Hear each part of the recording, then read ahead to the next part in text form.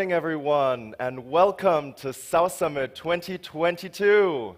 My name is Daniel Hires, and I'm going to be your host for today here on the Growth Stage. And our topic over the next 3 days is decoding complexity. But we're not only going to talk about that, we are going to celebrate because it is South Summit's 10-year anniversary, and we have a program that is packed with content more than ever. Across 8 stages, we're going to talk about everything here in the startup ecosystem. And on the growth stage here, we're going to talk about the Spanish ecosystem, we're going to talk about mobility, we're going to talk about everything startups need to know to go corporate, and how corporates are innovating these days.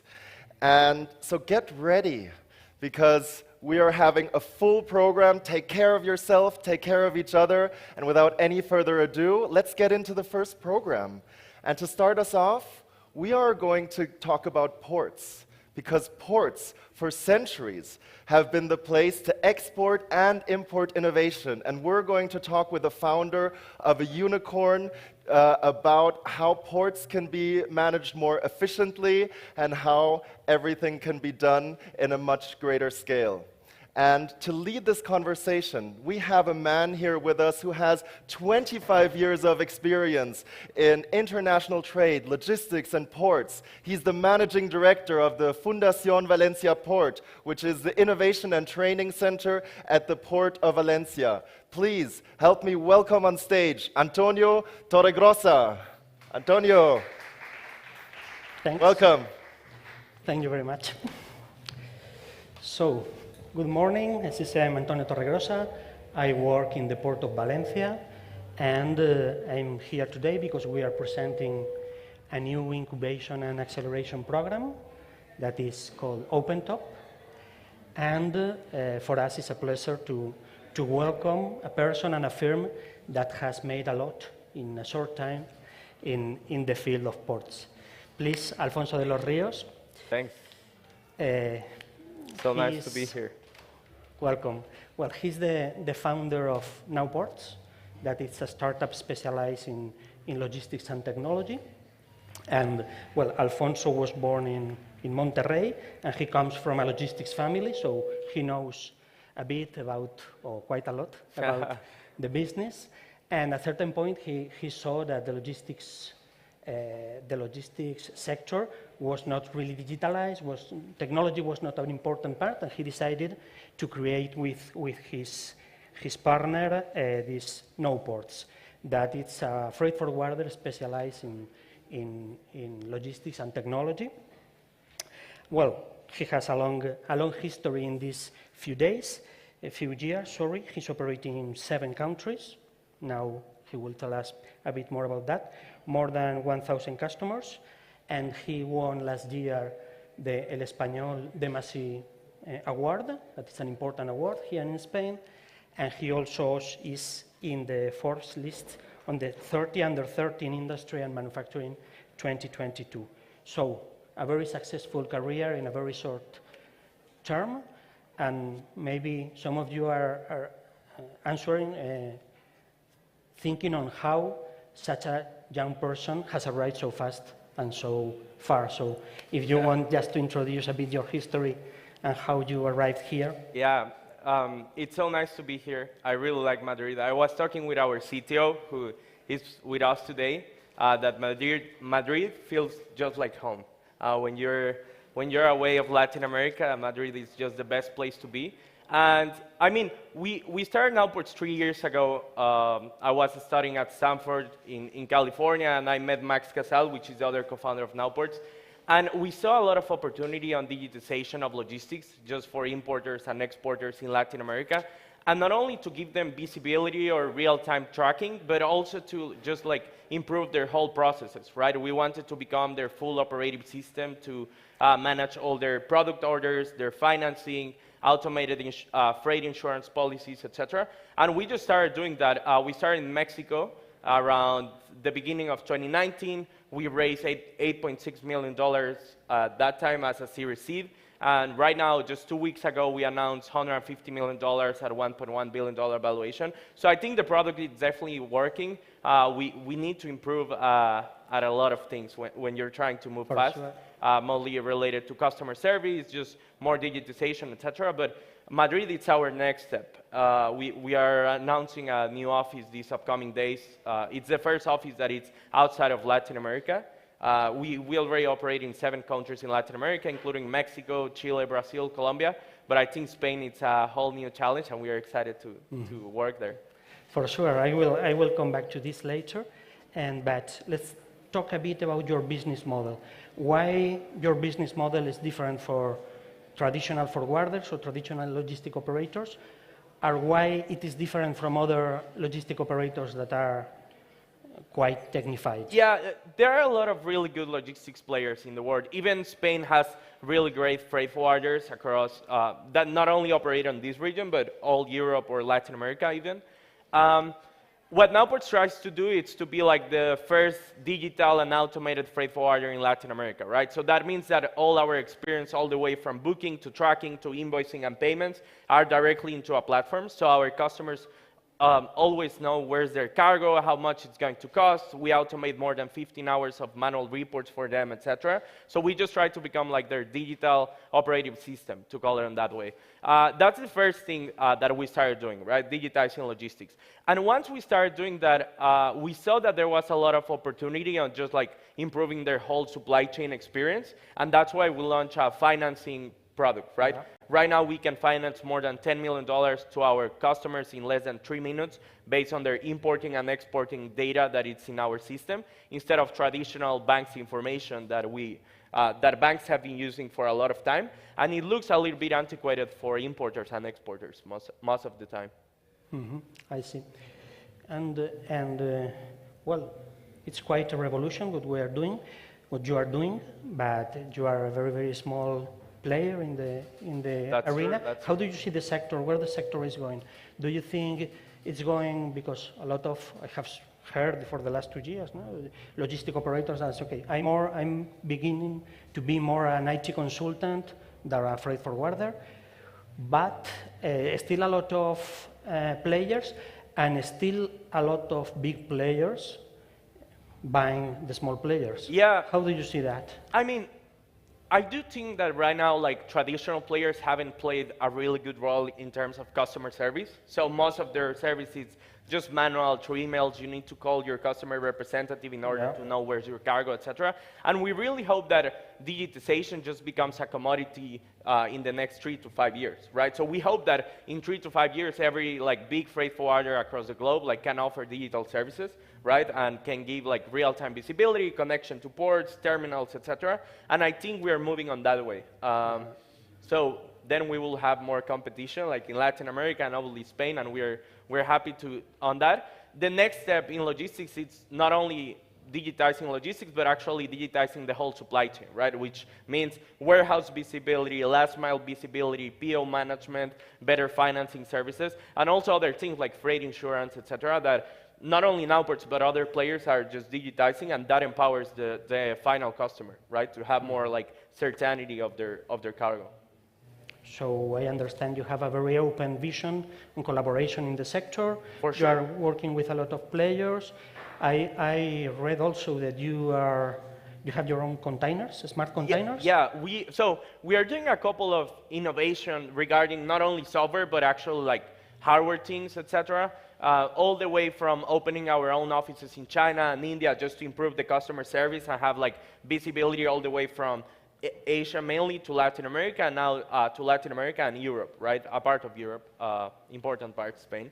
But besides that, opening those offices, we are definitely working on some innovations regarding hardware. We just launched some devices that can be implemented into some containers, and that's something that we're just testing across the globe. And we are also launching, for example, our own vessel programs, etc., mostly from Latin America to Latin America, but we want to take that global once we reach some volume, right? That's good. I also read that you're interested in the autonomous ship. Yeah. That is one of your, maybe your dreams. Well, I think that's more like a long-term dream. When we were analyzing how we could impact the industry on a really big way, we were between just creating infrastructure, which is the financing side, insurance, PO management, etc., which is like most consumer-facing things. And the other option was just creating our own teams, which was the automated vessels, etc. And we decided to go on the infrastructure side just because the impact in Latin America for like emerging economies regarding financing, insurance, and all of that was bigger on that side, right? But we're definitely working on these sides. Just to give you an idea, we grew our team from 120 persons last January of 2021 to more than 580 across eight countries. The last 12 months, and a lot of them are just going to our future projects, right? Which is like automated vessels, international payments through blockchain, etc. So you have big plans. That's the goal. Okay, so you need a lot of money. You have already passed 3 rounds? Yeah, the last 12 months we raised more than $200 million public. We raise a little bit more in terms of debt, just to finance our customers, etc. So those $200 million are just 100% used to innovate around logistics in Latin America and emerging economies. And that touches a lot of the automotive industry, which is here in Spain, and exports to Latin America, etc. So those, yeah, we raised 3 rounds, 4 in total, but 3 rounds the last 12 months. So it's been a rush of emotions the last 12 months. I imagine. But because I also read sometimes that it's getting difficult for startups to get the finance, more and more difficult, more and more competition, and well, you are very young, but you are very convincing. That's clear. What is your secret? How did you manage to get all these investors in your company, and how do you approach them? Yeah. When we started Nowports, we were just like 2 young guys studying in California. I was 19 at the time, and Max, my co-founder, was around 26, I think so, something like that. And one of our advantages were that like we really knew nothing around logistics. Like, obviously my family had a logistics background, and Max worked for a traditional logistics company, but we didn't know how like logistics really work in Latin America. And that ended up being like one of our main advantages, because we just were trying to make things different. Like, we didn't know about corruption in Latin America and a lot of that, and that helped us across time. Regarding fundraising, I think something that helped us the last 12 months was just like creating a bigger company than the founders. So I think there's a point when like vision just becomes bigger than the founder's plan, and you just have like a really good executive team, all the way from technology to finance to people, etc. And that helped us. The last round was led by SoftBank, which it's the biggest VC in the world.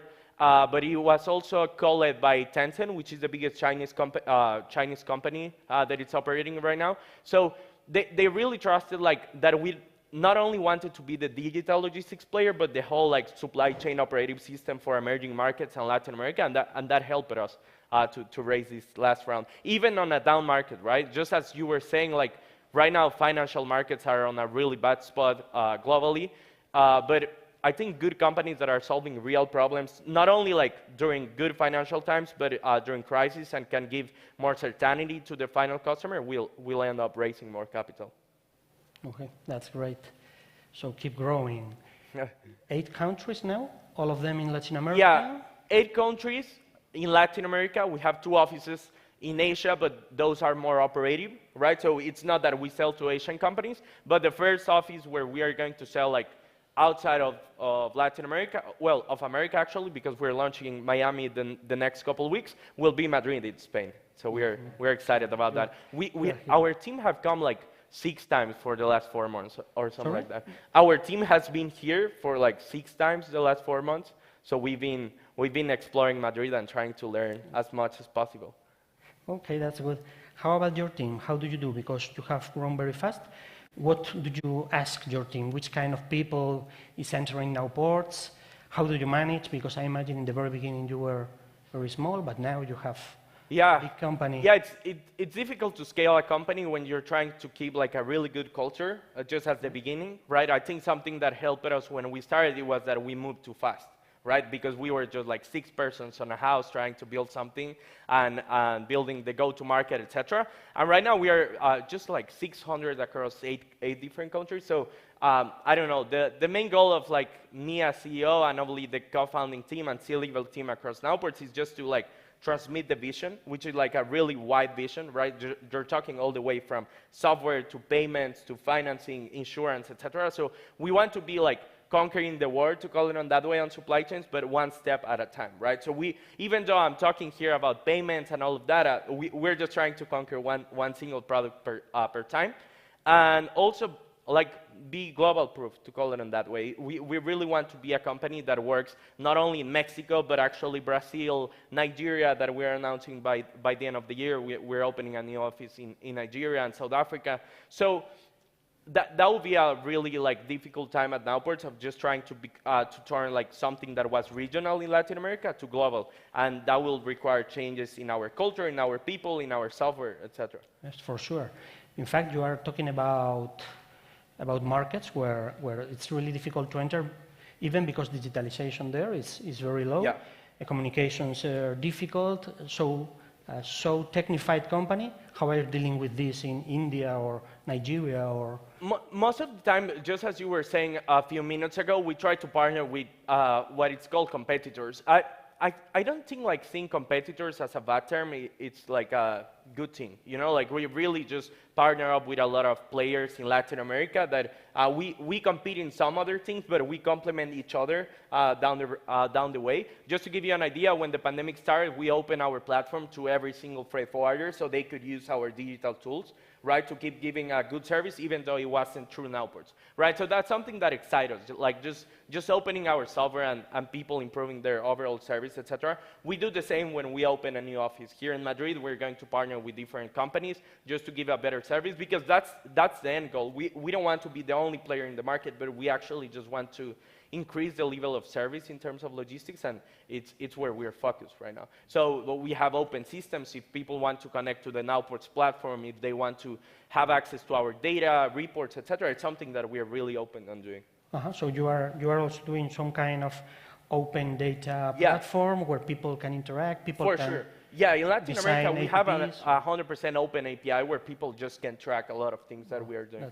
That's very interesting. Well, I work in the port sectors, and I see sometimes we are very difficult because we don't like to share data, we don't like to collaborate, really. How do you, well, you will have to deal with 20 ports in Spain in some years. It's a lot of ports in Spain, but I think there's something really good about Spain in terms of economical activity. You know, it's a really big market when you talk about ports, just 20 that are active. And in Latin America, you have like a lot of ports, but those are fragmented by countries. And the risk of being fragmented by countries is that it's a different politics in every single country, so we need to deal with that regulation. In Spain, we are really optimistic about just like openness of the government in terms of like data sharing, etc., and even like private companies that control the ports, just like you. And we are excited about that thing. Mm-hmm. That's good.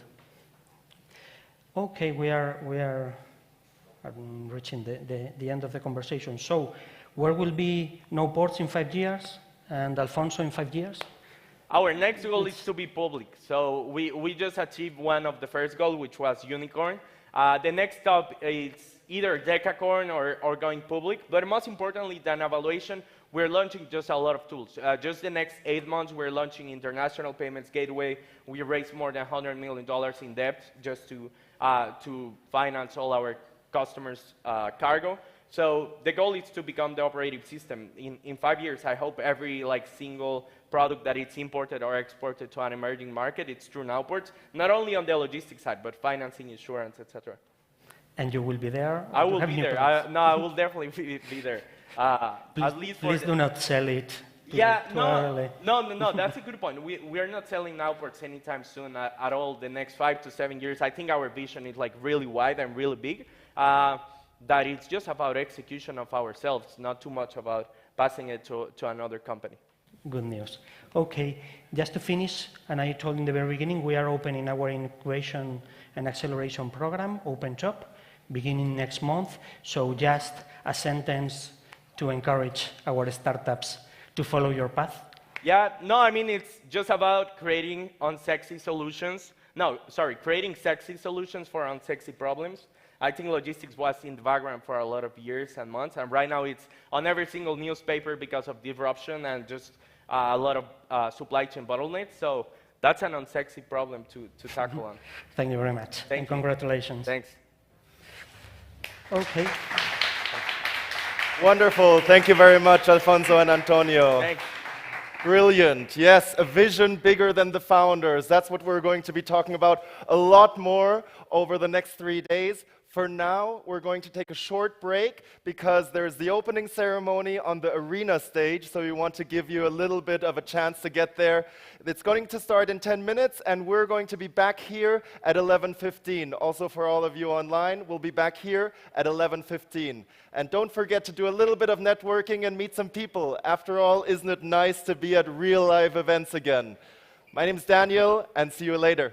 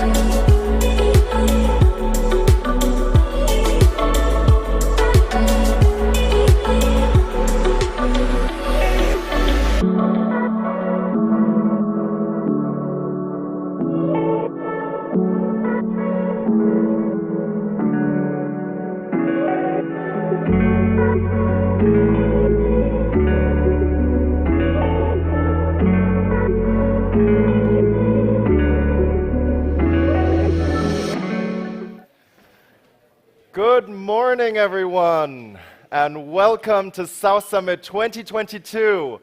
My name is Daniel Hires, and I will be your host today here on the Growth Stage. We have an amazing program for you because we are celebrating 10 years of South Summit. So we have more content than ever spread across 8 stages. And here on the Growth Stage, we're going to talk about all things around startups and scale-ups and how we can grow our impact and our businesses together. And we are going to have a packed schedule, so please take care of yourself and let's take care of each other, because isn't it very nice to be back in person with each other again? And so I don't really want to waste your time. I'd like to get right into it. We have a fantastic panel for you today that is going to talk about innovation, and more specifically about how corporate venturing can be a source of innovation. And here to moderate this fantastic panel, you could not be in better hands. We have the founder and general partner at Haruman Capital here, and he is not only a person with 15 years of experience in corporate finance, he's also a former rugby player, and he is counted among the top 100 Spanish economic leaders of tomorrow. Ladies and gentlemen, please welcome Igor de la Sota. Oh, thank you very much. So, Joseba, Ainhoa, and José María, if you can please. And Al final hemos hecho al revés. well, thank you so much, everyone. I'm Igor de la Sota. As mentioned, I'm founder and general partner, co-founder and general partner of Cardamom Capital. So we are a European-Israeli venture capital company with offices in Israel and in Spain. And we're also VC experts. We have over a decade of experience investing in deep tech in the areas of AI, cyber, and big data. And part of our team comes from Samsung Ventures Israel. So we have a lot of experience on the corporate venture capital side. So as a matter of fact, in our first fund, we have as investors Repsol, Sabadell, Red and other corporates, other large corporates. So in the last year, we have seen a record number of corporations launching corporate venture units, as well as an unprecedented level of investment by these companies. So we hereby present Ainhoa Campo from BBVA. Ainhoa is the global head of open innovation. She's been working in BBVA for over 10 years in different areas related to innovation and how technology can be applied to generate value. So please give a applause to Ainhoa. We have José María Ciota here on my left. He has co-authored more than 50 studies and publications. He's been a speaker in the most prestigious institutions. Since 2019, he's Executive Director of Entrepreneurship and Innovation Center at IESE Business School.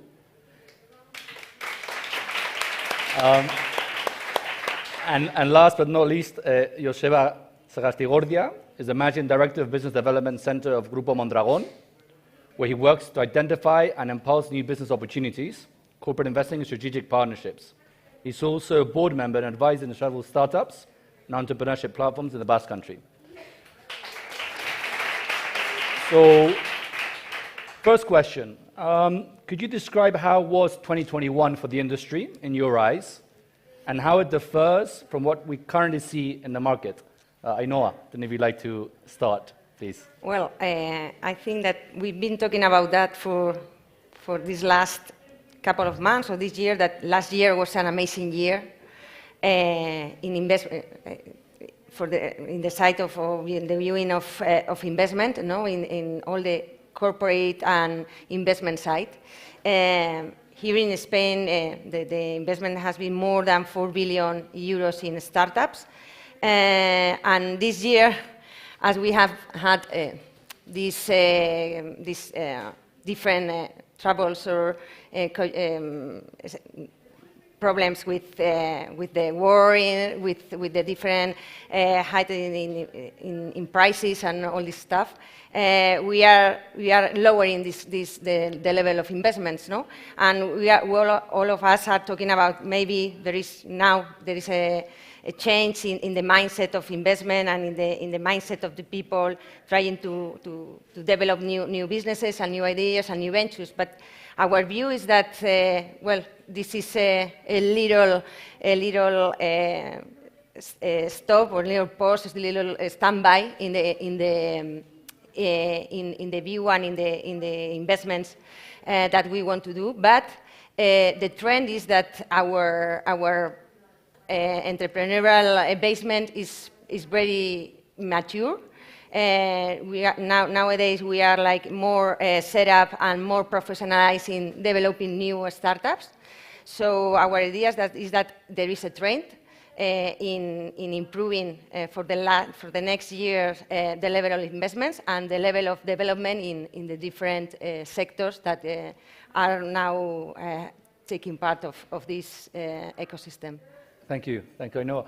Jose Maria, would you like to add anything to Ainhoa's comments on that question? Sure, maybe supporting your points, and thank you, because I'm very glad to be with all of you today. I would say we have some positive news, some bad news, and some opportunities for the future. And first of all, I would say on what I'm going to describe with data, the definition of corporate venturing, when you mention the field. So the field, I'm going to assume the following definition. Corporate venturing is any collaboration between an established company and an innovative startup. So not only corporate venture capital, but corporate accelerators, venture clients, and others. So some of the data supporting your points. Number one, what we have experienced in the VC industry as a whole has been a huge number of deals, more than 5,000 just in Q1 of 2012. Out of those, 1,500 have been coming from the CVC industry, around 80 billion, just in the Q1 of 2020. Moreover, there has been, more than previous years, a tremendous increase of number of new CVCs in the market. For instance, Tedica Ventures and many others. 17% of the recent investments have been from new CVC venture arms. However, we have seen also some bad numbers. On terms of unicorns, we have reduced from 62 on 2021 to 30, although we have to wait until the end of the year. Half of the number of bucket created unicorns in Q1, between 2021 and 2022. Moreover, if you check these collaborations between established companies and an innovative startups, according to our recent research that we have done at IESE, 69.4% of these collaborations fail, have not achieved the desired results. And there I would say, if you ask me for the future of the industry, I foresee two trends. One is high speculative markets maybe are going to be dangerous, but second, there is a huge opportunity to connect corporations to work together with the startups. Thank you, Jose Maria. I've just been informed that Tammy from Verizon is also joining. She's on the screen. Don't know if you can all see her. Tammy, can you hear us? I can hear you perfectly. Excellent. Well, let me... pleasure, Tammy. Let me just introduce her. She has a professional career in venture capital sector in Israel. Since 2020, she works at Verizon Ventures as managing director for the Israeli office. As she once said, her life centers around how technology creates connections and opportunities for people to build a better world. So, Tammy, just a question to you. So, can you describe us how 2021 was for you in your industry in Verizon, and in your eyes, how it differs from what we currently see in the market?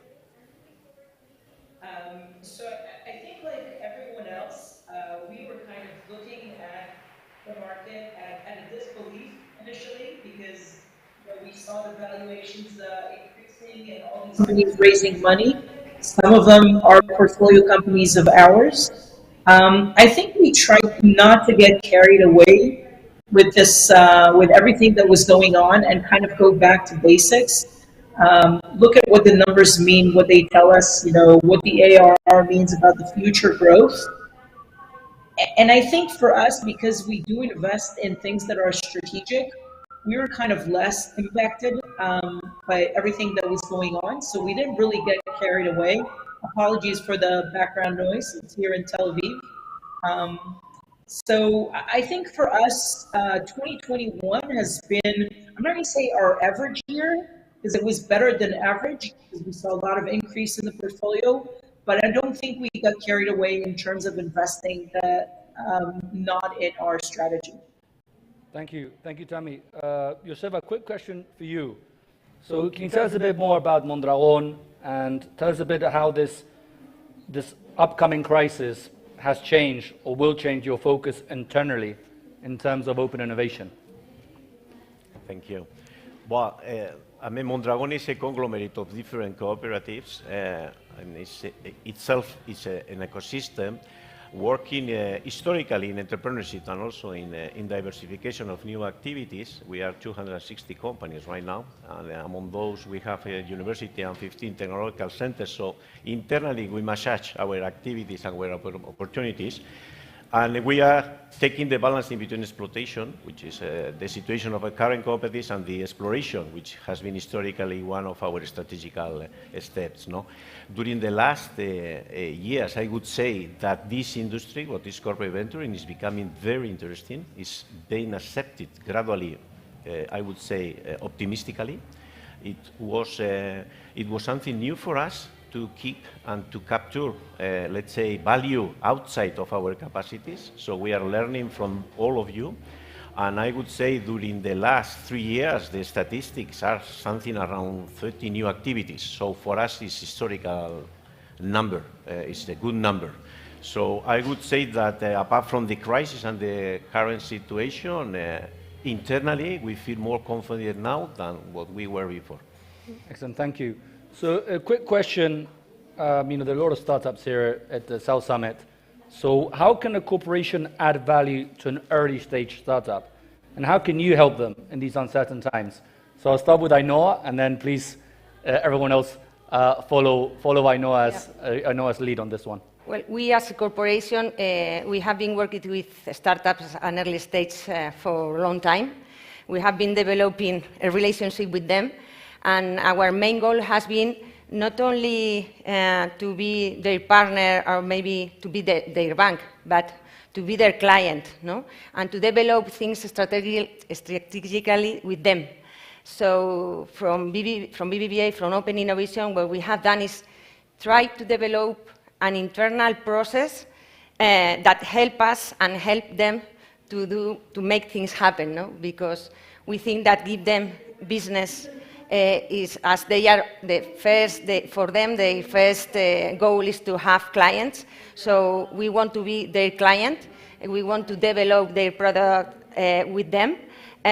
So what we try mainly is to work with them in a smooth way, which is very, very complicated for a bank as us, because we are a regulated company. We have a lot of many control areas.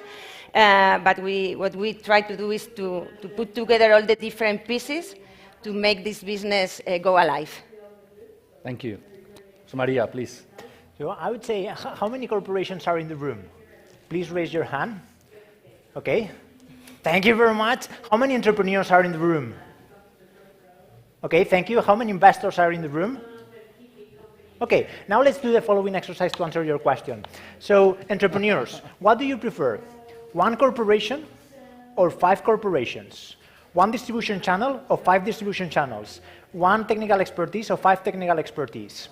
So, answering your question, I would say there is a huge opportunity among the corporate field to group together corporations to offer a stronger value proposition to entrepreneurs. But now corporations, let's turn it around the analysis.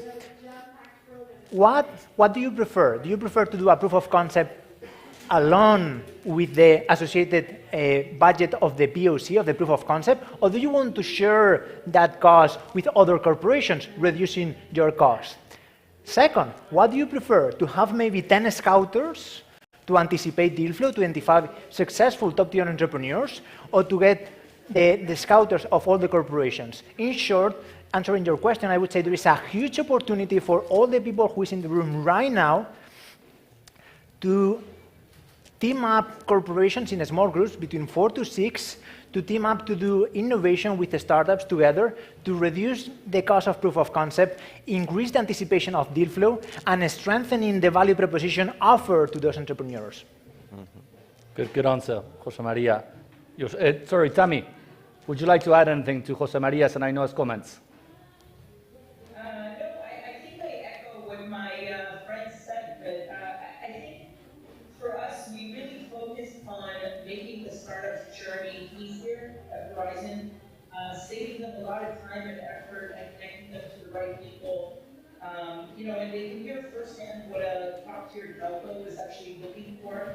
So I think that's kind of what we bring to them. And later on, obviously we can bring the scale of Verizon, which is also significant.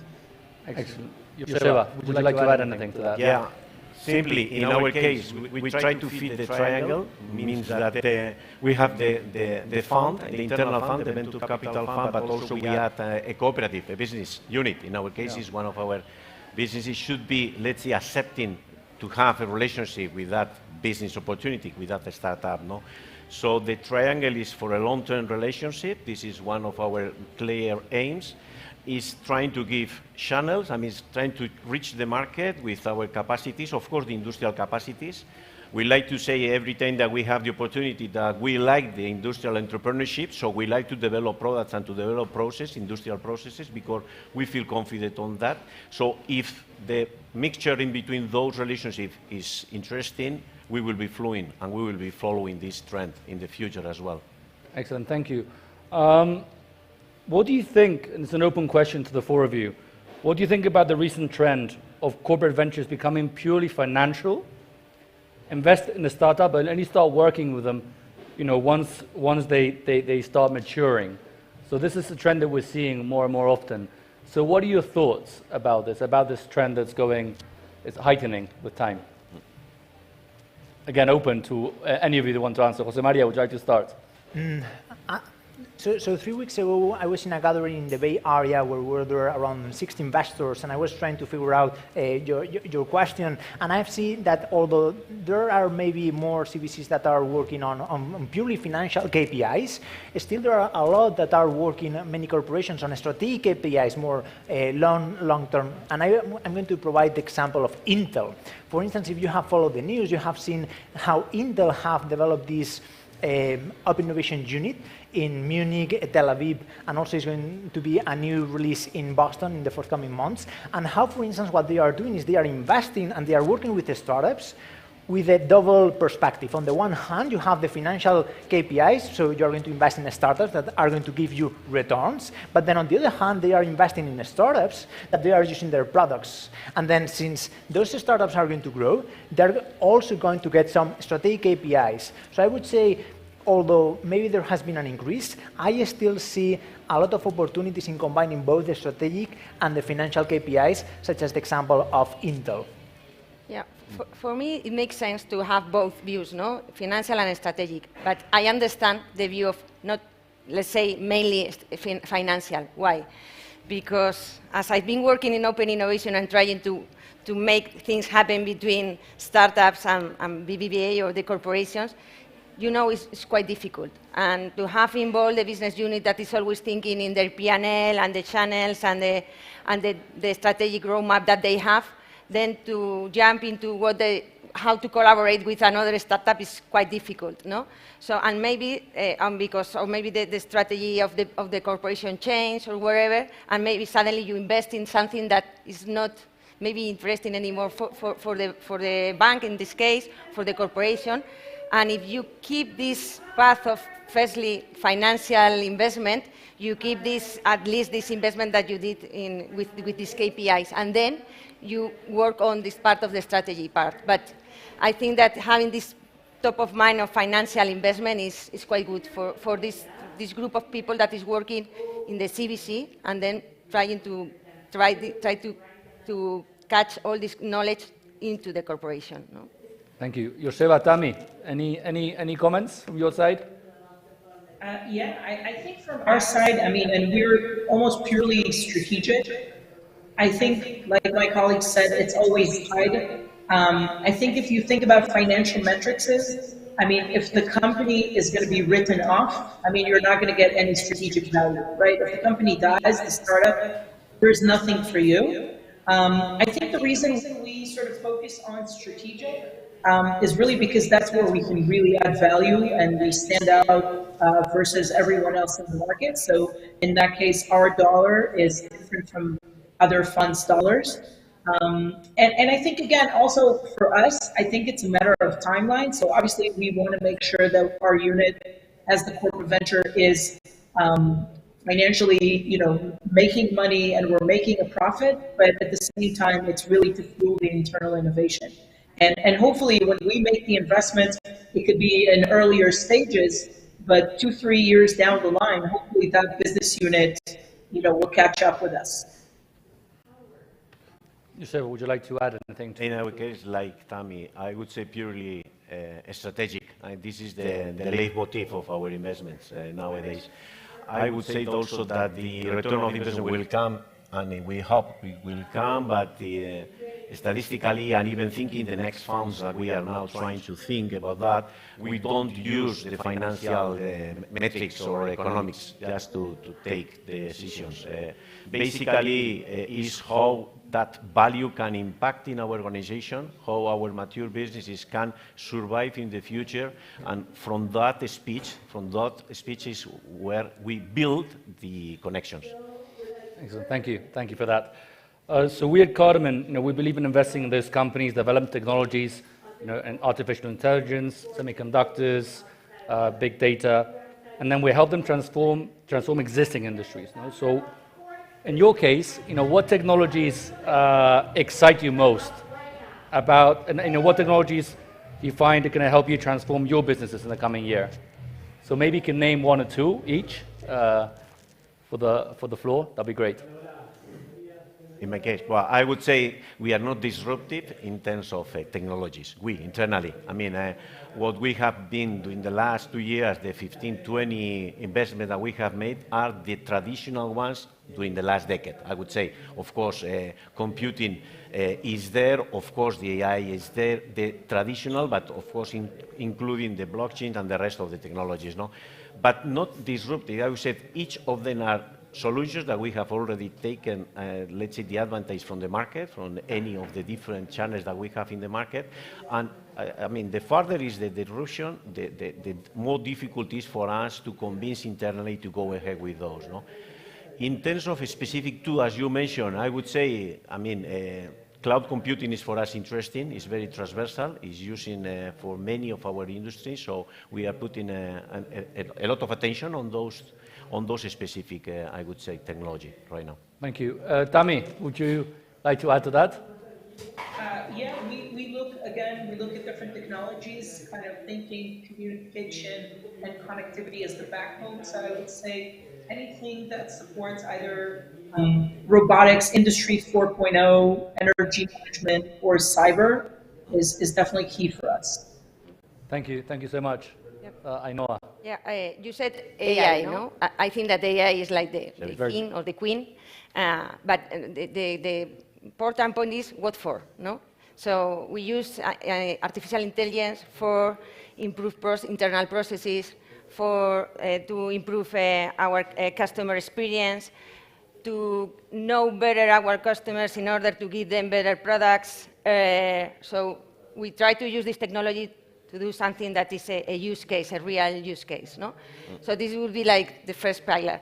And of course, right now in the bank, we are very focused in all the technologies related with sustainability, as for us is one of our strategic pillars that we are very aligned with this carbonization that we all of as a planet has put this commitment of going zero emissions in 2050.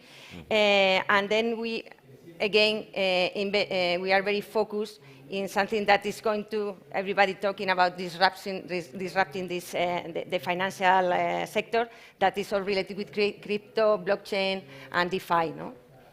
Excellent. José María, would you like to add anything? So I would say rather than a technology, I'm going to say a category, which is deep tech. And I'm a true believer on deep tech, those emerging technologies coming from research institutions that have the potential to impact society. And I'm going to provide some data to give you the huge opportunity that you have in your hands today on deep tech. In Europe, we have, all of you have, 21% of the best research centers worldwide, according to different rankings such as the Chicago institutions. However, when we were analyzing jointly with the European Commission, and you go to the European Patent Office, there are 3 million patents, but yet 95% of those are dormant, inactive, underused, while the remaining 5% impacts in the 40% of the GDP of Europe. 40%. Now, do you imagine to activate just an additional 5%, the huge positive impact that we can create in society? So in short, I would say for the forthcoming years, deep tech category, and that includes blockchain, quantum computing, AI, biotech, photonics, robotics, and more. Thank you very much, Jose Maria. Final question, we're running out of time, but my question is, if you can give us one success story, you'd have to name the actual startup, and lessons learned. So what you've learned from that success story, but also lessons learned from maybe some unsuccessful stories within your organization. Again, this is open to the four of you. Please feel free to Tammy, maybe you want to start, because you're far away, we can pick on you, or someone else, but please go ahead. Well, if you want, I can share with you a pilot, but it's not only a pilot. It's already, we are working with this company that is called here in Spain, Centimer, that they has helped us to improve the customer experience when you are doing an onboarding at BBVA, because I know it's a nightmare. You have to give us a lot of information, not because we want, but because again, I always say the same. We are a regulated company and we have to compliance with many things. And I know that it's a nightmare to do that, no? And so we had a lot of churn rate or a lot of customers that were leaving this process. And with this Centimer solution, they help us to improve this customer experience and to improve this onboarding rate from 41%, I think, to 61%. So for us, it has been a very good success with our clients. The things that we have learned working with the startups is that it has been a success, but then we have a lot of internal different people to put together in the same room to say yes to this project, because the bank is not used to work with this kind of companies. So for us, it's like a challenge every time we do something with a startup. So yes, this will be the success story. And sometimes these failures comes because we don't put together all the different internal points of decisions to say, because sometimes we have people from data protection, and that we have to take care that with all this data from our clients in a very hard sense. So for example, when we work with this kind of companies, we have to be very, very we have to have a lot of care with this kind of data points. Thank you. I know, Tammy, I know you were about to say something, but we interrupted you. Please go ahead. No interruptions. I think it's a similar case, but it's a company we invested in, I think, over 2 years ago. And since then, we tried to connect the right business units. And it took forever. And I think most of the time, we just had to get people in both organizations to really try and talk to one another. And I'm super happy that it's finally coming to fruition, and it's got the entire Verizon scale, which is millions of different routers. So I think it's like, for us, it's a success, but the key lesson is that you always have to be there and make sure the process is run smoothly between, I would say, the polar opposites, a startup and a big corporate. Thank you so much, Tammy. Unfortunately, our time is up, but I'd like to please give a round of applause to our speakers, to Ainhoa, to Tammy, to Jose Maria, and to Joseba. And thank you so much, everyone. Thank you. Gracias. Wonderful. Cool. Thank you very much, Igor. Thank you very much to this fantastic panel. You've heard it, 4 billion investment in Spain. Maybe that's why over there at the arena stage they're making so much noise, because they're having fun. As you're coming in and coming out, please remember we have a lot of seats up front here. Please find a seat in the front here. That will help us a little bit with managing the access coming in and out. And so we are going to move on today. And moving on is actually the key word, because we're going to get into mobility. And where is the future of smart mobility going to take us? How will autonomous, sustainable, and efficient mobility for cities look like in the future? To talk about this, we have a fantastic panel with you today. And please help me welcome on stage the managing partner at Market One Capital, Marcin Kurek.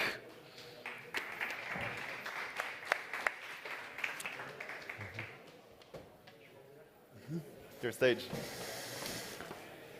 Hi everyone. It's Marcin from Market One Capital. So I would like to invite to the stage also Pablo Fernandez from OpenVia and Fran Rodriguez from Net4Things. So I run a venture fund focused on marketplaces software, but mobility is one of our core focuses. We invested, in example, into Tier Mobility, which is the biggest global e-mobility provider, and few other companies in the space. So mobility is a very broad topic, but would love to tackle it today from few angles. So first of all, I would like our guests to introduce. So guys, please tell us what are you focused on, what's your specialty, and what tasks right now are on your agenda, and how you tackle mobility from which angle, from which focus exactly. So maybe we can start with you. Okay, thank you, Martin. Good morning, everyone. My name is Pablo Fernandez. I'm Innovation and Product Manager at OpenVia Mobility by GlobalVia.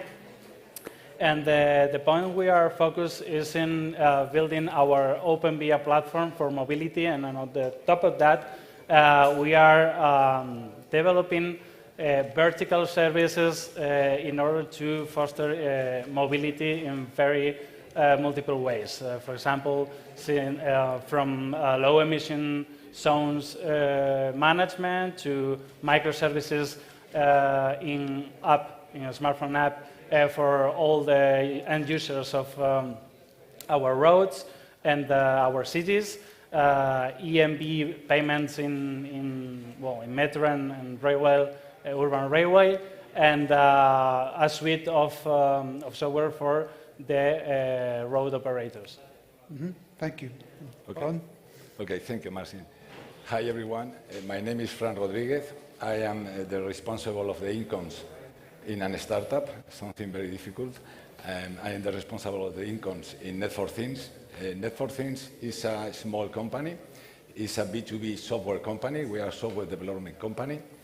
And we are very curious because we are a small company, only 25 people in the team, 90% engineers. And our customers are always big companies. For instance, we work with Telefónica Movistar around the world. We work with Vodafone. We create services for those companies.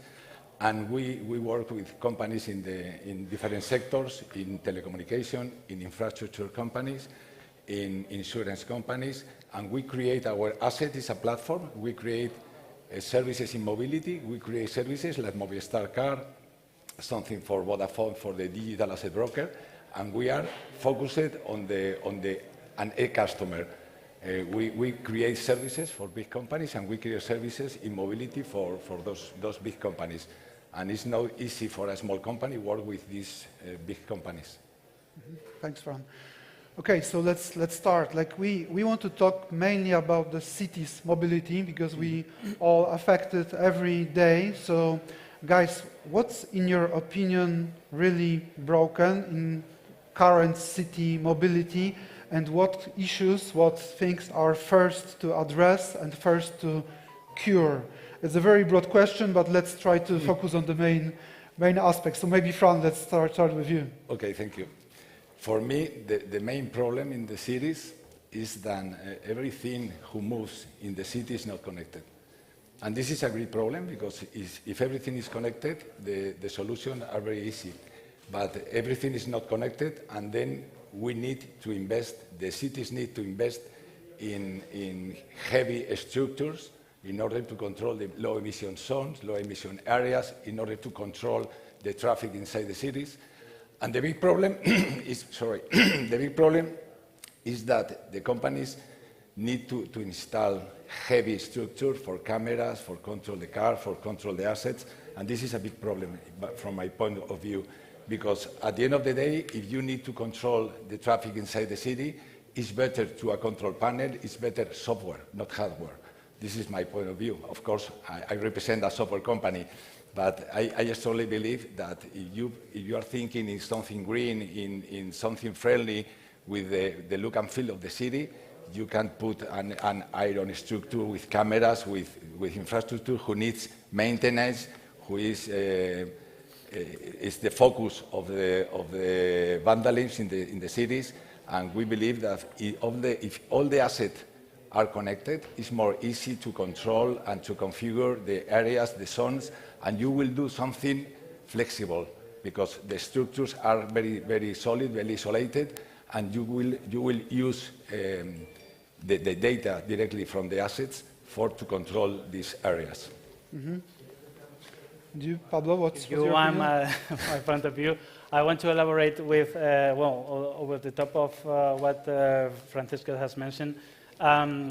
Infrastructure is very important because it's the way we have all operators, private, public, of gather the information.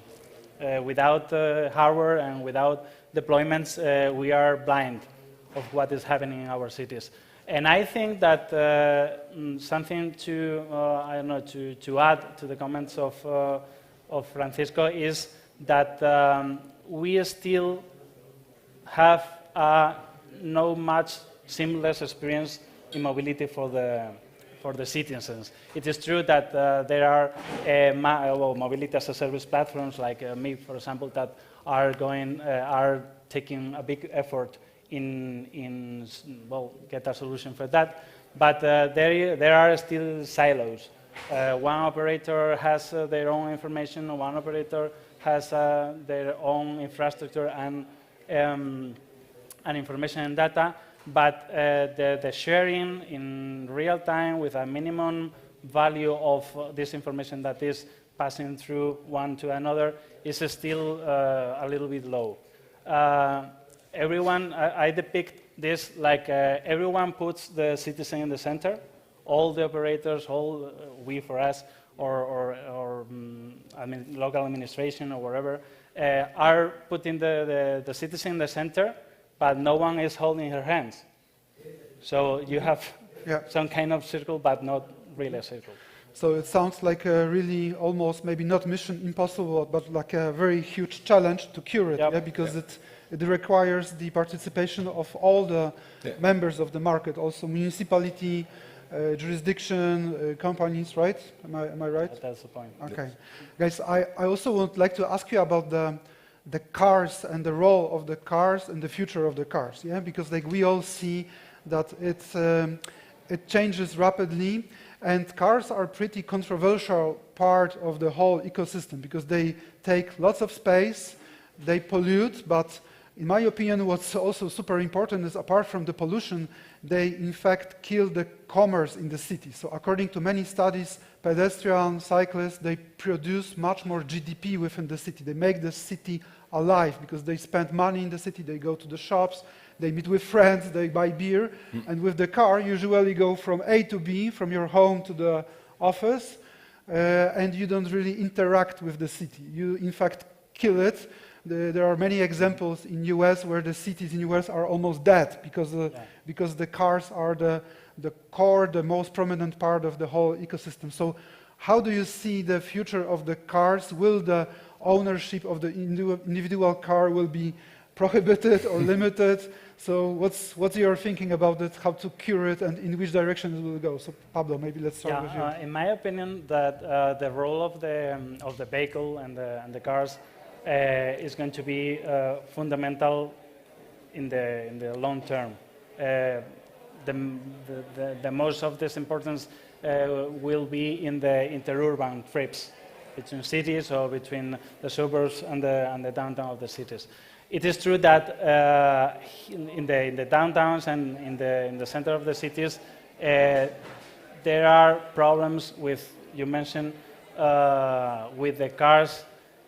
And I think that we have to make the effort to take out as much as possible or as many as possible cars from the centers. Maybe the model is going to change. Maybe the ownership, the private ownership of a car must change. Here in Spain, the car is still a sign of a status, and we like a lot to have a car. But I think that the model can change. The model can go from many private vehicles to sharing, electrical sharing, that the ones that are operating now in Madrid, for example. And I think that this model can change. The congestion in the center of the cities can be reduced, and I think that still the vehicle will be a means of transport more and quicker if the congestion is solved. Mm-hmm. Yeah. Yes. Fran, what's your thinking here? The short answer and the best answer is that there's no way for the private car inside the cities, because it's a matter of pollution. It's not a matter of business, of the commercial issues in the center of the city. It's a matter of pollution. It's a matter of congestion of the traffic. The solution is to install hubs close to the city, and you approach to the city, and then you must use public transportations, preferably sharing cars or bikes or motorcycle or whatever you want. But the future of the car in the city is that there are no future for the owner of the car in the city. So can I ask you a private question? Do you drive car to the office to work, or? Bike. My case, bike. Yeah? Bike. Motorcycles, yeah. Yeah. So I think it's also the matter to somehow change the mindset of the new generation. As you said, like the car was the symbol of the status, and it has to change. Like having an SUV in a city should be like recognized really badly by friends, by the society, and not as I would say a privilege. Yeah? Exactly. Okay, so like let's try to look into the future. So what's in your opinion how the city mobility should look like in the future from the perspective of the ordinary citizen? So I wake up in the morning, and how my day and how my week should look like, and how the mobility should be like connected, and how it should work within the very healthy city of the future. So, Fran, maybe what's your opinion here? Yes, from my point of view, the future of the city is always without structures, is always without iron, is everything under the map. Everything in a control panel. In a control panel, you control the city, and you will put the areas, different areas. But the first step is connect everything in the city. Everything in the city must be connected.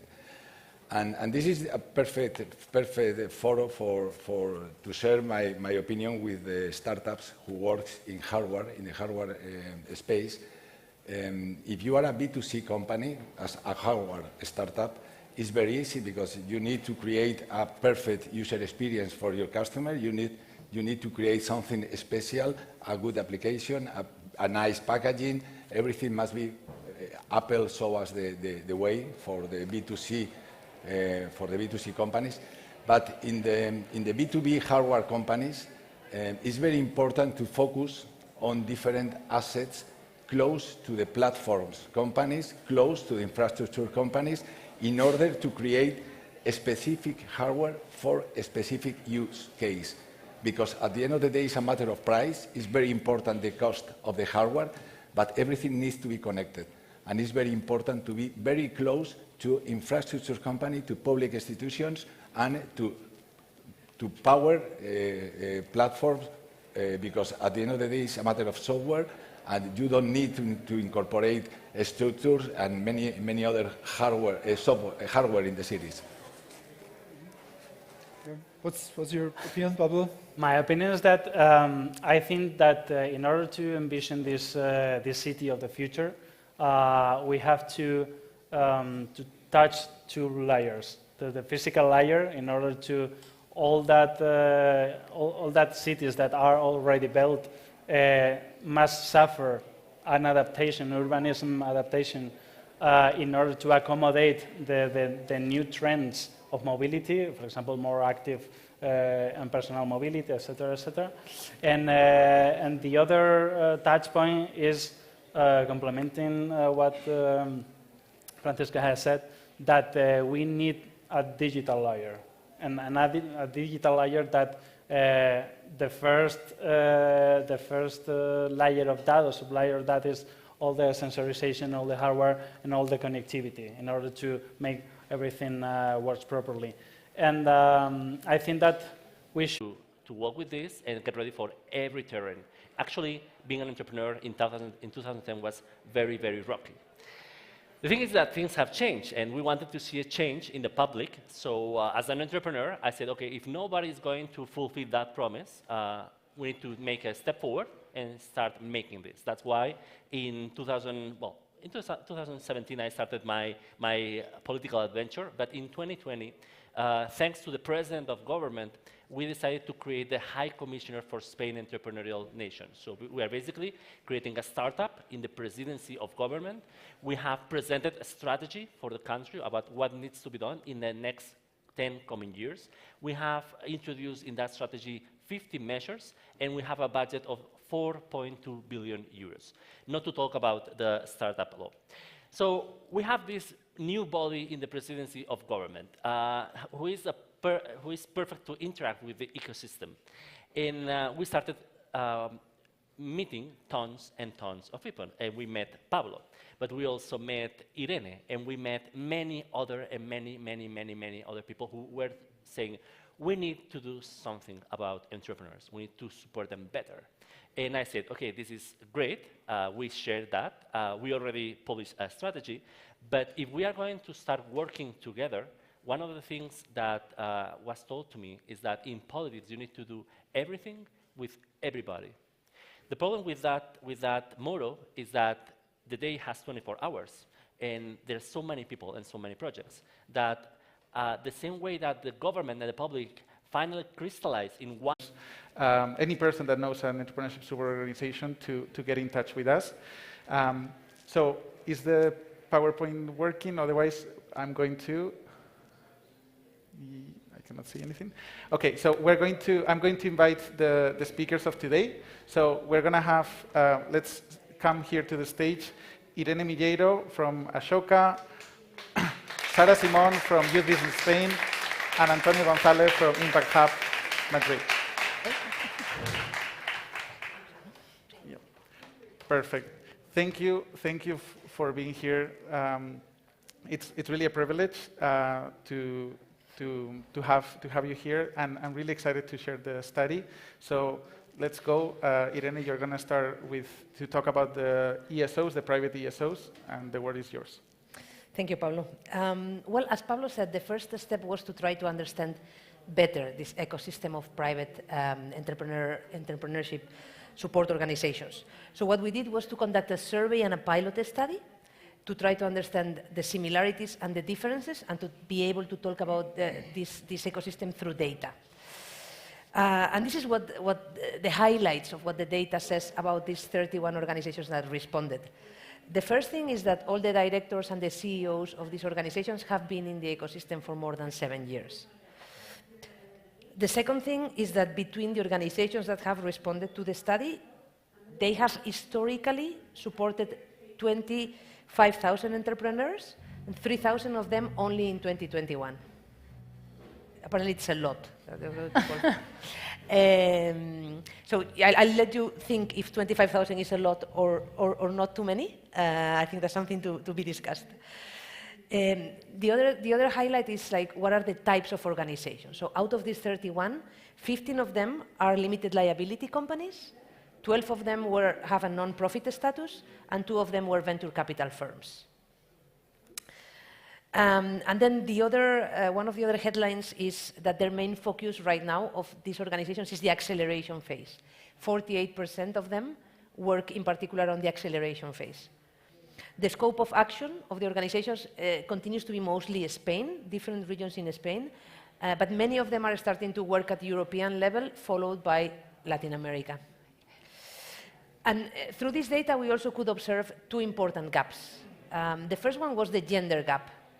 So 77% of these entrepreneurial support organizations support more men than women. They don't have parity in the support of entrepreneurs yet. And the other gap is the socioeconomic gap. So around 60% of the ESOs do not know or do not support entrepreneurs that have an income of less than 20,000 euros per year. So we see here like 2 important gaps that is important probably to address in the future. And with this first data, also our next step was to ask these organizations, what are the challenges that you have? And the study shows a list of challenges that we have grouped under 4 categories right now. One are the challenges that have to do with the economic viability of the ESOs themselves.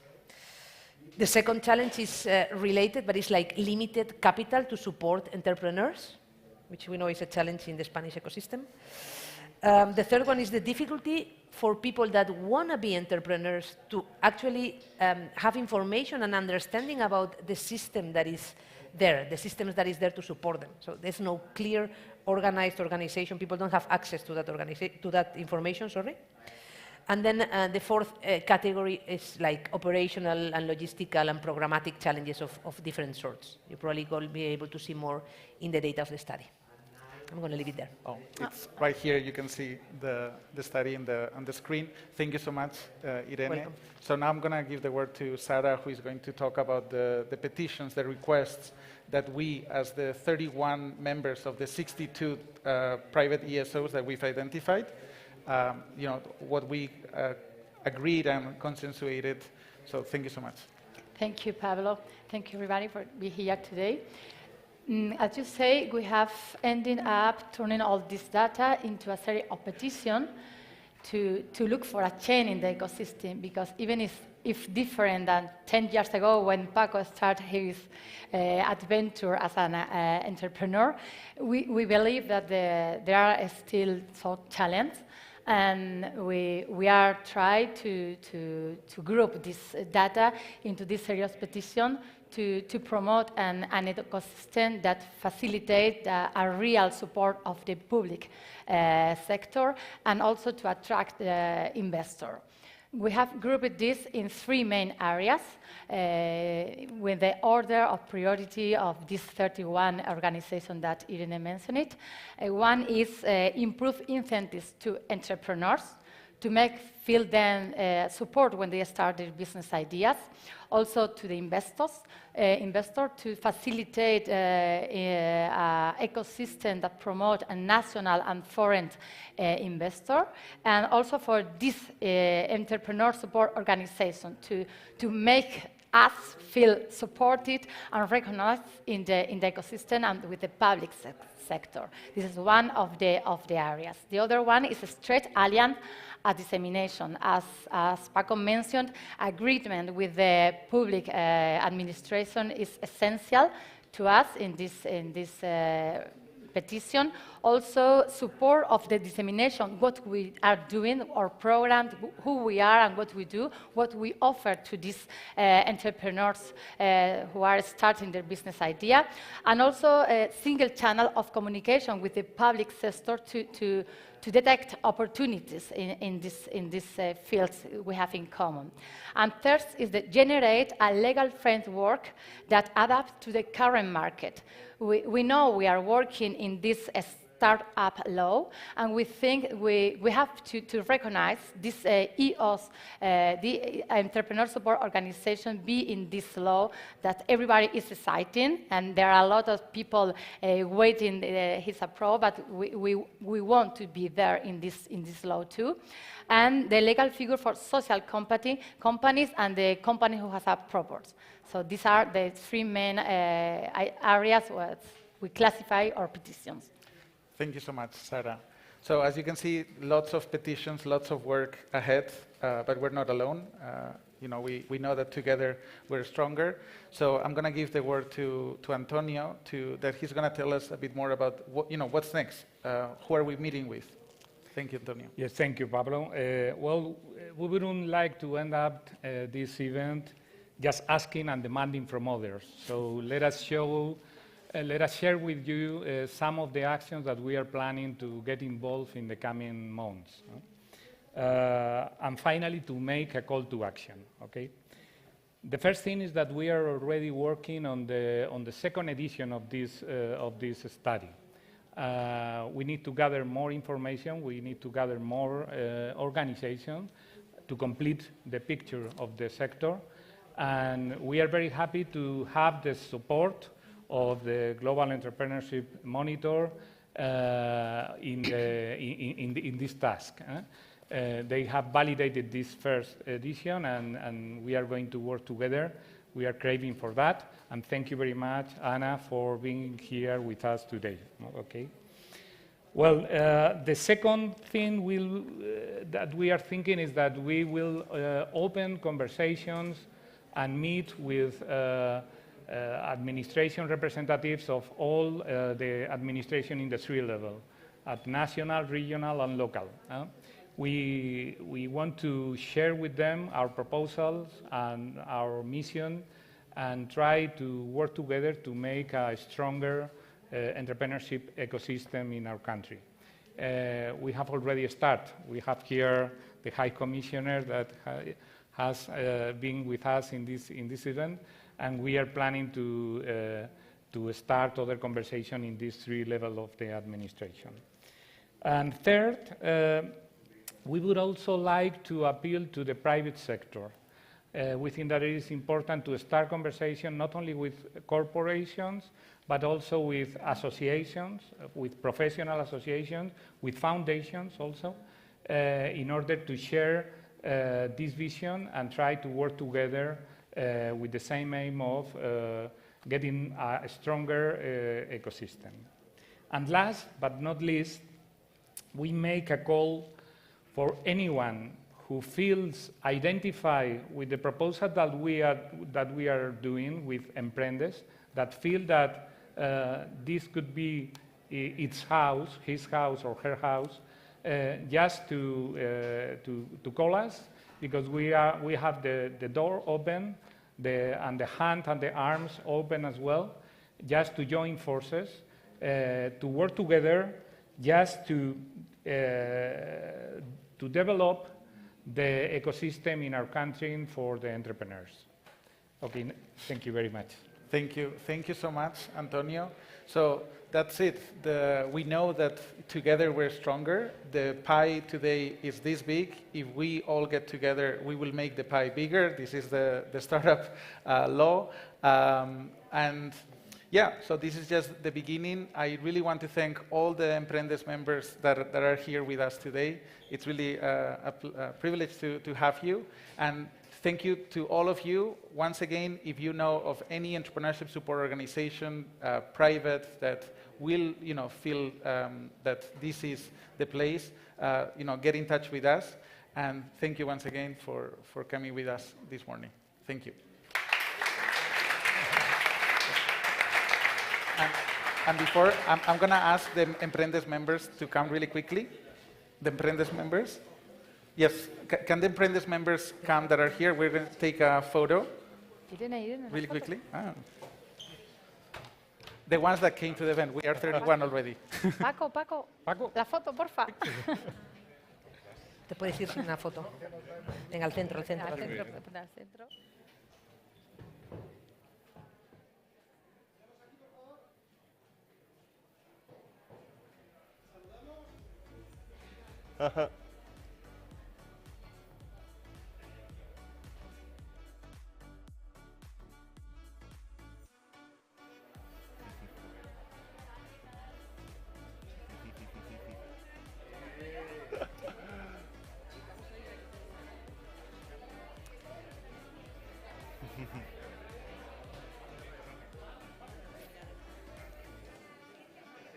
Wonderful. Brilliant. Thank you very much. Thank you for this wonderful panel.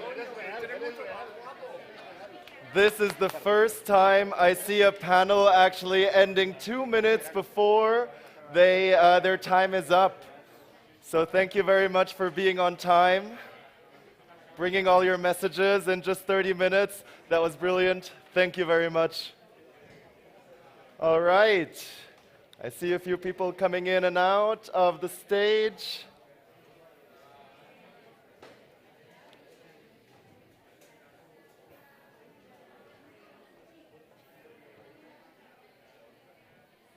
Wonderful. As people are coming in, I'm curious, do we have any startups here in the room? All right, very good. And how many of you startups are looking to grow in the next year, to grow massively? All right, I thought so. Well, you're in the right place. We're here at the Growth Stage at South Summit 2022, and we have a fantastic panel exactly for you coming up next, because we are going to talk about how can you go from startup to corporate, what are the things that you need to know, what are the blind spots, how are you going to scale your organization, and what does it mean financially. And here to moderate this wonderful next panel, En Castellano is the executive chairman of Atris. May I please welcome on stage Santiago de Torres. Santiago, it's to you. Good morning, buenos días a todos y a todas. Este es un panel que va a ser muy práctico. Vamos a hablar de cómo pasar de una startup a una empresa. Vamos a intentar explicar cuáles son las dificultades, las fortalezas, y para ello hemos invitado al panel a 3 personas que tienen mucho que aportar, tienen mucho que informar, y queremos que sea un panel fácil, rápido, ágil, pero que los startuperos que estáis aquí hoy podáis ver un poco cuál es el tránsito para que de una startup uno haga una empresa y pueda crear empleo, pueda crecer, pueda tener branding, pueda introducir sus productos y pueda, de alguna manera, triunfar en un sector que no es fácil. Hemos invitado a este panel, lo voy a moderar yo, me llamo Santiago de Torres, mi compañía se llama Atris Health, es una compañía que luego brevemente os explicaré lo que hemos hecho, pero ahora estamos cotizados en el mercado continuo, es grande ahora, era muy pequeña antes y no hace tanto, y hemos hecho un recorrido de empresa. Y nos acompaña María López. María López es ingeniera de la Universidad de Zaragoza. Montó una spin-off hace unos años sobre un tema apasionante que tiene que ver con la capacidad de transmitir online señales cerebrales. Y hoy ya tiene 40 empleados y está transitando a una empresa. Y nos explicará un poco cómo lo ha hecho, cómo ha llegado a este punto y qué ideas tiene de futuro, ¿no? Luego nos acompaña Ana Polanco. Ana es la presidenta de la Asociación Española de Empresas de Biotecnología, una asociación que tiene más de 200 empresas, desde un laboratorio como Merck, donde trabaja ella, a startups que acaban de empezar. Y la idea que le hemos pedido a Ana es que nos explique por qué una asociación de empresas puede ser útil para una startup para ayudarla a crecer. ¿Qué se encuentra allí? Esta idea que tenemos todos, esto no es para mí, esto es para una gran empresa, no es verdad. Hay que buscar perchas en la vida, y Asebio es una buena percha, y ya no nos contará por qué.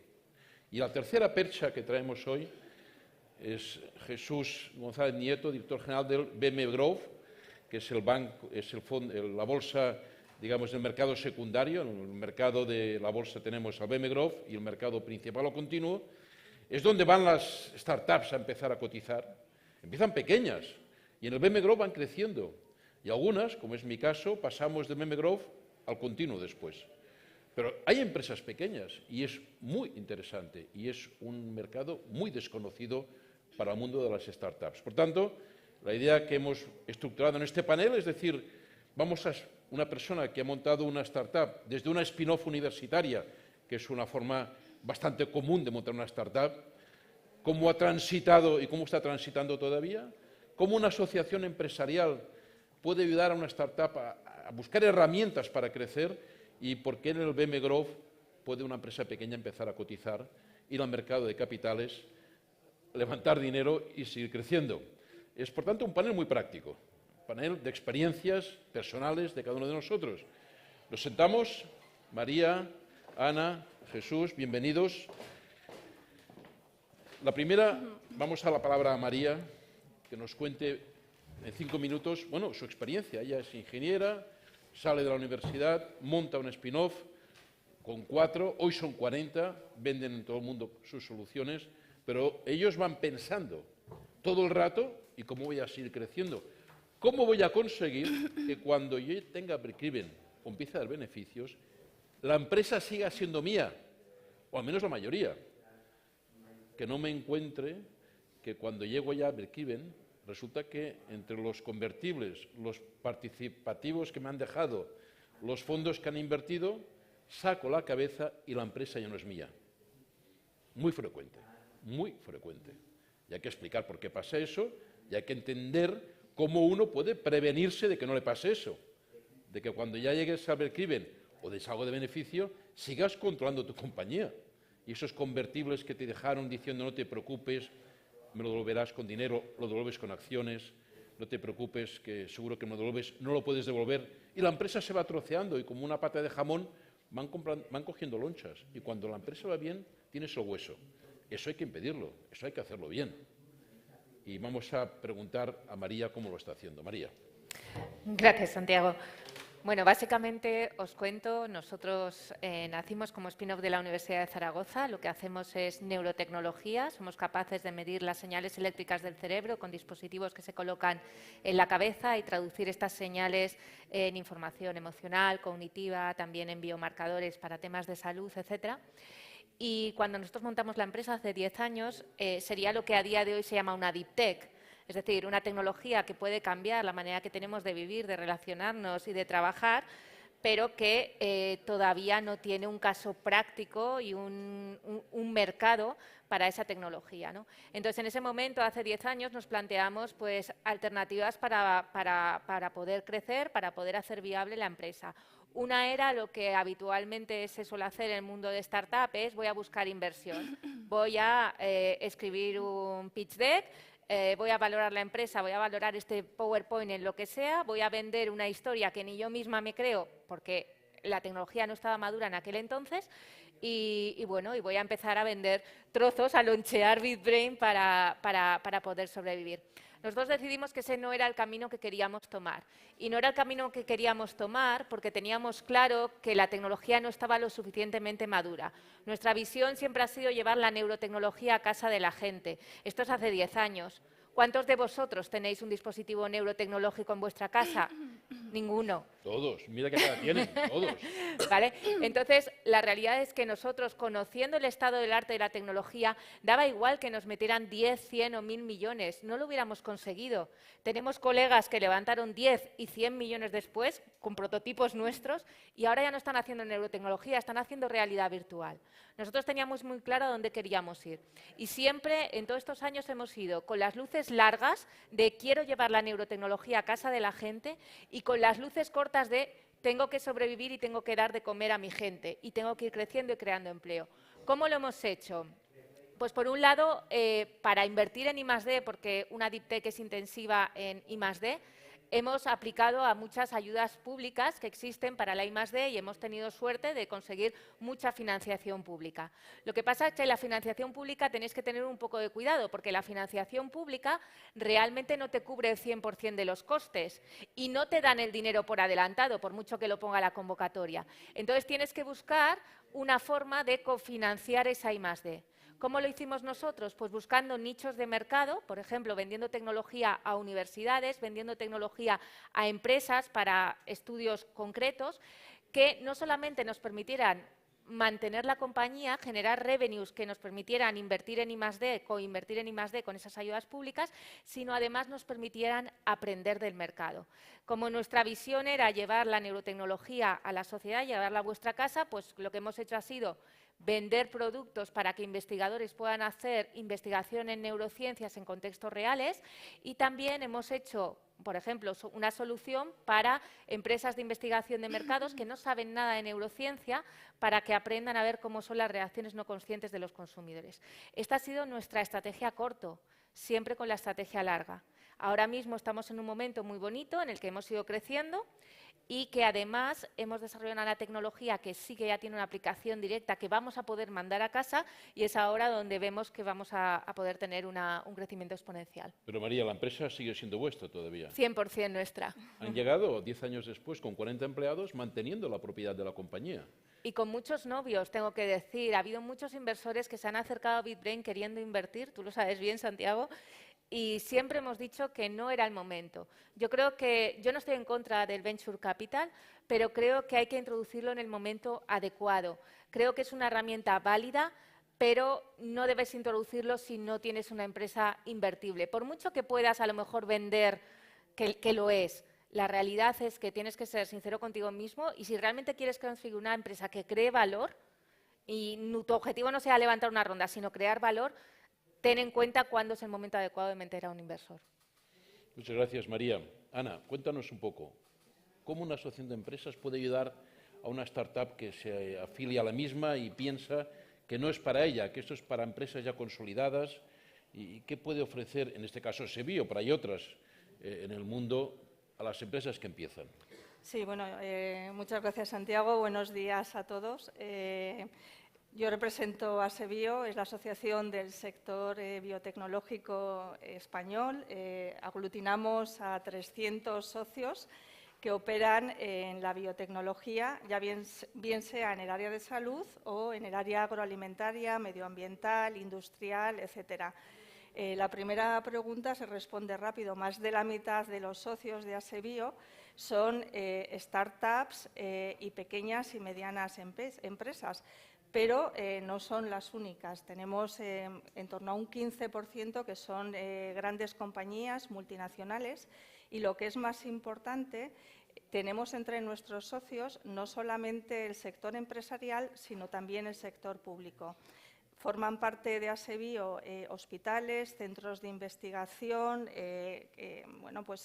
y hoy estamos hablando también de inversión, inversores. Tenemos un grupo de capital riesgo. Por lo tanto, lo que hace la asociación, en nuestro caso Asebio, pero como bien dice Santiago, cualquier asociación, es poner todos los actores del ecosistema que van a ayudar a dinamizar ese sector. ¿Por qué es importante en el sector biotecnológico en concreto? Para ello hay que entender cómo funciona la innovación en el área biotecnológica. Somos un sector muy intensivo en I+D. De hecho, somos el primer sector que más invierte en I+D, con casi un 6% de la producción, primer sector industrial. Eso supone un 6% de la inversión I+D a nivel nacional. Somos muy binario, el riesgo es muy alto, y lo que es más importante, especialmente para una startup que empieza, como puede ser una spin-off, que es el caso de María, ¿no?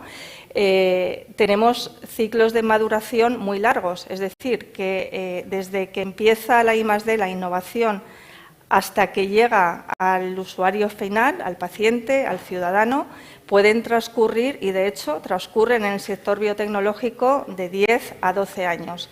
¿Esto qué significa? Que no pueden ir solos, o sea, hay que ir acompañados, porque a lo largo de toda esa vida van a necesitar, yo diría que 3 aspectos clave: colaboración, financiación, internacionalización.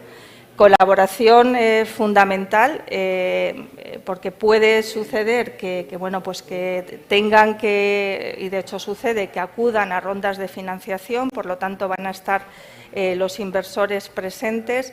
Va a haber colaboración público-privada, colaboración privada-privada. De hecho, lo que hemos observado en la pandemia es un claro ejemplo de lo que sucede en nuestro sector. El desarrollo de vacunas, pues por citar BioNTech con Pfizer, es un ejemplo. Mi propia compañía ha estado presente en todas las vacunas que se han desarrollado. O sea, esto es algo muy habitual en nuestro sector. Por lo tanto, lo que ofrecemos, y quizás termino aquí, es esa puesta en común del ecosistema, unido a que hacemos también un acompañamiento para, para los emprendedores, las nuevas empresas que se constituyen, porque en muchas ocasiones, como hacemos muy buena ciencia, tenemos muy buenos científicos, lo que no significa que sean buenos gestores o buenos CEOs, ¿no? Hay una parte de gestión que tienen que aprender y en este caso, pues compañías grandes como la mía podemos ser un ejemplo de cómo acompañarles. Y bueno, pues yo resumiría básicamente en esto lo que pueda ofrecer la asociación. Muy bien, Ana, perfecto. Y ahora, antes de dar la palabra a Jesús, que le están arreglando un poco el micro, esto es lo que tiene el directo, Jesús, ¿no? Voy a explicaros un poco, aparte de ser el moderador del panel, por qué yo conocí a Jesús y lo bien que nos ha ido o nos fue conocer a Jesús. Mi empresa, una empresa, era pequeña, era muy pequeña. Hace 6 años. Éramos 40 profesionales, ahora ponen la música de fondo, éramos 40 profesionales, yo creo que en el 16 ingresamos 4,5 millones de euros y hacemos 1 millón de EBITDA. Y salimos a cotizar, entonces era el MAP, ahora se llama BM Growth.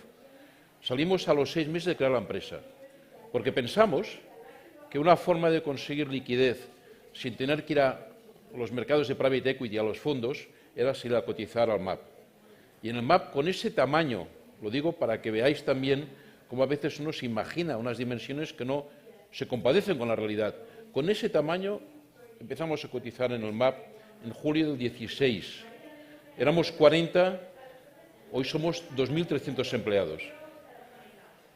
Hicimos 4 millones de ingresos en el 2016, este año haremos 220 millones. Hicimos 1 de EBITDA, este año haremos 50 millones de EBITDA. Estamos en España y ahora estamos en 8 países. ¿Y cómo lo hicimos? Pues que era una startup, ahora somos una empresa ya mediana. En febrero de este año hemos dejado el BM Growth y nos hemos ido al mercado continuo, donde estamos cotizando en el principal o continuo, ¿no? Pero lo hemos hecho gracias a que en un momento determinado pensamos, vamos al MAP a buscar liquidez, vamos a levantar equity, vamos a incorporar, vamos a invertir, compramos alguna empresa, crecemos orgánica e inorgánicamente. Luego aprendimos a ir al mercado de deuda, a los mercados de renta fija, de deuda, cogimos unos bonos de renta fija, con eso fuimos creciendo, equilibrando siempre los números, ¿no? La experiencia nuestra nos demostró que gestionando muy bien el mundo este de mercado público, mercado privado, mercado de deuda, con un buen producto y haciendo una empresa potente, con buenos gestores, creo, se puede crecer y se puede crecer rápido. Nosotros tenemos 6 años de empresa, 6 años de empresa. Y hoy somos una empresa ya de 2.300 profesionales en 8 países. Y todo empezó el día que decidimos ir a ver a Jesús. Por eso lo hemos invitado. Jesús, cuéntales. Muy bien, muchas gracias. Santiago, es verdad, es una de nuestros iconos, ¿no? Las banderas que sacamos. Tenemos algunas más, ¿eh? Seguro que muchos sois usuarios de MásMóvil, es el mismo relato, ¿no? Una pequeña compañía de San Sebastián que hacía, bueno, pequeños servicios, ¿no? Para pymes, para empresas, sobre todo de datos.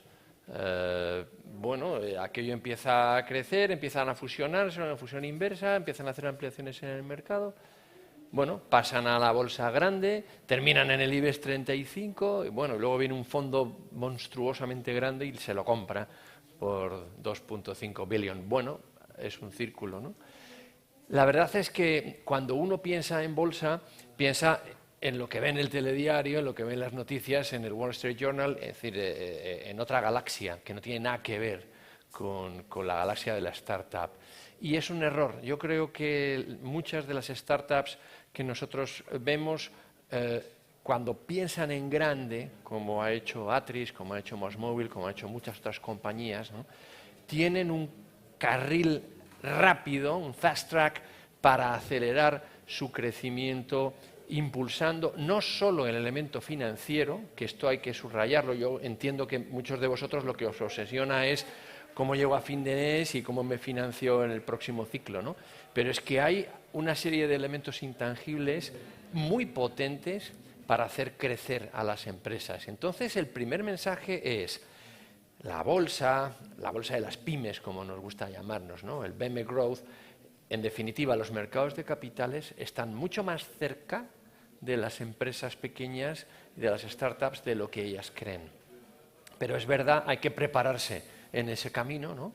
De hecho, un poco el retrato robot, ¿no? ¿Cuál es el mínimo? Nos preguntan muchas veces, ¿no? Oye, pero ¿cuánto tengo que...? Bueno, vamos a ver, hay empresas que tienen EBITDA negativo, que apenas facturan un par de millones de euros y ya pueden pensar perfectamente en estar allí. Pero es verdad que hay otras empresas que llegan facturando 50 millones y con 20 de EBITDA, o sea que el abanico es muy grande. Es cierto, y antes lo ha dicho yo creo que muy bien María, es cierto que resulta más sencillo para el inversor acompañar, poner su dinero en una empresa cuando, aunque el EBITDA sea negativo, ve que la empresa ya vende algo. Aunque sea un servicio que no es esencial, pero vende algo, por lo menos para pagar el alquiler. En un inversor que no es absolutamente especialista, y en España lamentablemente no tenemos tantos inversores especialistas, pero hay muchos inversores que a mí me gusta llamar de proximidad, que entienden mejor al management que al propio negocio en sí y confían en el management.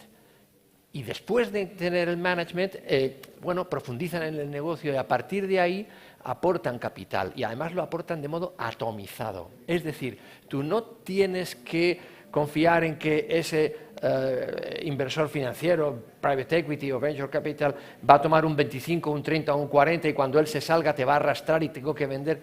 Bueno, no, yo voy a poner a bordo 100, 200, 500 inversores, que cada uno de ellos me merece tanto respeto como el que tiene el 50%. Y eso hay que aprenderlo, hay que estructurar la compañía para que la información, la transparencia sea una nota básica en el día a día de la empresa.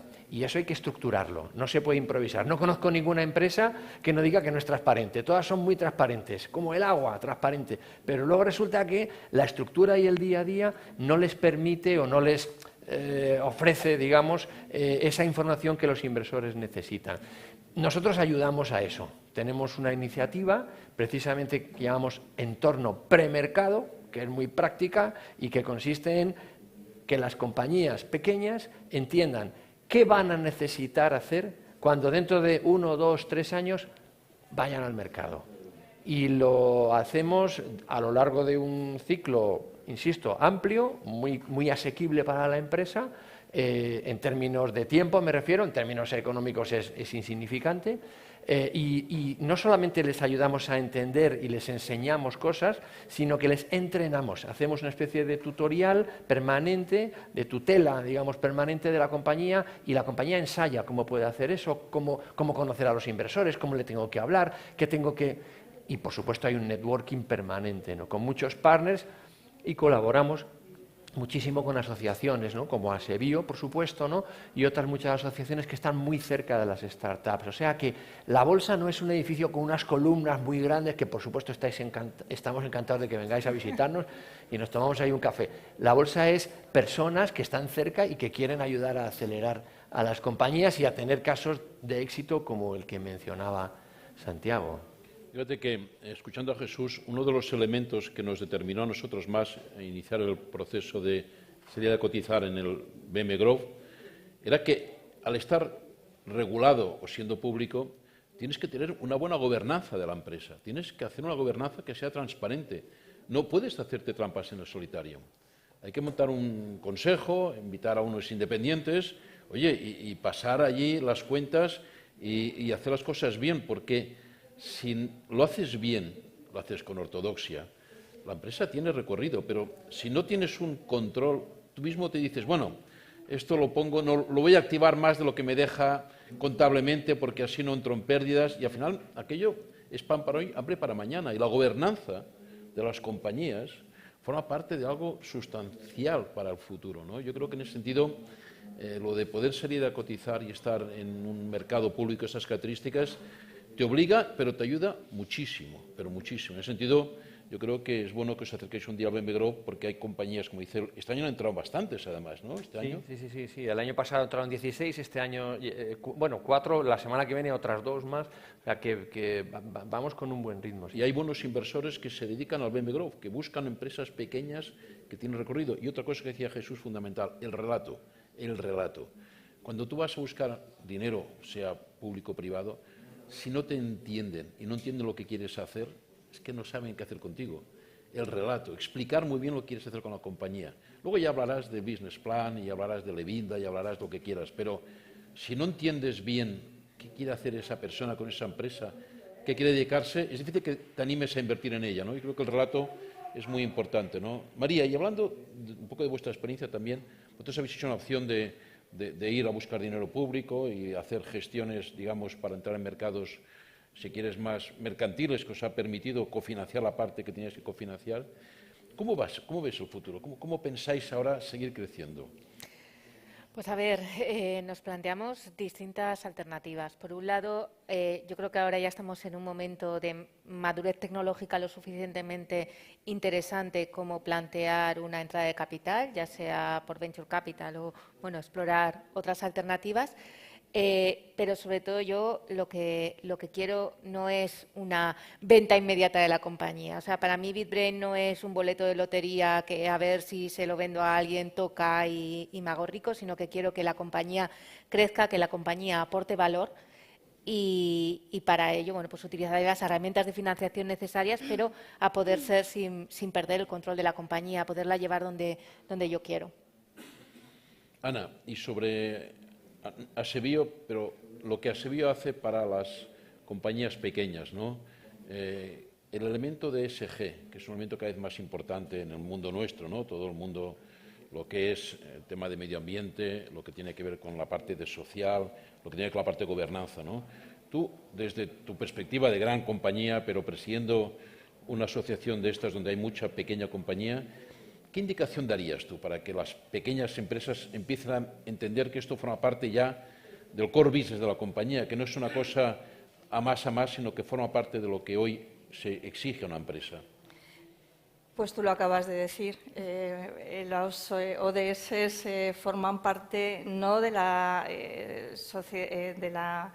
o sea, forman parte del core, pero del negocio de la compañía, ¿vale? No es solamente lo que era antes sociedad,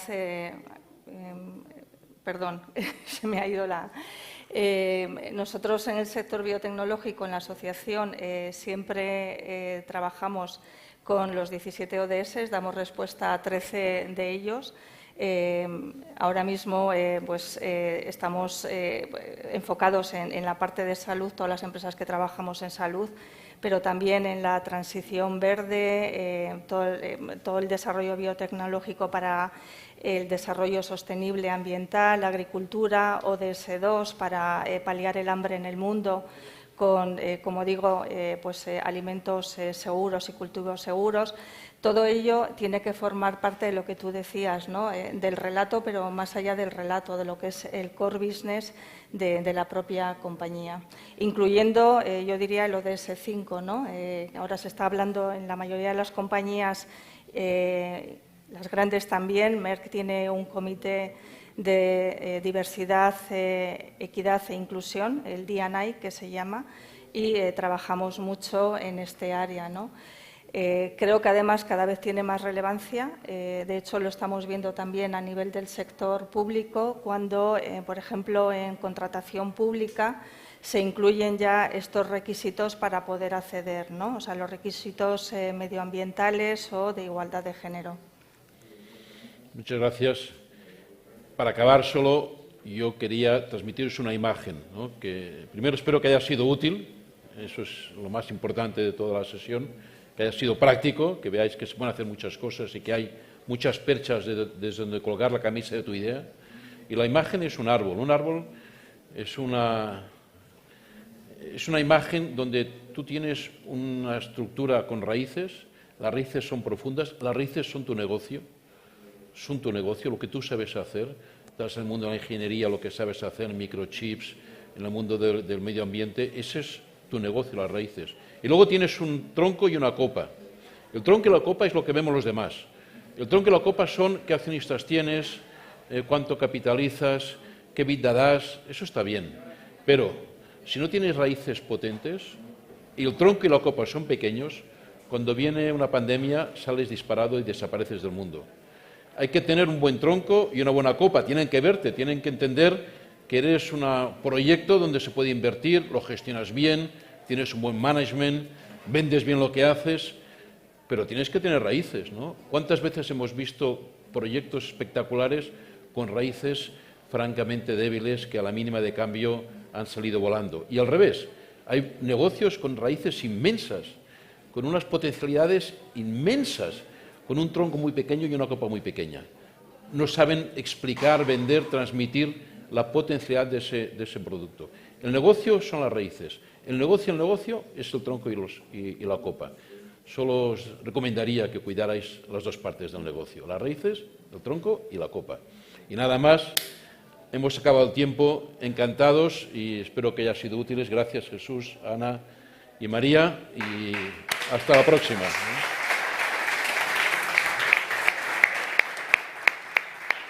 Muchas gracias Santiago y todos, and that's about it with my Spanish, I'm sorry, but thank you very much for this great panel. I see there's a picture still being taken. Quick picture.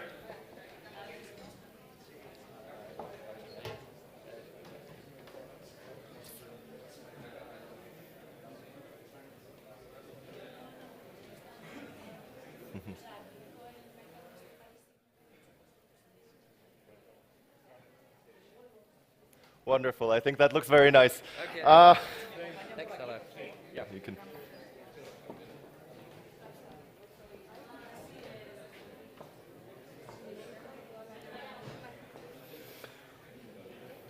Wonderful.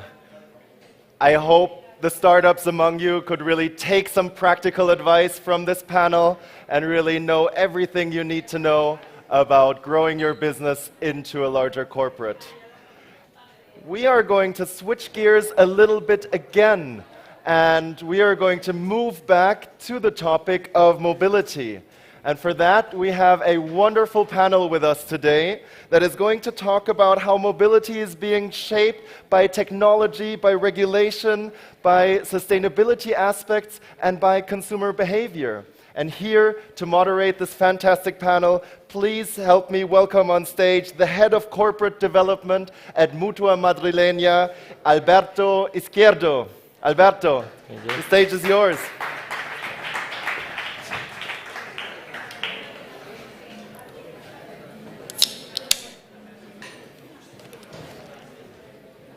Hello.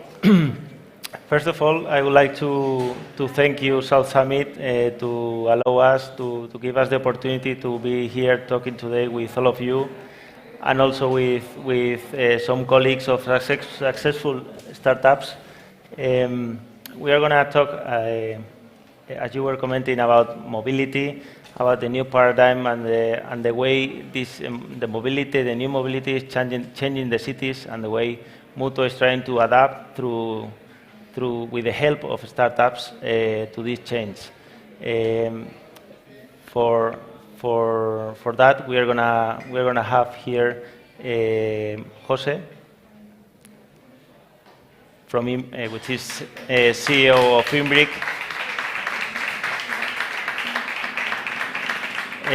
We have also Emilio, CEO of Chippy.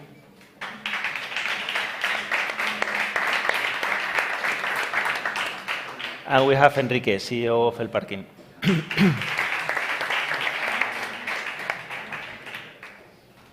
So please, can you present a little bit yourself and your business? Hello, good morning. I'm Jose Canova, CEO of Imbric. Imbric, what Imbric is today is basically the evolution of corporate taxi solution that was born back in 2011. We have been evolving the solution, and today it's a platform where you can plan, book, and pay different means of transport, like ride-hailing, car park, public transport. We manage around 30% of IBEX 35 accounts, and this year we will be finishing the year with about 0.6 million transactions, and well, that's in brief. Okay, so my name is Emilio. I was an airline pilot until 2017. From 2017, I quit my aviation career and started full-time in worldwide mobility. Chippy was the first product that we launched. It was back in 2016, an aggregator. We call it today a MaaS platform or mobility ecosystem or different names. And basically today we're a tech provider in mobility. We work with brands like Mutua or Toyota, Hyundai, Centauro, different brands. I think I'll talk a bit more later. So. Good morning, everyone. I'm Enrique Dominguez. I'm the CEO and founder of Parking. It's a platform for the private mobility, the mobility that you do with your own car, and we try to transactionate business related to the things you do when you are seated in your driving seat. And we were acquired by Mutua Madrileña some months ago. And I used to be a serial entrepreneur, and now I'm helping day by day Mutua to enter this business and this new way of doing things in mobility. I'm very glad to be here. Thank you very much to the three of you. My name is Alberto Izquierdo, and apart from leading mergers and acquisitions in Mutua, I also lead Mutua Ventures, which is the way Mutua is trying to adapt and to create an impact in the startup ecosystem, and also in our own organization, trying to partnering with some startups as these three, but also in others. And we have some plans to get help for new blood in this ecosystem. Well, let's go to the core talk. First of all, when we in Mutua we think about investing in a startup, we usually look for a couple of things which are very important that the three of you had it, like a number of clients that transactionally and recurrently use your services. Also, a technology platform that is autonomous and is normally created in your own company or by yourselves. But there are something that we look in your three companies that is very important for us, and is a team, a mature team that is going to help us to develop things, and are going to be our partners, and we are going to be working with all of you. I would like to ask, how did you write your value proposition? Mm-hmm. Well, in the case of Imbric, previously named Taxi, we identified the need thanks to the experience that we had in the travel industry. Whenever a business traveler arrives to an airport or a train station, only 10% of the times rent a car. So 90% of the times that user has to pick up another kind of transport, maybe taxi, maybe somebody is picking you up in the airport, or maybe public transportation. So we identify that need, and from that need we have been evolving, and we have designed some platform for corporation adapted to their administrative requirements and the coverage.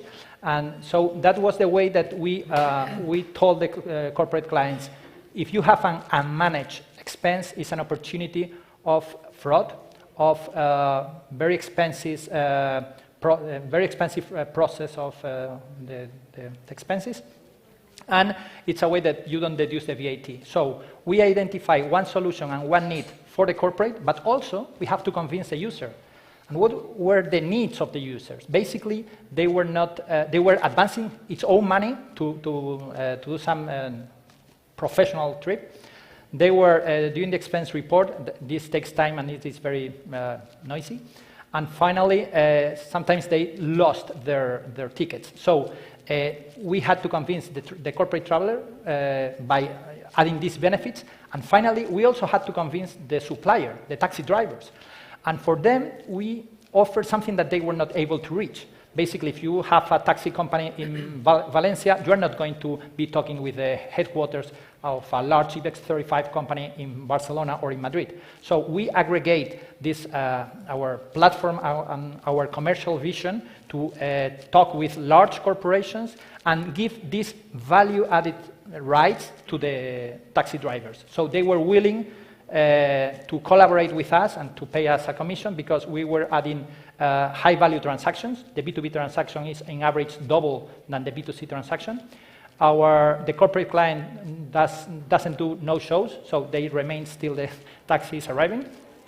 And basically, they are a recurrent client. So we find this great way to become like a travel agency of urban mobility, aggregating suppliers, the taxi drivers, and afterwards other suppliers, adding value to the final user, and of course to the corporate company that was the one that hired our services. Okay, thank you. So in our case, the story is that we were tired of opening loads of apps to go from whatever to whatever. So we had to open Cabify, My Taxi, blah, blah, blah, blah.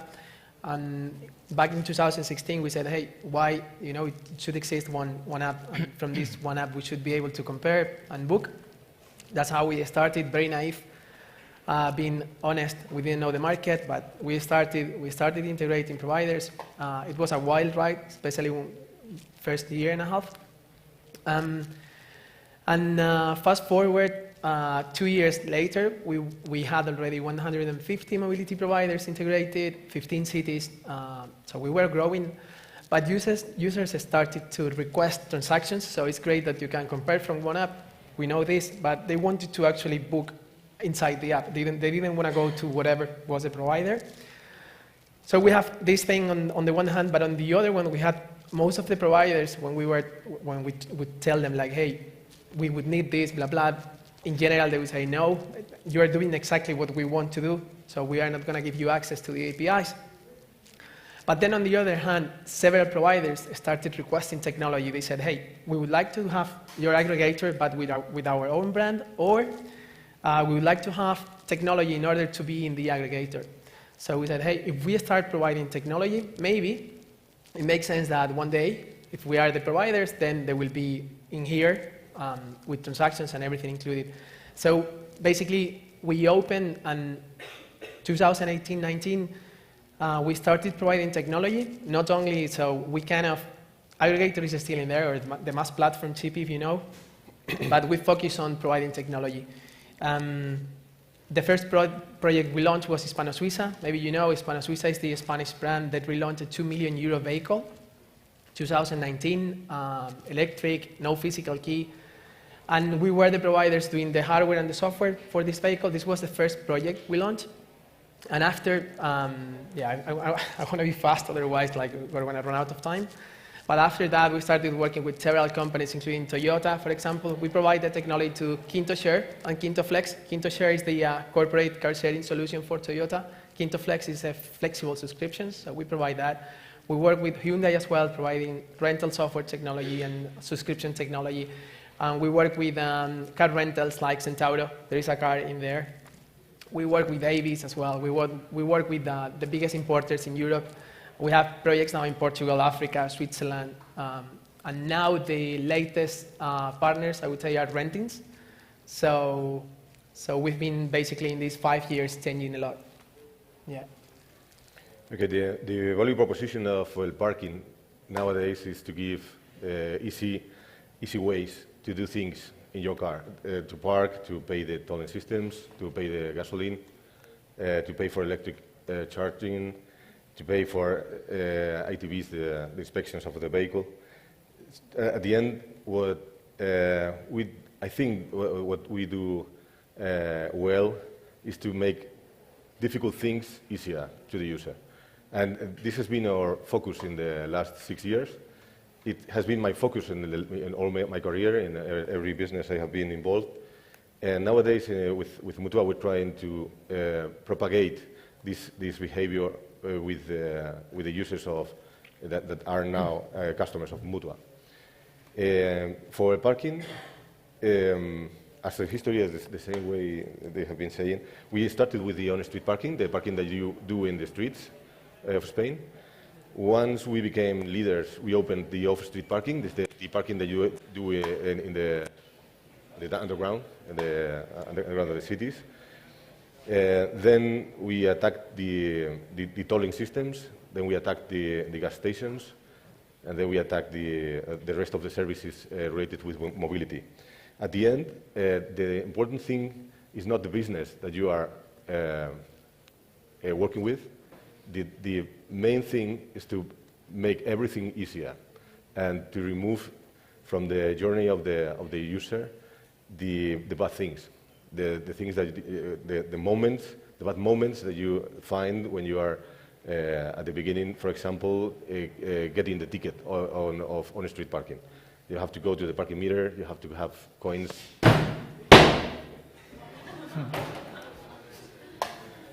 And you have to be back to the car and put your ticket in the screen. And at the end, it's a very bad thing that you have to deal with when you are parking in the center of the cities.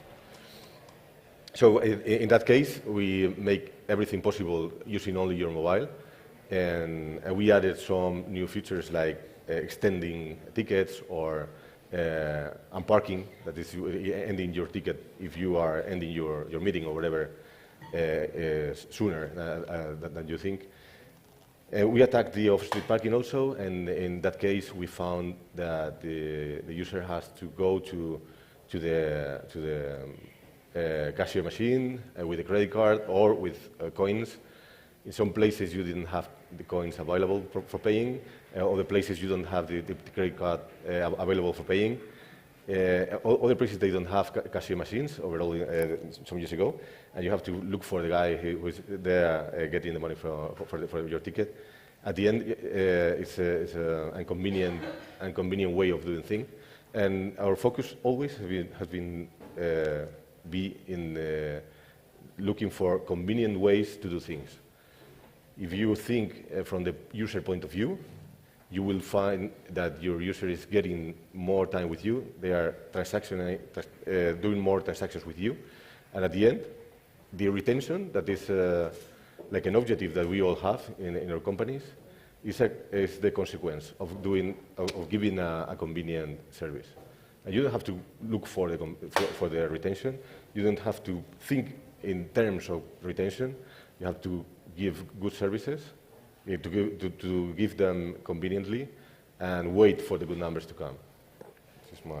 Yeah, thank you. And for Mutua, buying, for example, parking is also one of the reasons, apart from the 2 million clients, your platform and all that, is having you personally involved in Mutua to help us be more convenient in day-by-day business for our clients, and that's why you are working with us now also. Now we are here in La Nave, like 10 kilometers from Madrid. Most of you have came by taxi, others by motorbike, others by car, motor sharing, asset sharing, and so on. And so new mobility is like real. There is no other way, especially in big cities. But maybe Madrid is not like the same or in all Spain, and there are different ways of maturity of that. How is your vision about that? Well, regulation is a very interesting point. Regulation on mobility depends on the town halls, on the local governments. So it might vary a lot from Barcelona to Madrid to Valencia to London to any other city, because that depends on the political sign of the government at that time.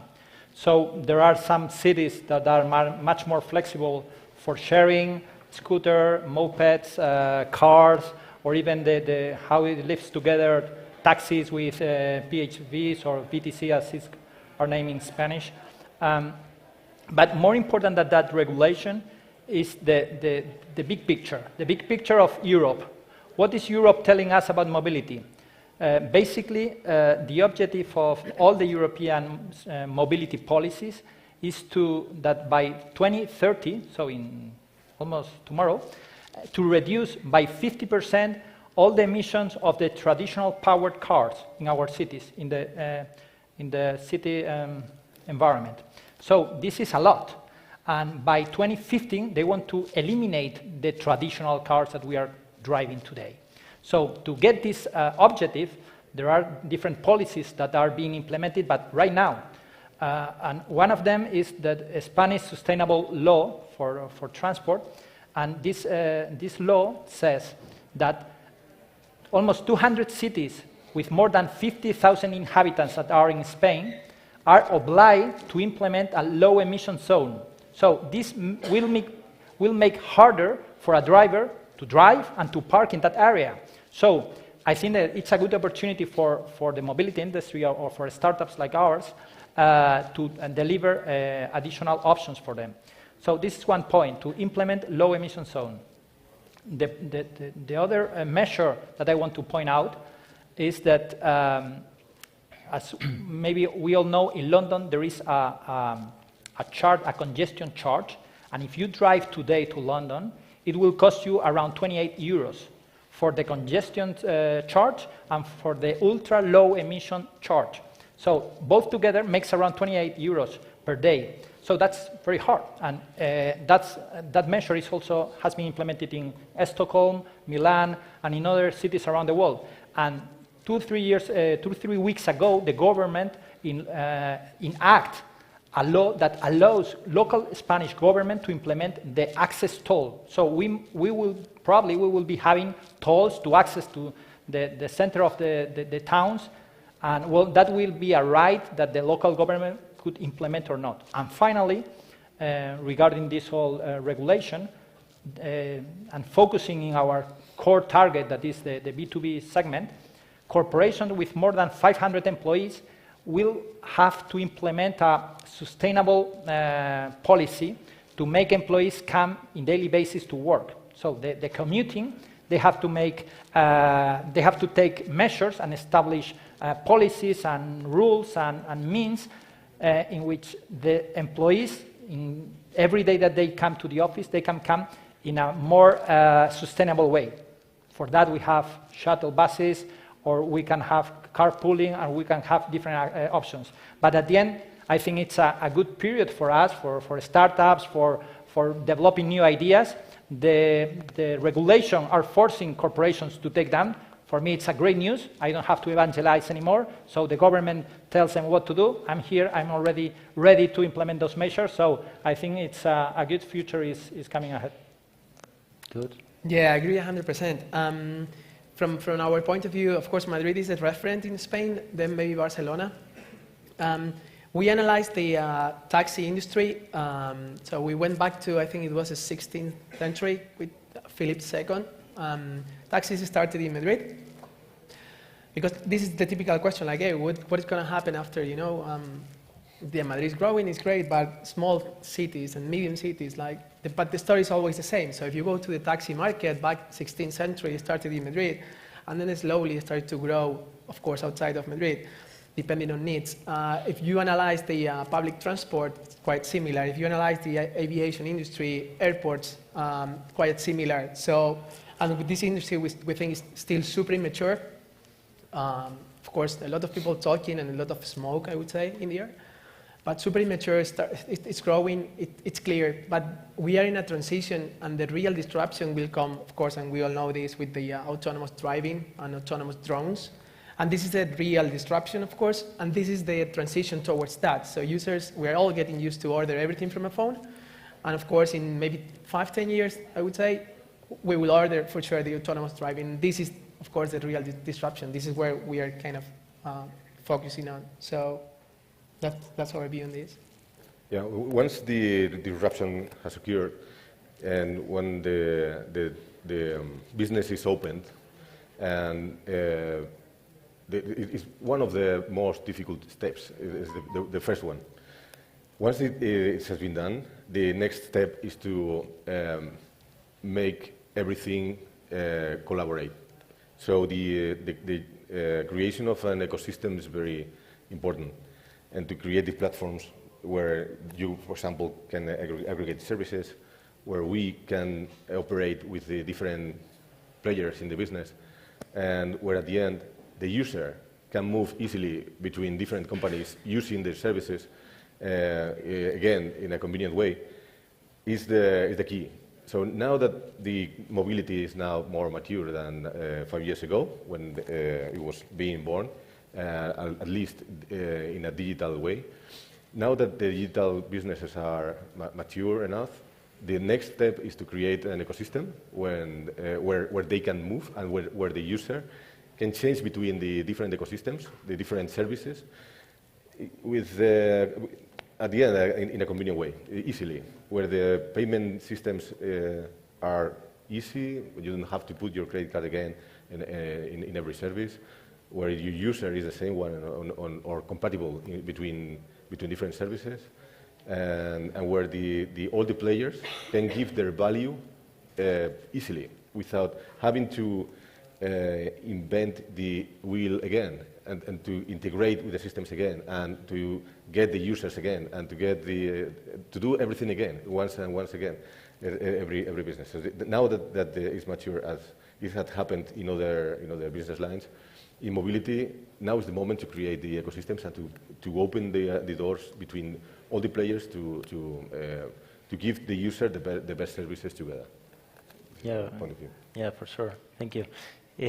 We in this digital era, that what is important is go to a ecosystem and be close to the client in every decision from time to time.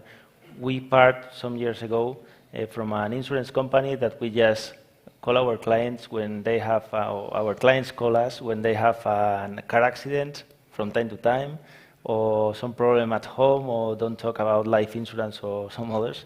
But so there are not good moments, and there are not a lot of traffic of conversation with our client, and no digital at all. So we were not the best position initially to create this ecosystem. That's why we started to decided to create Mutua Ventures and to start investing in some companies that help us, some startups that help us with their capabilities, their teams, to work together. So what do you think about building this type of partnerships in a flexible way, minorities, majorities, from a corporate with startups? Yeah, can I start? Yeah, I can start. So from our I would say maybe we are not the same. So Mutua invested in us, and what I can say is, first, of course, the corporate should be aligned with the startup. If the corporate is not aligned with the startup, a huge mess could happen. Of course, we are aligned, so that's great. Then, on the other hand, if you're aligned, and you can, of course, have the freedom to keep working with, of course, other companies or keep doing business on your way, it's great because the corporate will open a lot of doors. So basically what I would say is, if you have the freedom and you're aligned, it's great. This is the case, of course, otherwise I wouldn't be here. So it's very good because we have the best of both worlds, I would say. So we have the speed and we have the product of the startup, that's us. On the other hand, we have, from the corporate side, we have the support, we have resources, and we have customers, which is great to keep growing. So that's at least for us. So, but I would say, yeah, be careful, of course, because it's not always easy with corporates. So. Yeah, we strongly think from Mutua that this partnership between startups and corporates is a key for at least for corporates to get in blue, try to do new things that is difficult from the inside on our own. Actually, we did some investment in the recent past in minorities like in of GP, or in majorities like in case of Imbric, but it's autonomous, it's not integrated in our team, or in case in El Parking, which we fully integrate in our company, the teams and the technologies and everything. So and now we are happy with this with this way of doing business, and we are preparing some new more investments and through Mutua Ventures in in the ecosystems, and that's pretty much all. Thank you very much to all of you for your attention. Thank you.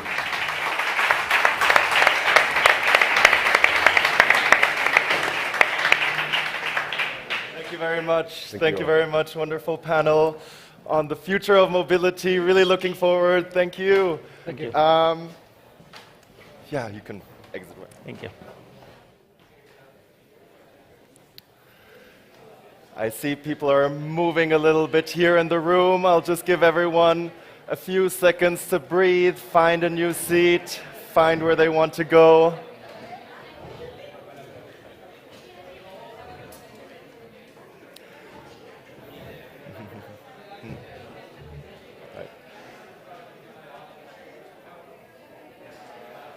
See, there's a lot of movement already at the door.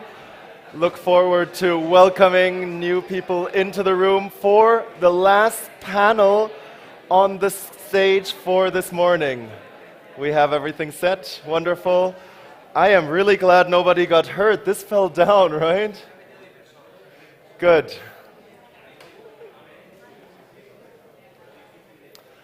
All right, well, we are coming back to Spain now. And I'm curious, does anyone here in the room know how many scale-ups we have in Spain? Any guesses? 100, 200, 1,000? Anyone? All right, well, I'll clear it up for you. So my notes say that there are 450 scale-ups in Spain this year based in tech. And we are expecting to reach 20 unicorns by the end of the year.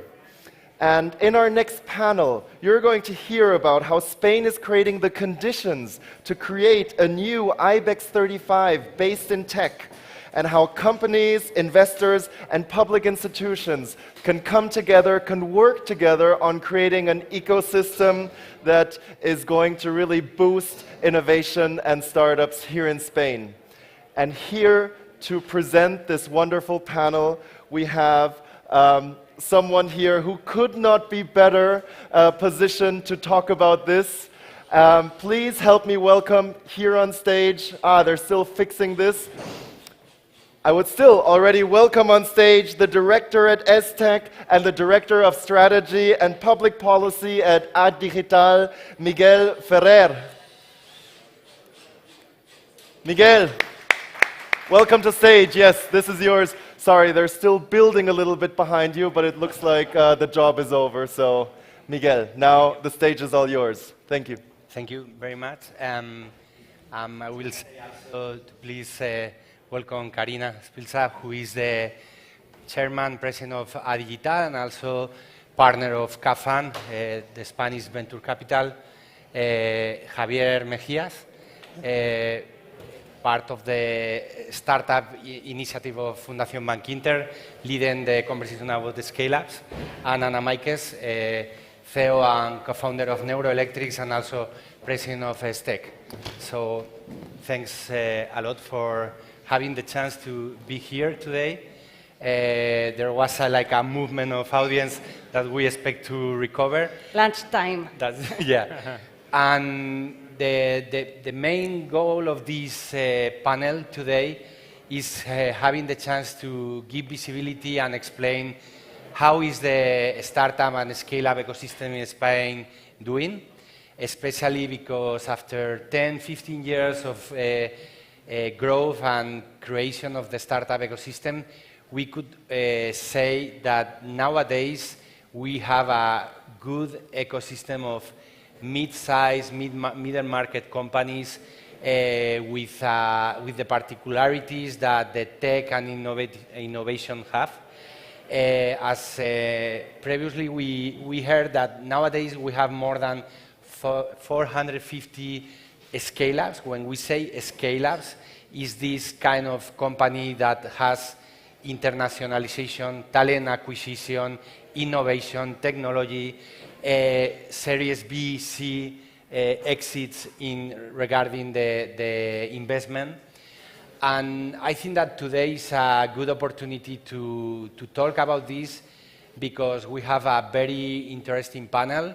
From one side, Javier, that you are going to start making something that is crucial. Just to fully understand the importance of an ecosystem, we need to measure it. And the way that Fundación Bankinter and Javier and his team are doing that is critical. They have been promoting studies about the contribution, the impact of the Spanish scale-up ecosystem in the last 2 years. And today we are going to understand that part in order to focus the conversation with the intervention and the story of Anna Maikes, who is the CEO and co-founder of Neuroelectrics, a key company in the health and technology sector, making things very critical for healthcare between the US and Europe. And also the side of Karina and her experience regarding venture capital, investment, how the ecosystem is growing, and what kind of trends we could face in Spain, given the importance that for us, and especially for the country, having tech champions, digital champions, is going to be very an important element for our competitiveness. So, sorry, because I started to talk and I wanted to end before, but Javier, if you want to start, thanks a lot. Cool, thank you. Let me share some numbers. Okay, sorry. Back here. So just to put into perspective what's been happening in the ecosystem for the last years, these are the numbers of the euros invested on the Spanish ecosystem from year 2018 until last year. And I think it's really good news to see here that last year the Spanish ecosystem totally changed in size and also in ambition. It was like a 4x increase in the investment volume and also in the number of operations. And that's caused mainly because many not so mature companies that we have been creating in the last years last year reached like the scale-up phase, and they raised rounds, what we call mega rounds, rounds higher than 50 million. And well, it's good to see that these companies are posing already a new set of ambition and scale that probably is going to transform the next years. This is very important because I've been involved in the ecosystem for 20 years, 20-something, and I have seen a huge change on the mindset of the entrepreneurs. Usually Spanish entrepreneurs were thinking about selling the company early, and right now most of them are thinking about buying other companies to grow. So there's a big shift here. So things are moving quite well, but right now we are living a period of uncertainty. I think it's something, well, you can see here, this is the evolution of investment and operations closed in the last months. And as you can see here, we are seeing like a downward spiral. We are hearing lots of news about what's happening in the US and Europe. Y Combinator with his letter to its companies, also several investors talking about the death spiral. So are things going to be that bad in Spain? Well, I would say no. Of course, there's a moment right now of uncertainty that most of us investors are taking with caution the doing new deals. But I think there are two very different aspects that set apart what we do in Spain compared to the rest of Europe. First, Spanish startups and scale-ups are much more capital efficient than their counterparts in the US and Europe. This is really important. And also there's another thing that most of the unicorns, the Spanish unicorns, closed big rounds last year. So probably they have already enough cash to cover this period.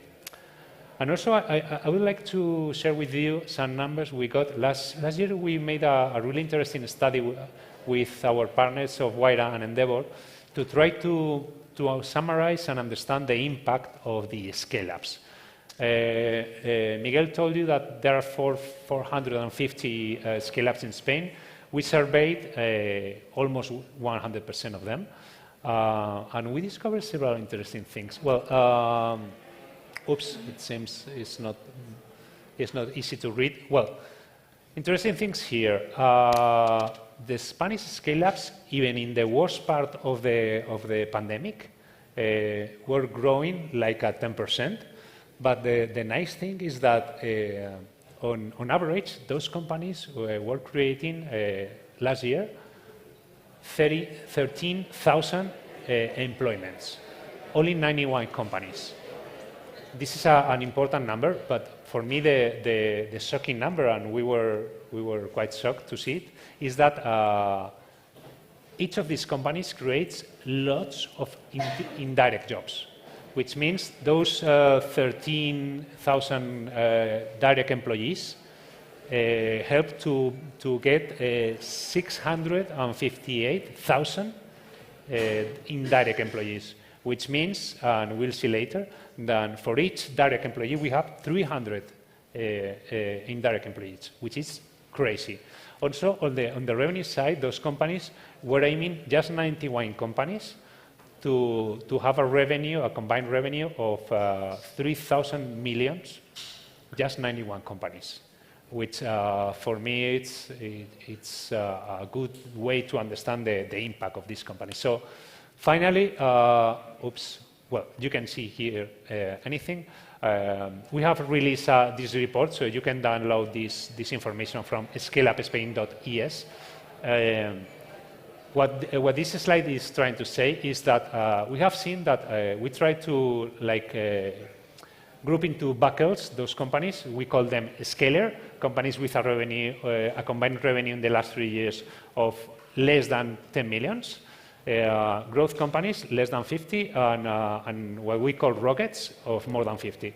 Well, the nice thing is that on each jump to the next step, these companies multiply their revenue by 10 and their employment by 4.5. For me, that it's a clear way to see that these companies are not about just the bubble that everyone speaks about this ecosystem. These companies are generating a real impact, both in terms of employment and revenue. And this is really important.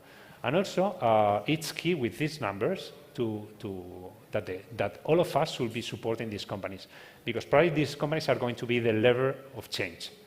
And well, that's it in numbers. Thank you. Thank you, Javier. I will say that, Anna, if you want to follow, it's clear this idea of impact, growth, employability, tech-based internationalization. I think that your view on that and your stories and your way to growth companies could be very illustrative, no?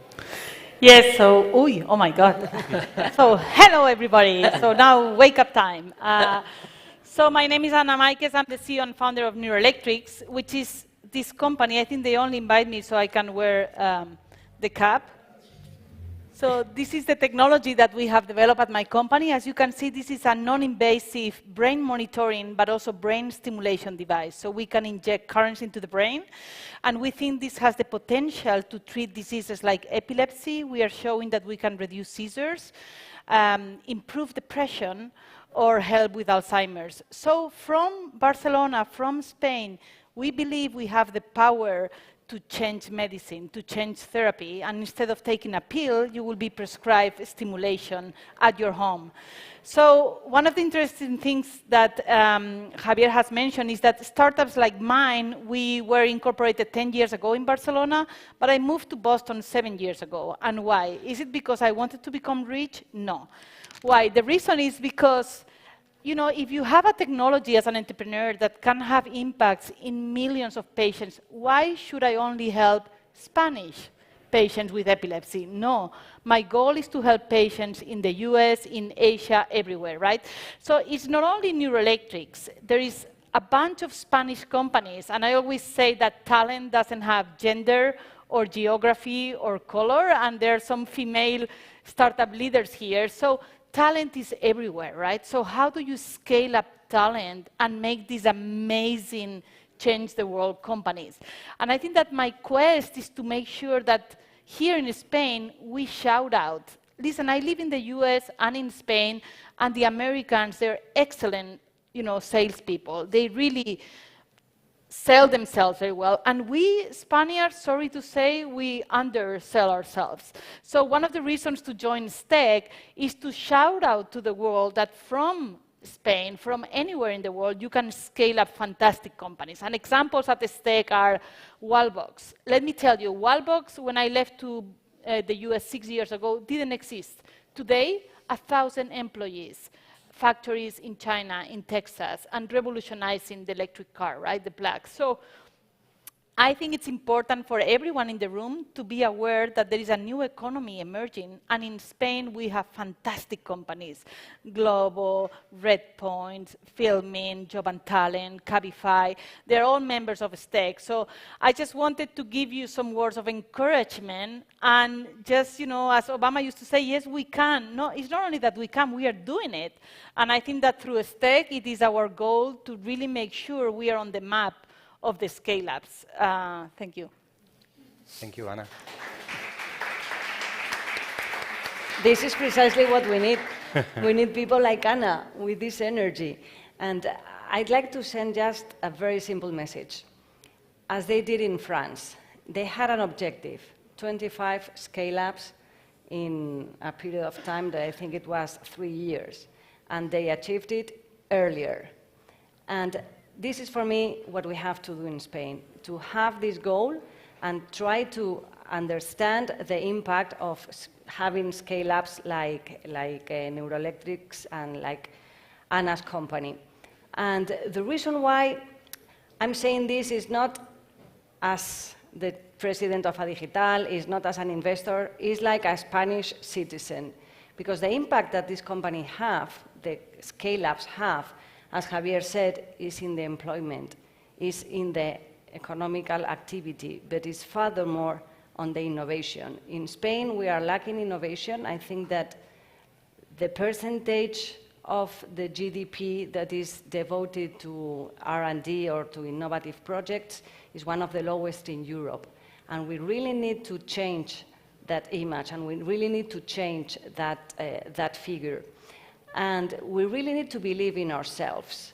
If we have 25 scale-ups, well, this was the Endeavor report that said that by having 20 scale-ups in Spain, this will contribute to 1% of the GDP in our country. Just 20 companies. So imagine if we start growing that figure.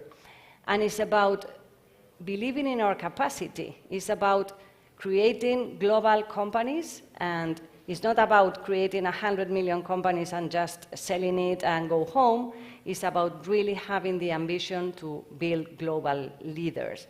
And it's everywhere. It's in many industries. We have global leaders in data, in travel, in mobility, in delivery, in clean tech, as the case of Wallbox. I'm sure that Anna will be an unicorn very soon, no? Can you say it's coming? It's coming very soon. El cuerno me está. And the fact of having a unicorn, 20 unicorns in Spain, the fact of having these unicorns is not only the contribution, it's also that the spillover effect that the unicorns have in the whole ecosystem. And it's well known that the VC industry started by a group of people that created one company, and then the diaspora, no, I don't know how you say the diaspora in English, but the diaspora of this company and the mafia that they created at the same time many different companies. It's well known the case of PayPal. The case of PayPal, from the origin of PayPal, many new companies and many investors were developed in the world. In Spain, we are at that moment, we are at that stage where we are creating our own mafias, we are creating our own group of entrepreneurs that are educated, that already have the experience in other companies, and that can boost the whole ecosystem. So it's about having the goal, 25 unicorns in the coming, well, we already have. I guess it's the next year. It's next year. How many we have now? 11. 11. 11. So next year we'll have the 25, maybe the goal should be 30 or 35 in the coming 2 years. But for that, we need support and we need to help the companies. And the scale-ups are every day facing many challenges. And I would say that the 3 most important challenges that they are facing, and correct me, Anna, if I'm wrong, is about talent, is about talent attraction, talent acquisition, not because there's no talent in Spain, it's because we need to make easier for them to attract talent, because we are competing with corporates and with different companies that can afford to have other conditions. So it's about attracting talent and attracting international talent. This is something that might change a bit with the new startup law, but we need to reinforce that part. So talent attraction is going to be one of the key things that we are going to work from ESTEC. The second thing that this company needs, of course, is financing. And it's true. In Spain now we have a new initiative that is helping quite a lot, which is the Next Tech Fund that aims to finance Spanish tech companies. And it's true that many funds, like is our case, we launched the first Next Tech Fund in the month of March. Okay, so there are many initiatives that are building into the direction of financing scale-ups and creating more unicorns in this country. But it's true that now we are facing challenging moments, but there are 1.7 billion to be invested in Spain right now. Most of them are dedicated to early stage, but still some of them will go to really boost the scale-up ecosystem. But we need more money, we need more financing, and we need to open the idea that investing in this type of companies is profitable from a financial perspective, but also from a social perspective. And this is the third thing that we need to work in ESTEC. It's about really making the world aware of the impact of these companies. Because we are talking a lot now about ESG, and it looks like the world needs to move towards ESG. Most of the companies that are born from a tech perspective have the ESG embedded in their own proposition. And things like the one that Anna is doing is ESG is pure ESG. So it's helping people, it's helping the society through technology. And sometimes it looks like creating a tech company in Spain is like bad perceived. No? It's like, well, those guys are trying to benefit themselves, and they are doing good to society as well. And this is the third thing that we want to work from ESTEC. The image of these companies to be closer to the consumers, to be closer to the society, so the people know what is happening in the tech world. And again, this is to boost innovation, and this will come back to all of us in the sense of progress and prosperity to our society. So I really encourage to have this goal for the 25 unicorns that will become 30 and 35 very soon. Thanks, Karina. In fact, we are going to make an institutional presentation in Madrid, the 4th of July, in the headquarters of ICEX. And the ESTEC group was created in last March with the contribution of Wallbox, Neuroelectrics, Globo, Cabify, Filmin. But now companies like Wallbox, Wallapop, or FinTonic are joining this initiative. I'm just taking perhaps a question about the current situation, the disruptive moments that we live in. This every three months, every quarter, there is something that breaks a little bit the investment company dynamics, and there is perhaps incoming headlines in the newspapers talking about finance, about the possibilities of companies to have problems to growth. Anna, because you are between this transatlantic relation between the US and Europe, your role in Brussels perhaps could be illustrative to understand how do you see this, and also Javier, because you are measuring perhaps these trends. So it's more an open question, but perhaps starting with Anna.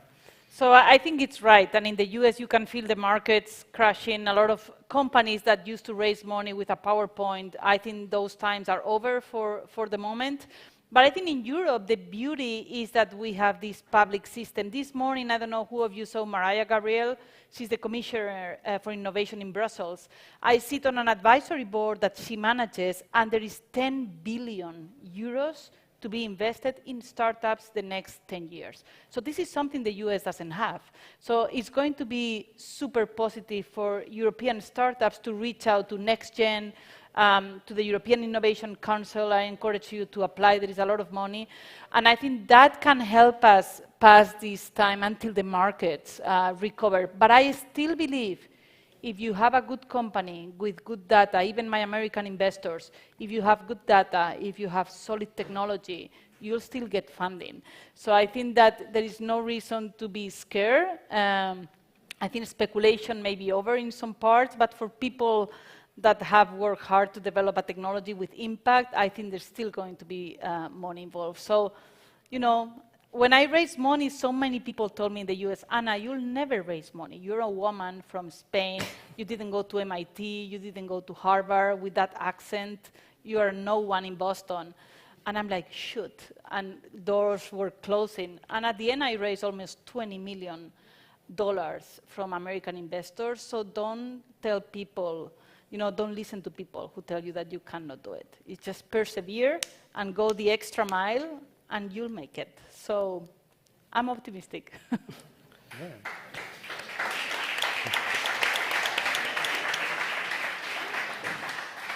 Well, as Anna said, lots of naysayers, but don't care about them. Trying to summarize both my experience from the Bank Inter BC, but also the numbers, some ideas. The first one is that, yes, probably the current economical situation and the geopolitical situation is not that good. The outlook definitely is not good. But there are big things happening here. First, we have 29 new funds, new BC funds, raised in the last 2 years, with a dry power of more than 2.2 thousand million euros to be invested in startups. So there's going to be money. And that, we are not taking into account the public money that also is going to be into the ecosystem. Second, we have a lot of Spanish investors, really talented investors, but we are seeing a lot of foreign VCs coming to Spain, because those companies that, as I said, are capital efficient and usually are very ambitious, those companies are really attractive to those VCs. They are, some of them, you know, they are telling the story of the exit from Silicon Valley to other places. What the data says is that foreign VCs are invested right now more than ever, first, and second, they are investing on Series A, which is way earlier than they used to. So the VCs are here, both the local and the foreign. And third, and for me probably this is the most interesting thing, companies with healthy unit economics are going to be able to raise funds. The companies that have been raising fund to fund, and they are just thinking about how to finance the company, probably these companies are going to suffer. But if you have, I would say, a straight mind and things are clear for you that this is about the business and not about the funds you raise, I think you're going to be quite successful. Yes, my perception goes in the same line. I think that the most important thing is no panic management, because now we are a bit on panic, and that can take you to wrong decisions. So no panic, but of course adaptability. It's true that for the time being, most of the funds, we are just in a wait-and-see mode, because we want to understand how deep is the impact, and we want to understand what are the new standard for the evaluations, because what is changing dramatically is the multiples that we are willing to pay right now with the current scenario. But I think it's a matter of some time, some months, not many. So we expect that by the beginning of next year, the situation will be a bit more quiet, or at least less uncertain. But I want to send the message, of course, good teams, good products, healthy unit economics, good metrics will win. But we need to be smart and adapt to the new environment, because what for sure is changing is that interest rate scenarios and inflation, we have forgotten for almost 10 years what inflation is, and we have forgotten about having high interest rates, and this is changing a bit, and that will change and create new dynamics that may last a bit more. So my recommendation is no panic, adaptability, and focus on the most important things of your company that, as always, are team, product, and taking care of your clients. And with that, and also, if you're able to raise a little more funds, probably it's a good idea right now. Yeah, and also always have, I still have a lot of money from my Series A in the bank, but I never rest. I'm always looking for money.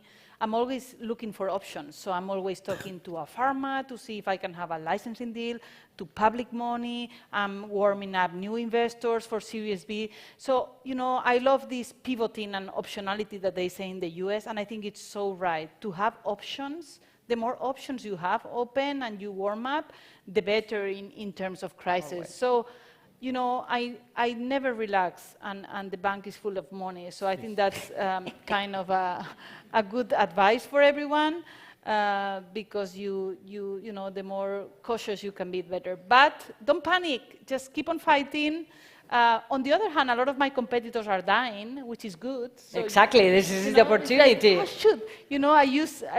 There used to be a lot of us, and now there is few, so that's also good. So exactly, let's take the advantage of the...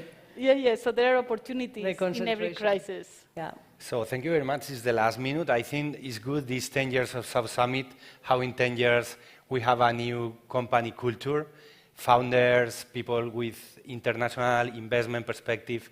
So it's a good reference that we were talking about a small startup 10, 15 years ago, and now we are talking about a new ecosystem that is perhaps a new IBEX 35. Exactly. In the coming 10 years, Anna will be the new IBEX 35. Well, they say I have a dream job because I'm the president of the unicorn, so it's like my little pony kind of. I feel like my little pony job. But you'll hear more of ESTEC, and I hope anybody in the audience will be a member of ESTEC and a unicorn in the years to come. So you will be welcome. Thank you. Thank you very much. Amazing, fantastic time management. What a dynamic panel. Thank you very much to all the panelists. Thank you. And I think, Anna, you said it best, like really coming from yes, we can to yes, we do. And we are doing it. So thank you very much for all the words that you brought with you. And ladies and gentlemen, that is a wrap for this morning. It is time for lunch. We will be back here at the stage at 3:30. For all of you here in the audience, lunch is just out the door, and to the left you'll find one of the food areas, and you'll find another one all the way on the other side of La Nave. And thank you very much for being with us. My name is Daniel. It's been a pleasure to be your host, and see you this afternoon. Buen provecho.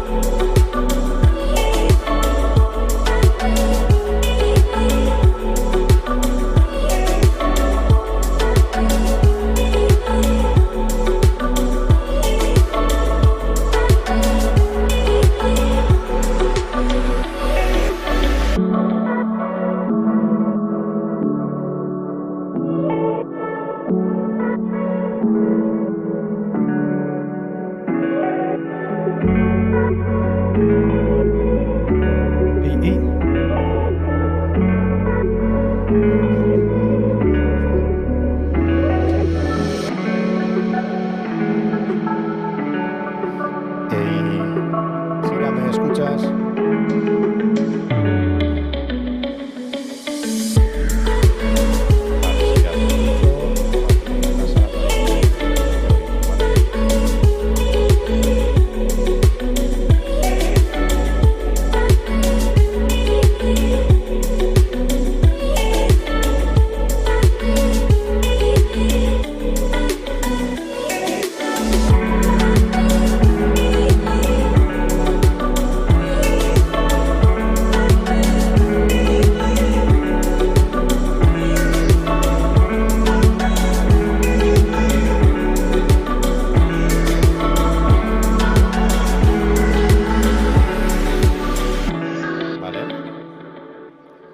A ver, ¿me oís ahora? Sí, ahora te oímos. ¿Tú me oyes a mí? Sí, te oigo fenomenal. Un técnico de audio que es espectacular. Fantástico.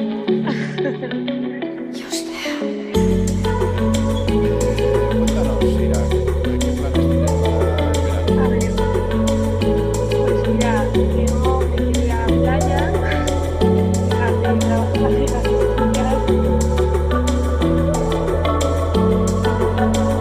ya tengo un trabajo y ir a comer.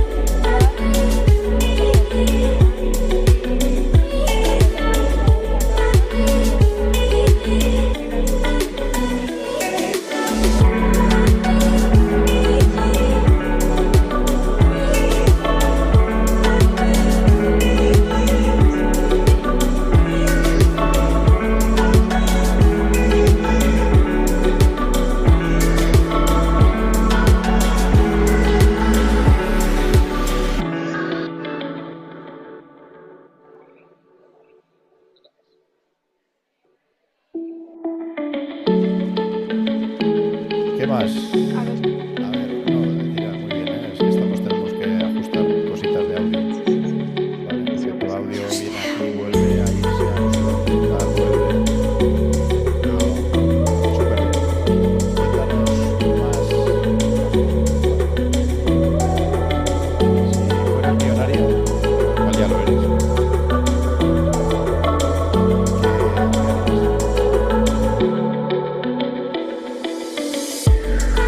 harías?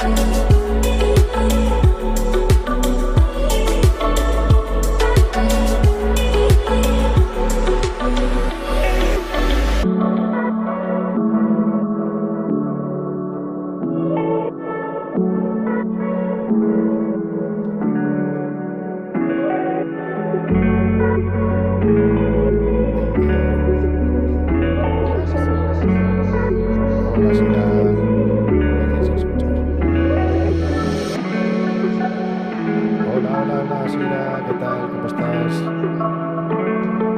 Sira, si te tocara el euromillón.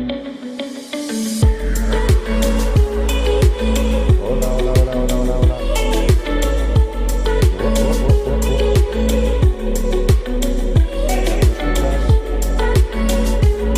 Vale, igual está por el... igual se ha desconectado.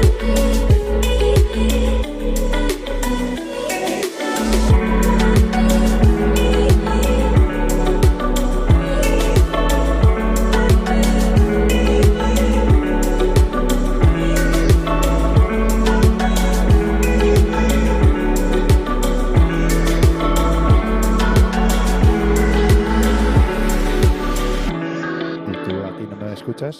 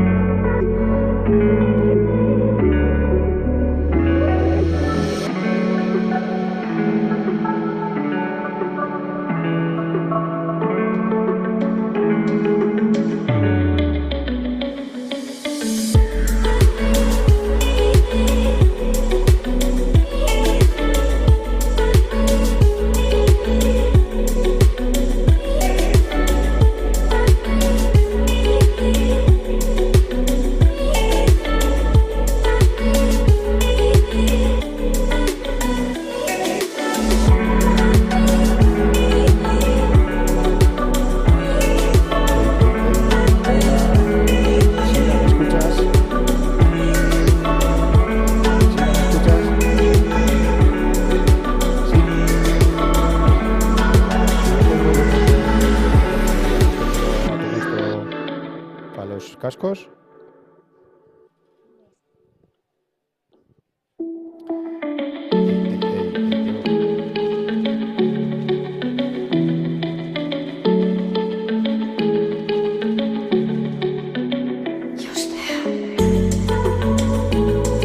Hola Sira, ¿nos puedes contar un poquito cuál es tu color favorito, por ejemplo?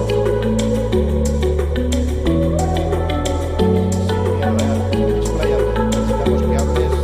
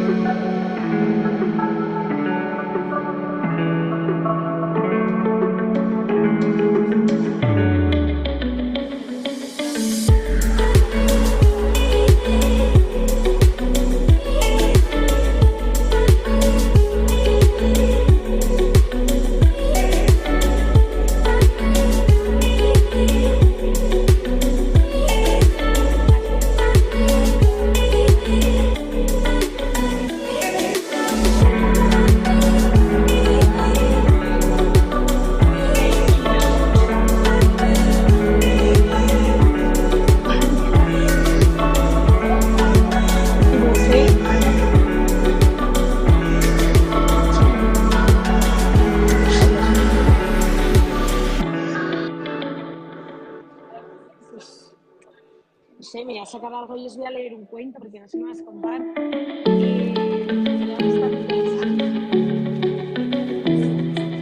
No, estoy viendo que hay mucha gente en la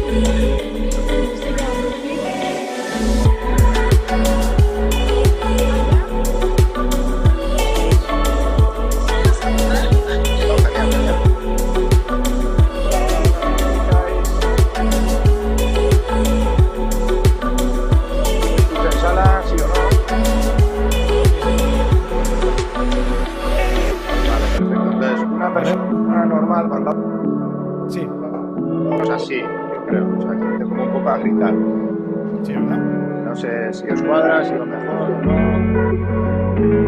Vale, y más o menos ahí los estás escuchando nivelado, ¿verdad? Mi voz y la suya. Vale, pues un segundo, porque aquí hay que cuadrar también. Vale, para la sala. Miquel, háblame un poquito, por favor. Vale, mira, pues yo empecé a subir montañas cuando tenía 6 años.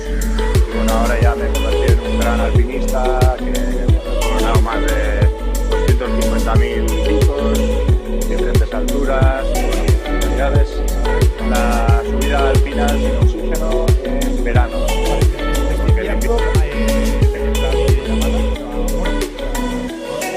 También tengo una startup que se llama Offshore de Bahamas,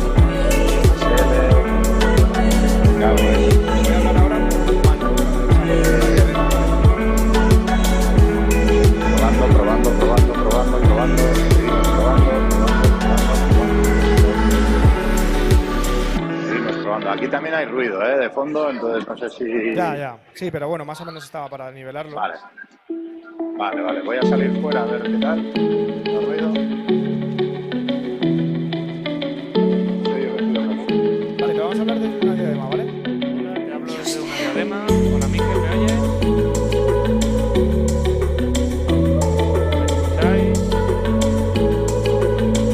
¿Hay alguien al otro lado? Ahora sí, ¿no? Miquel, ¿tú puedes hablar, por favor?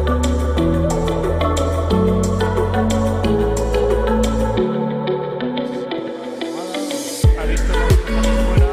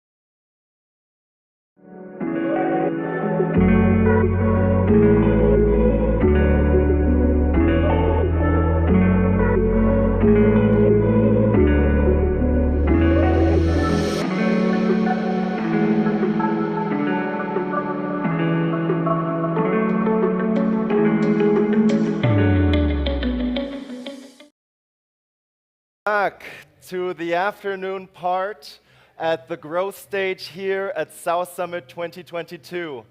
My name's Daniel. I will be your host again for the afternoon. It's really lovely to see you all. Did you have a good lunch? Yeah? Did you find something? I saw the lines were a little bit long, so I hope all of you got something to eat. And if you're still a bit hungry, that's good, because we are going to be having a lot of content for you to digest today. And we're going to start it off today by bringing on some Soonicorns here on stage. We have 2 Soonicorns for you in our first panel. But here to tame the Soonicorns and keep them here on the panel, we have a man that knows a lot about explosive growth. He is the co-managing partner at All Iron Ventures, a Bilbao-based venture capital firm that manages assets worth of 110 million euros. And his name is Hugo Fernandez Mardomingo. Please welcome him on stage. Thank you. Hugo. Nice to have you. Thank you very much. The stage is yours. By the way, it's not 110, it's 150 since the last Fun of Fun announcement, so it's a little bit more. So, thank you very much, guys. Let me introduce yourself to Sarah from Across Legal, Dimitro from Preply, and Peter from Refurb. Thank you very much, guys. How are you doing? Excellent. I'm glad to be here. Thanks for the invite. First time in South Summit? Yeah. How are you finding the event, everything? Amazing. More people than you thought. Yeah. So, guys, I mean, just to start, can you please make an introduction on yourselves, on your personal and professional backgrounds, and what brings you here? Sure. Do you want to start by Peter? Sure, happy to. So hello, everybody. My name is Peter, one of the founders and the CEO of Refurbed. We are a marketplace for refurbished electronics, and we started 5 years ago by the very simple vision that we believe that we need to change our economy. We need to change the economy from a linear model of producing stuff, using it, and then throwing it away, which is very unfortunate and very wasteful, to a circular model, which means producing things, using them, and then giving them another second life. And this is the core idea of Refurb, and we are a marketplace for refurbished electronics, which means these are phones, laptops, tablets that are completely renewed, they look like new, function like new. As a customer, you save around 40%, you get at least a year of warranty, and the products are super sustainable. Right? So we have a very unique combination of great USPs around price and quality with, for us, the ultimate goal of sustainability. So we ultimately want to make consumption sustainable, and we started this with electronics and are now venturing out into many different categories. And ultimately, the goal is to build the green Amazon for sustainability, so that for you as a consumer, if you want to buy something sustainable, we want to be the one-stop shop where you can get everything in the most sustainable way for you as a consumer. Thank you. Cool. My name is Dimitro. I'm the co-founder at Preply. Preply is the world's biggest marketplace for online language tutoring. We connect hundreds of thousands of students who want to learn foreign languages to our network of tutors online. So if you want to learn some foreign language, like Spanish or German or English, you should go to preply.com and see how it works.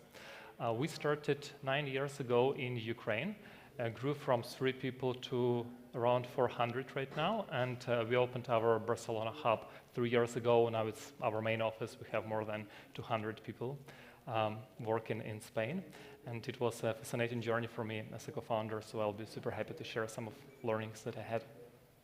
Thank you very much. You have a lot to share. So, Sarah? Yes, hello. My name is Sarah Schwartz. I'm a partner at Across Legal. Across Legal is a boutique law firm based at various offices in Spain dedicated to M&A and venture capital. Myself, I'm a US and Spanish trained M&A and venture capital lawyer based here in Madrid. And, people hire me on these international deals to kind of do the Spanish part of the deals. Before working at Across Legal, I worked in-house for a while as Senior Legal Counsel of M&A and Venture Capital at Amadeus IT Group, and before that, big law, both in Chicago and Madrid. Okay, great. Well, I'm going to explain a little bit more about myself as well. So we are former entrepreneurs and then turned out to investors. We started 4 years ago. My partners had sold our company to TicketBiz to eBay. We started as angels, as small angels. Then we decided to raise an institutional fund. Then we invested in 43 companies, and then we raised a fund of funds. And in parallel to that, we also built 3 companies as an incubation, call it somehow. 2 of them were doing very well right now. The other one didn't go through. So kind of a high-growth venture capital, if you want to call it somehow as well, with 150 investors, with 43 companies, and just multiply that by 3. So that's the number of entrepreneurs that we are backing and trying to get them there. Just a disclaimer, both Refurb, or Peter, and Dimitri are 2 of the founders that we back. Guys, when you look at high growth, everything looks like a direct line. Is it real or not? Oh. Hard job.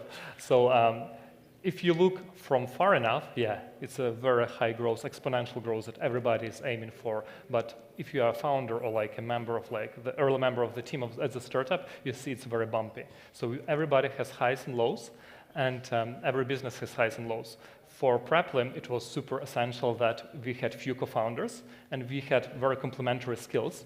And also, when we had some kind of ups and downs, we were able to compensate each other. Like when I got demotivated because I wasn't able to hire some good engineering leader, my co-founder Carl came to me and said, hey, and here we closed 1 or 2 good B2B deals. So in our case, the line was kind of, if you approximate it, very linear and going up. But if you zoom in, there were like very bumpy moments, as in any business. And I think what helps a lot is to have a great team, good co-founding team that have a chemistry between them, and also have a set of values that help to support that explosive growth. Because in our case, when there were like 3, 10 people, it is super easy to understand what everybody is doing. You can just like work with engineer, you can just talk with some marketeer to understand what they are doing tactically, operationally. But when you cross like around 50 people mark, you don't know what everybody is doing. So you need to rely on your like second layer of managers, and then they need to rely on their second layer or third layer of managers. And the problem is that you as a co-founder have very strong views on how things should be done. And there is no way how you can transmit that to individual contributors without kind of not breaking the hierarchy of management in the team. It is disruptive just to say everybody what to do, and you won't be able to do that to hundreds of people. So you need to build some kind of values and hire by that values, performance manage people by their values, and unfortunately part ways sometimes with people who don't comply with your values anymore. So one of the most strong lessons for me was like have strong codified values, not just like words on the wall, but like real values that people live in. When you cross a mark of 50 people. Yeah? Let me challenge you a little bit more.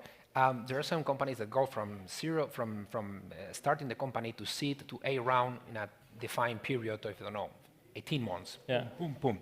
But I remember you guys, that some of your seed investors you have already spoken with them 2 or 3 times before. So it's like your seed round was not the straightest forward thing in the world.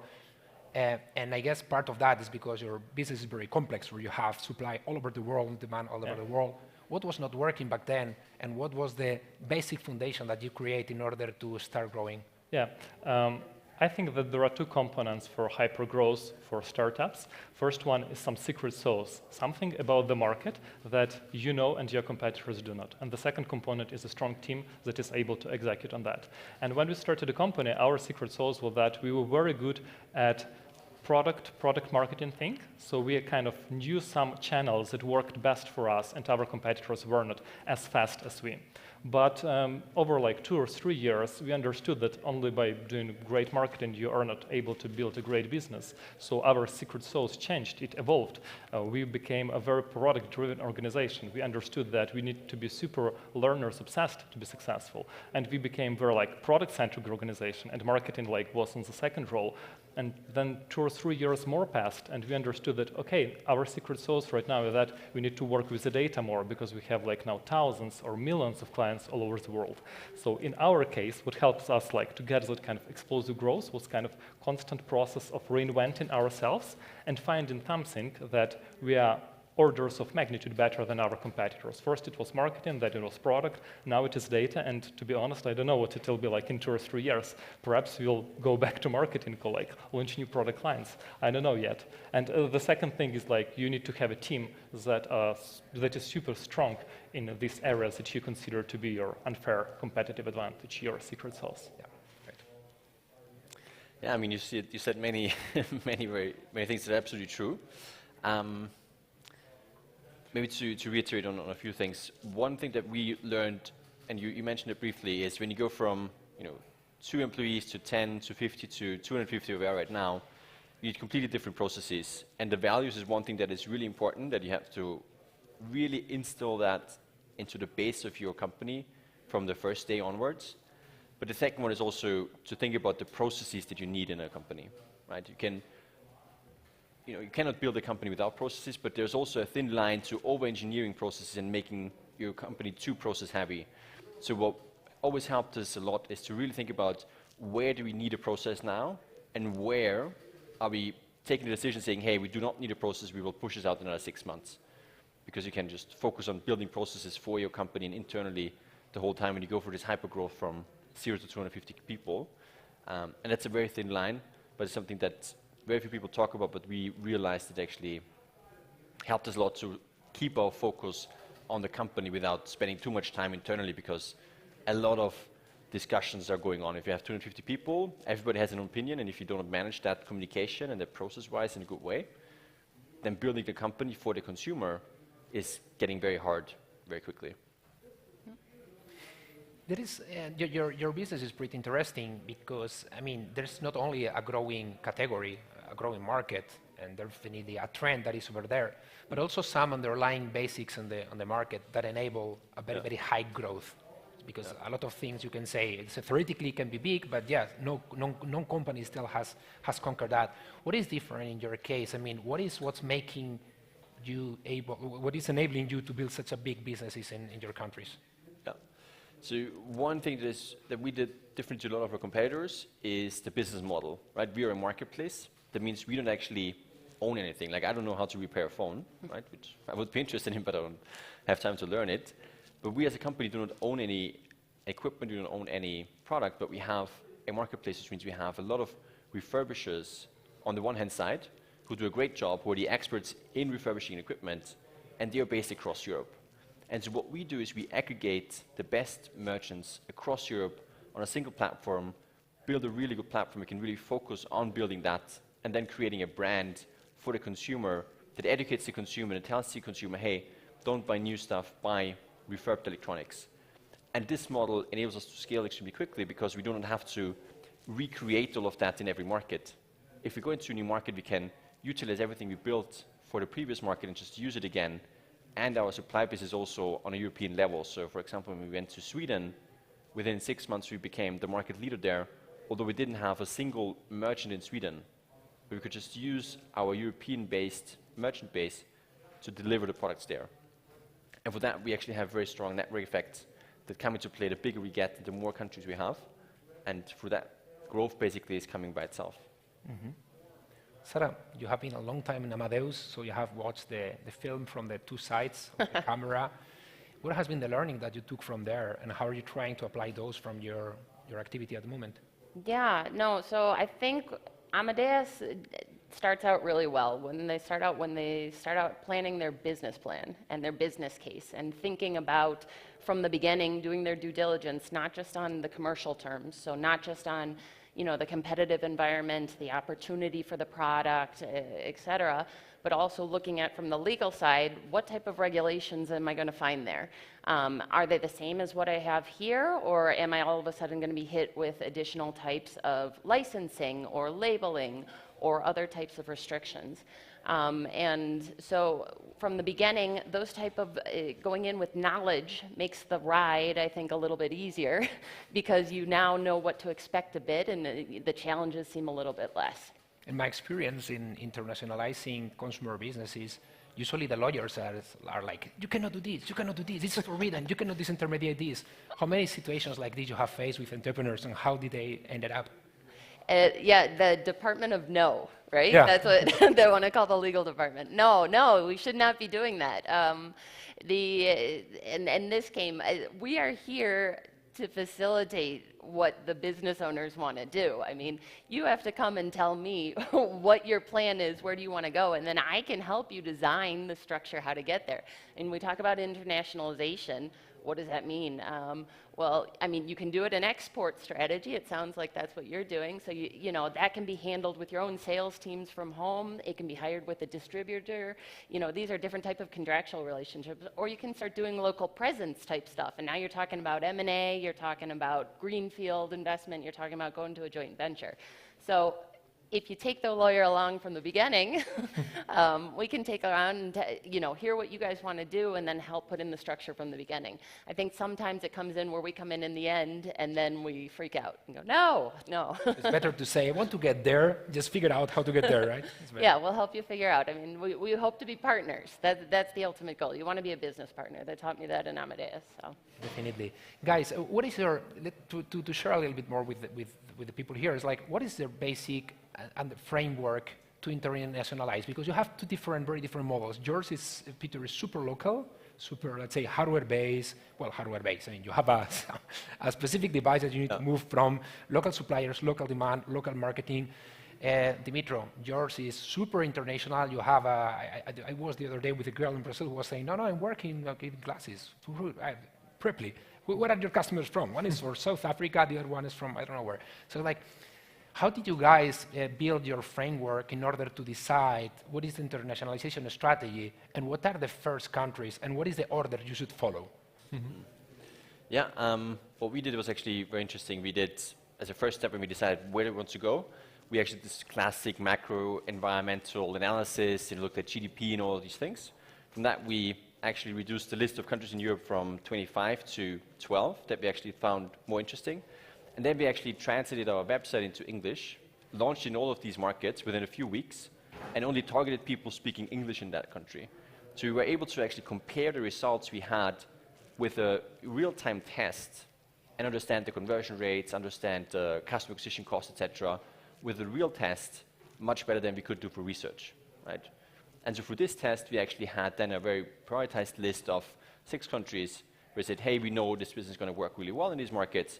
And then we targeted each of those markets individually, created a different marketing strategy for each of these markets, understood the customer very individually because each customer in Europe is very different, right? A Swedish customer is very different from an Italian or a Polish customer. So we have these differences in marketing. But after this first test, we knew this would work. And then we had a lot of energy because we had a lot of focus on building the businesses in these countries. And for that, we now are running through this list, and so far we've been very successful with every country we managed to go to. Do you have a launcher to every country? Or just called opening one by one? Or? Yeah, so we usually do 1 or 2 at a time. We have a specific team that only does market launches. They launch the market and they work on the market for the first 6 months. And then basically the people we hire, local marketing managers, for example, we hire local people in Sweden, and then they take over the market and develop it further. Okay, and have you decided to double down on some of these markets, or all of them were so good that you decided to keep spreading across them? Yeah, so far all the markets worked really well. Yeah? So we're basically just continuing growing in these markets. But I think it's also because we put a lot of energy into testing and making sure that when we expand into a market, it actually makes sense. Yeah, there's another strategy which is like take the I don't know 10, 20 markets and just start removing the ones that do not work and double down on the other one. It's kind of reverse the cycle, and some hyper-local marketplaces works pretty well. Yeah. What about you, Dimitri? It looks like our playbook. Originally, like in 2014, we started in Kyiv, Ukraine. So we were super local on one market. And the war started, the first war with Russia, and basically we understood we should internationalize. So how do we select the markets now? And we were like very simple at that point of time. We were not very strategic. The US, because it's the biggest market, Brazil, because it has a lot of population and there is a lot of query volume, and Poland, because it's our neighbor, so perhaps we know mentality well. And each of these markets grew, but the US like skyrocketed. So our learning is that whatever like you aim to do, in the end, you should look at the data And the US is by all means one of the biggest markets in the world, and it's super easy for everyone to go to because it's English-speaking market. And even if you're native speakers and make some, not native speaker, but make some typos on the website, people would not be so picky about not buying products from you. So our learning was that, okay, United States work really well, these markets work, it works so, how can we expand?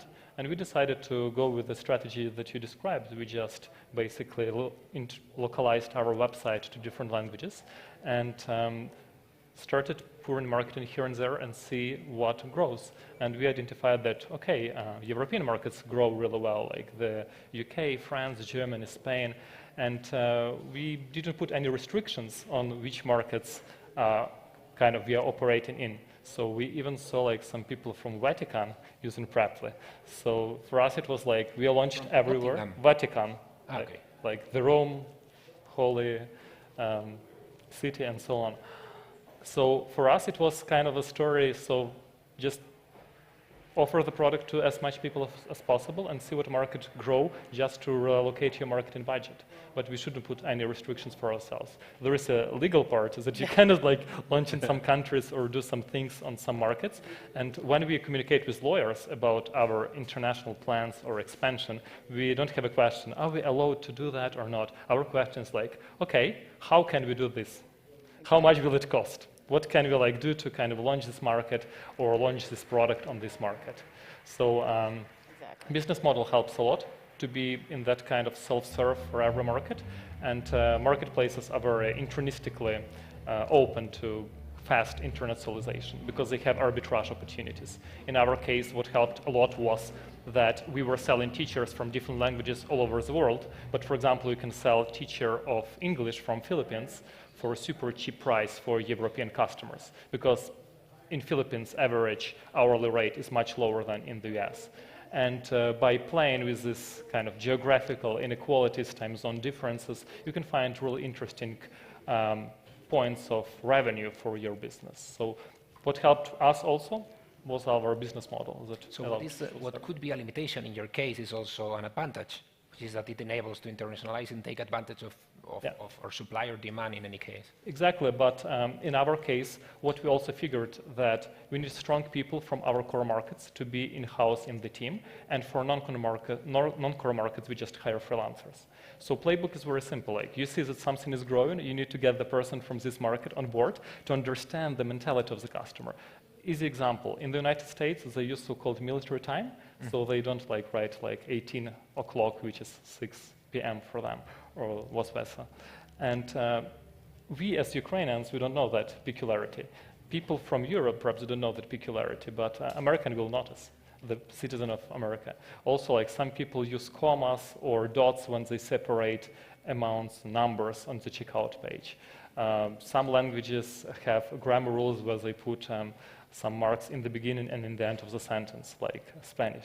Okay. They questioned differently. So there are a lot of localization things that are very local to the market, which payments methods people use. German people need to have a special link to legal terms on the very prominent place on the website because it's super important for them. It's called Impressum. I wouldn't know that if we wouldn't have some kind of German person like working in our marketing team to explain, yeah, that's super important to have it. How many nationalities in the team? Around 50. 50, so, 50? Yeah, so we have basically 400 people and like 47 perhaps nationalities to be precise, 48. Yeah.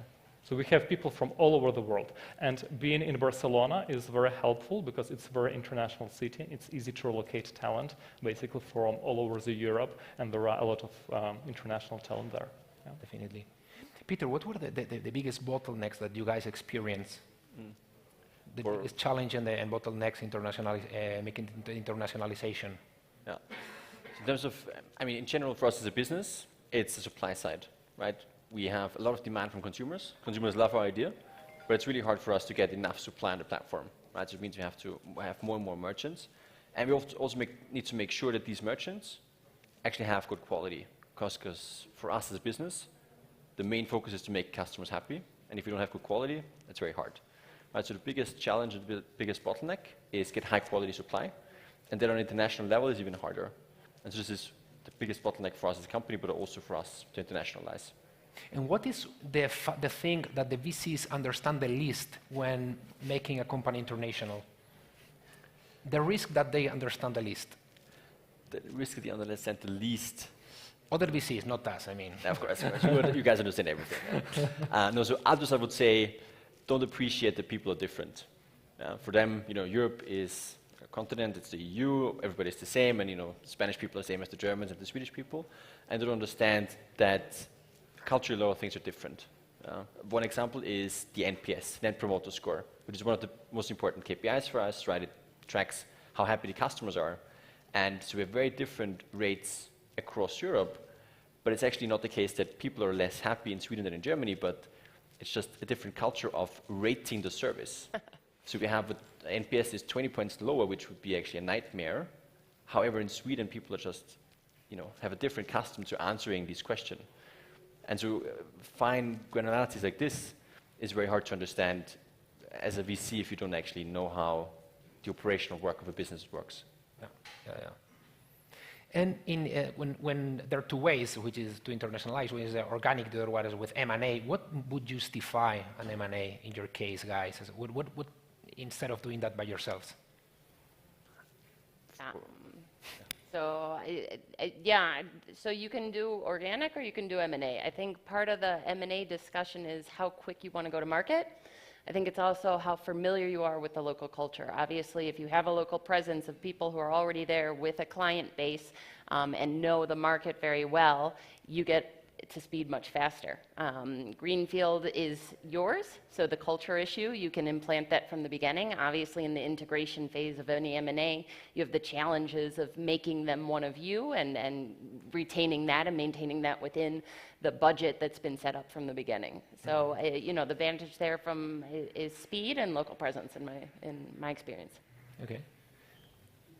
If you strategically, if you eventually think on an M&A, what would you look for? Would you look for team? Would you look for market presence? Would you look for? For us, in terms of internationalization, I wouldn't see any case for M&A because we're so fast into going in a new market. However, what I said earlier is that we're looking into different categories right now. And this is an area where we do look into M&A opportunities because a company might have great connections with a lot of suppliers. That takes a lot of time for us. I mentioned earlier that is the biggest challenge for us. So if a company actually has this particular aspect and they have a lot of relationships with suppliers, then it would actually make sense for us to do M&A. And these are the things that we actively look at right now. Okay. Any category that you can mention in case there is some entrepreneur around the table that says, I have a company here? I mean, we're looking at almost all consumer categories, right? From sports to fashion, furniture, home and living, entertainment, basically everything. Great. In our case, it's also very similar, but instead of supply, we're just looking for strong local players on the markets where we are underrepresented. We think that on an international scale, it's much easier to overcompete competitors if there is another global player, like it's a fascinating game, who is better at marketing, at product, at serving customers.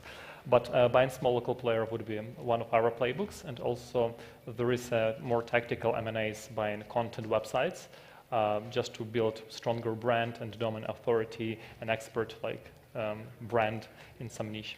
So you would encourage, let's say, smaller founders to join forces with bigger companies because in nowadays environment, competition is super fierce, so it's much better to be with the right team and with the right boat rather than try to fight by themselves, right? Yeah. If incentives are aligned, like if founders from the smaller companies will get a piece of a pie if the company goes public, become unicorn and unicorn, definitely. People are the most amazing asset. If I would find some strong entrepreneurs that could join Preply, and we did some of the M&As to bring more entrepreneurs on board, that's a fascinating story. But that's a value fit. Great. Not that often. So thank you guys. Thank you very much. Super helpful your discussion, and thank you very much, Sarah. And I guess there is going to be a bunch of entrepreneurs wanting to speak with you because your experience has been really interesting. I think they guys have covered like 5% of everything they can say, so if you can take them right there, I think it would be a very good idea. Thank you very much, and have a good afternoon. Thank you. Thank you. Gracias. Wonderful. Muy bien. Thank you very much, Hugo. Sure. Thank you. Thank you. Thank you for this fantastic panel.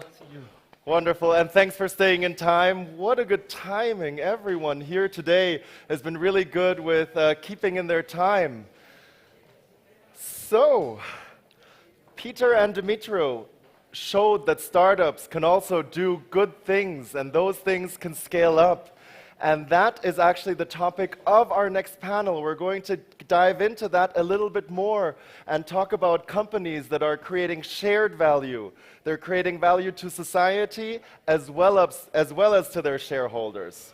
And to talk about this, we have a brilliant panel for you today. And the panel will be moderated by someone who really has to know. He has invested for the last 25 years in tech and renewable companies, and he's now a partner at Q Impact, a leading impact investment firm based in Spain. Please welcome on stage Pablo Valencia. Pablo, the stage is yours.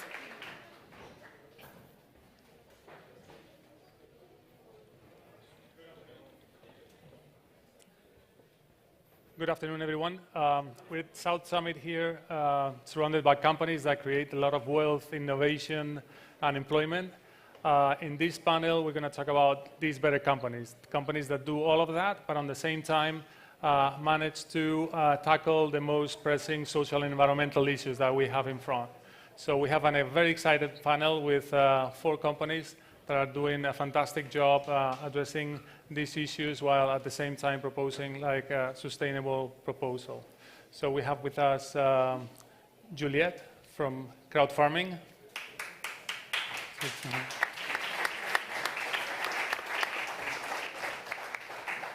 Pablo Vinajeras from Garrigues, Open Innovation. Michael Gear from Humanity.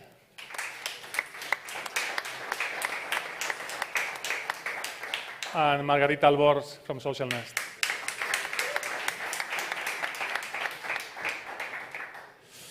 Okay, so let's start with Michael, who is a serial entrepreneur.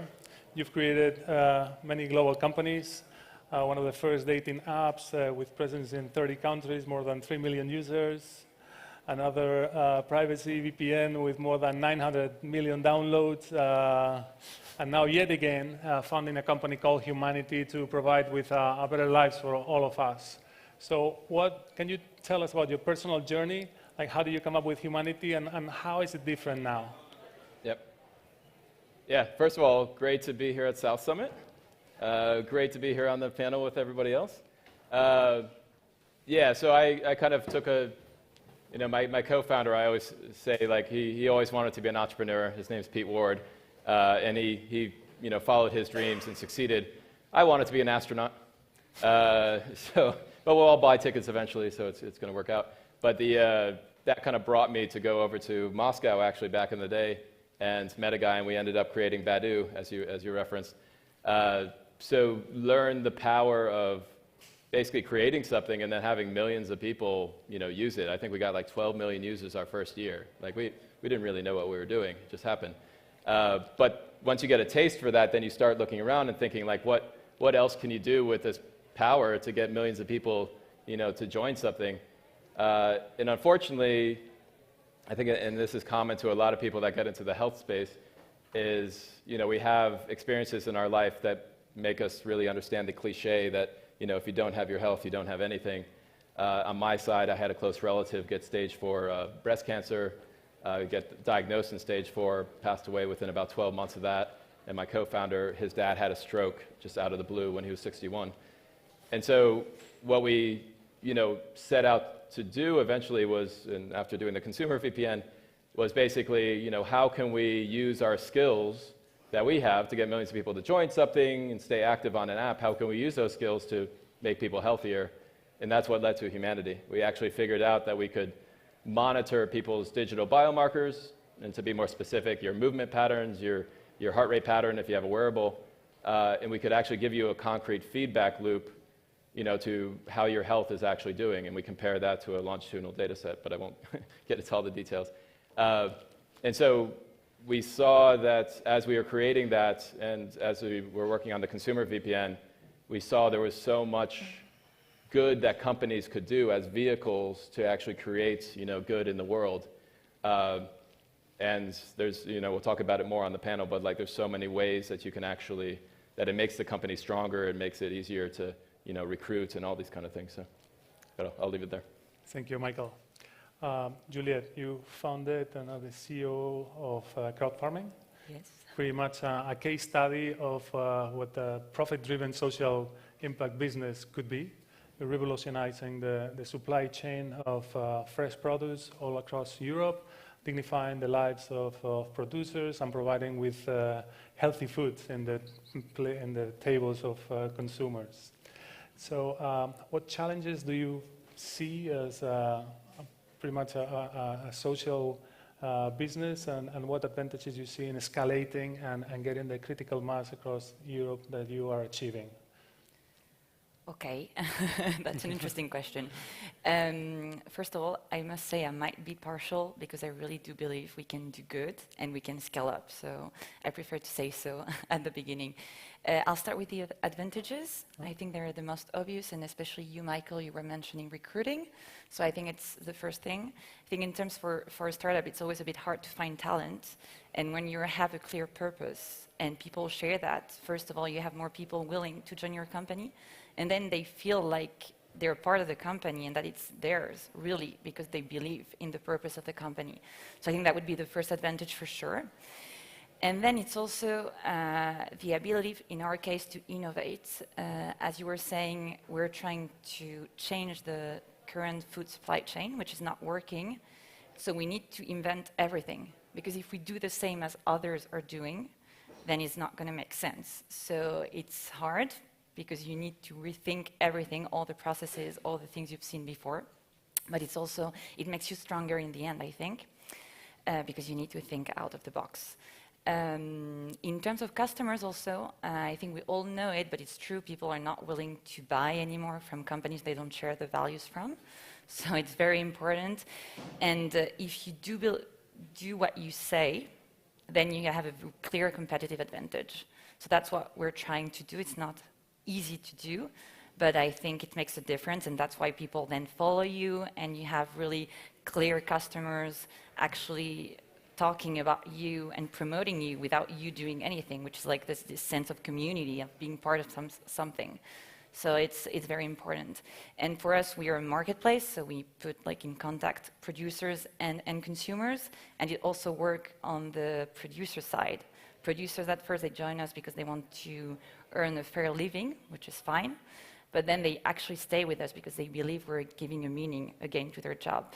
So I would say the advantages are lots of them, but it's true that there are some challenges, as you were saying. So the first thing I would say would be mainly access to capital and investment in general, because first of all, many times, and especially for us at the beginning, it was like, oh, great idea. Nice, you're nice people, but you're a bit idealist, right? It's not going to work. So we had I had a feeling we had to push even more to demonstrate we were growing double digits, and apart from that, we were profitable. So it made sense. But we were feeling like we really need to prove more, because as we were talking about doing good things, apart from that, it was not that clear for some investors. But I think the market is changing generally, and that they see the interest in that. And then, of course, it's just a question when you're growing, you need to accept that if you do things differently, probably the standards by which we used to grow are not valid anymore. In our case, for example, we currently work with 200 more or less producers in Europe. Probably we've been working with them for a few years, and in 4 years we could have thousands of producers if we wanted to. But of course, we didn't do that because we're trying not to sell the food as a commodity, but really to explain what's behind the food that you're eating and actually promote the farmers and their stories. And this is much harder to scale. So, of course, it takes more time, and that can be also a reason why sometimes you're more challenged by investors in general, because you cannot just automate everything. In that case, it wouldn't make sense. You would just ruin the model. So I think that would be the summary. Thank you. So let's continue on that. Margarita, you run your foundation. You're doing amazing jobs in your hometown in Valencia, trying to promote the social ecosystem. Now you're organizing events to connect social businesses with investors in Europe and LATAM. It's a wonderful job that you're doing. So you are a great antenna of what investors are thinking and what companies are facing. So what would you see as the main sentiment today of the investment community towards this impact-driven business? Thanks, Pablo. Hi, everyone. Well, I think that, as Juliette was saying, the interest is growing, and that's a fact. There's more and more capital coming into the sector. Impact investing sector is growing globally, and that I think it's very good news. And it's true that this appetite of people who have capital or managed capital is there, but at the same time we see that the need of new capital coming, it's very, very needed.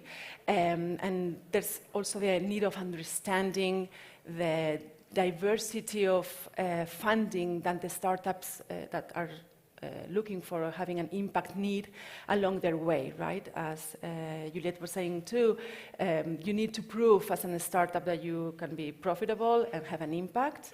But it's true that sometimes, because the startups are doing something new and some things that many times are really complex, like solving social and environmental challenges that are difficult, are needed or require several players also to collaborate, makes the need of investment or the perspective of investors, the people who have capital, that really are aligned with that too. We are seeing, as I was saying, more interest of private investors, of people who are high net worth individuals. Next Gens, for example, are a very interesting group of people who are willing to align their capital with their values. We are seeing new players also coming into funding startups and providing catalytic capital, like, for example, foundations or even corporations can be also a new player coming. So definitely it's growing, and I think it's good news, but at the same time that we need to still work on creating awareness, because we come from this bipolar world where on one hand we thought that our investments will just be for having the maximum return in terms of capital or doing philanthropy, and for many people on all these new players I was saying, like public administration, corporations, even foundations or investors, still have these kind of two pockets, right? And separate pockets, and I'm doing totally different things. And for them to know that there's a possibility of doing both things is still new, and really how to do it, they need really guidance. That's why from the foundation, as Pablo was saying, we have an initiative which is called FI, where we work with those investors to educate them about the opportunities that impact investing represents, and also to inspire them and show them cases, successful cases, where they can see that's a reality, that they can have impact and returns. And we are doing that not only here, but also in Europe, and willing to connect European investors with Latin American opportunities where there's a lot of things to do too. And also for the startups, for example, understanding their funding models, because getting VC funding, it's something that is applicable to startups at some point and specific models, but there are other types of capital, as I was saying, like catalytic capital, venture debt, and others that can also play a very important role in the development of the startups and in their success. So then VC capital can come later on. And again, the startups need this type of also to support. So we are, for example, running programs for investment readiness and also funding, so they can find their best funding model and the best funders for their startups in every stage. Thank you, Margarita. And Pablo, you advise hundreds of transactions, financing, M&A, restructuring, all sorts of transactions with different companies. How is it different in the case of socially driven companies? How do you incorporate these factors into the equation? Are the deal terms different? Do you measure the impact of these companies in structuring these opportunities? Well, a good question. Quite interesting. Yes, it's different, I would say. We as lawyers, I do not see myself as a lawyer. We are more a travel companion. We're partners, and at the end, everyone wins whenever the project develops. And at least that's our mindset when we advise startup companies, which is quite different to other traditional standards. We usually tend to find similar intricacies and challenges. And even though there are challenges, the fact that there are challenges and the scope and the aim is sustainable, certainly it's more encourageable. There's encouragement and satisfying at the end. And what we focus is trying to provide advice to the board of directors, to the founders. How can they measure whether in fact they are complying with these sustainable guidelines?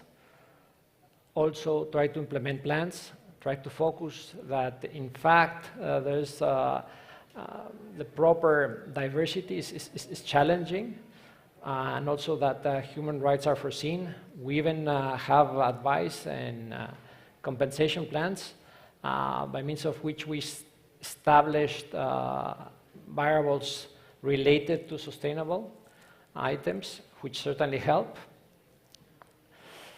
We focus on providing an analysis that the entire value chain of the companies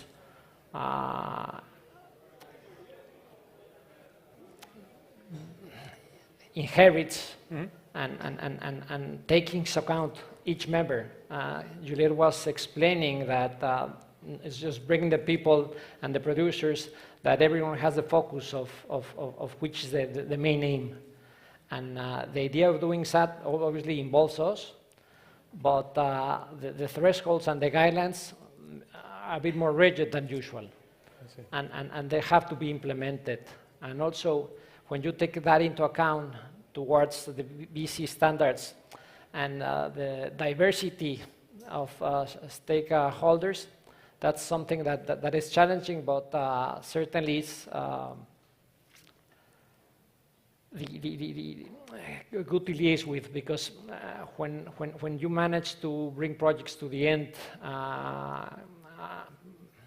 bring investment to the companies, and identify that they can grow and the projects can progress, certainly it's more satisfying than other projects. Of course. If you tell me if we have an impact, how do we see it? Yes, we see it. I think that the law is a source, a tool that allows to handle the challenges of society, and we are one of the players that can help to really convert the society in a more fairer, sustainable.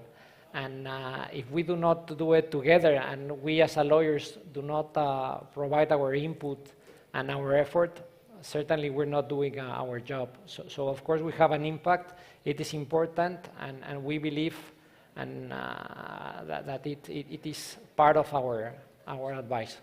Thank you. Let's continue with one of the main challenges that we see, which is capital availability.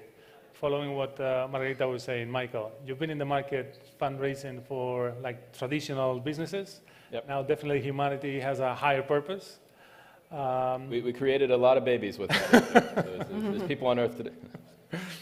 So is there such there's clearly better companies, but is there better investors? Mm-hmm. Those in the big investment industry that can fund you being more patient or even allowing lesser returns? Is there such an animal in the investment community, or you have to go to the traditional pools of capital within your theme?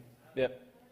I mean, I'm definitely a believer that there's not less returns because the basis of how this works is you're creating something that solves a core need of either the person or the community.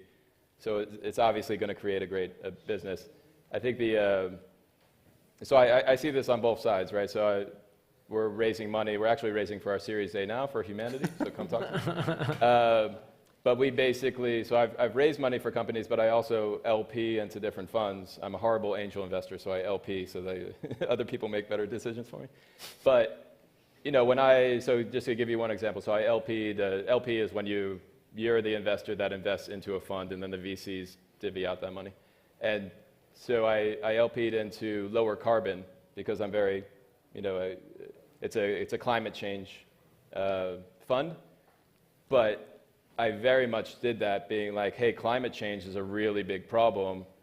I would like to think that at least my money is going to solve it, but it's a really big problem, so it's actually going to have a lot of returns too, right? If these companies are successful, it's the biggest problem that we're facing. How could it not have good returns, right? And I think when we went out, the biggest, so it's not about the returns, but it is, as you pointed out, it is about, so if we're creating, and Juliette kind of pointed this out, like if you're creating a lot of different stuff to make the thing work, the patience of the capital, as you said, so like, is a lot of VC funds, they want to get their return, say, in 4 to 5 years, or in that time frame, sometimes they have to. They won't be built to really sit around and make it might take you 10 years to make this thing, amazing. And I know 10 years sounds like a long time, but like name me almost any big tech company that you know, and it's been around for more than 10 years, and you probably didn't hear about it until it was around for about 7 or 8 years. And so it's actually like the biggest companies that make the biggest difference in the world, it takes time to incubate, and so the patience of the capital, if the capital is able to wait, if the investor is able to wait with checkpoints, but wait, and see this thing through and help you raise the next rounds and all that kind of stuff, that's the investors that we need in the impact space, because usually, not always, but usually if you're solving big problems that are facing everybody in the audience and ourselves, those do take quite bigger projects to build and longer time to build. And so that's the biggest difference I see on the investment side.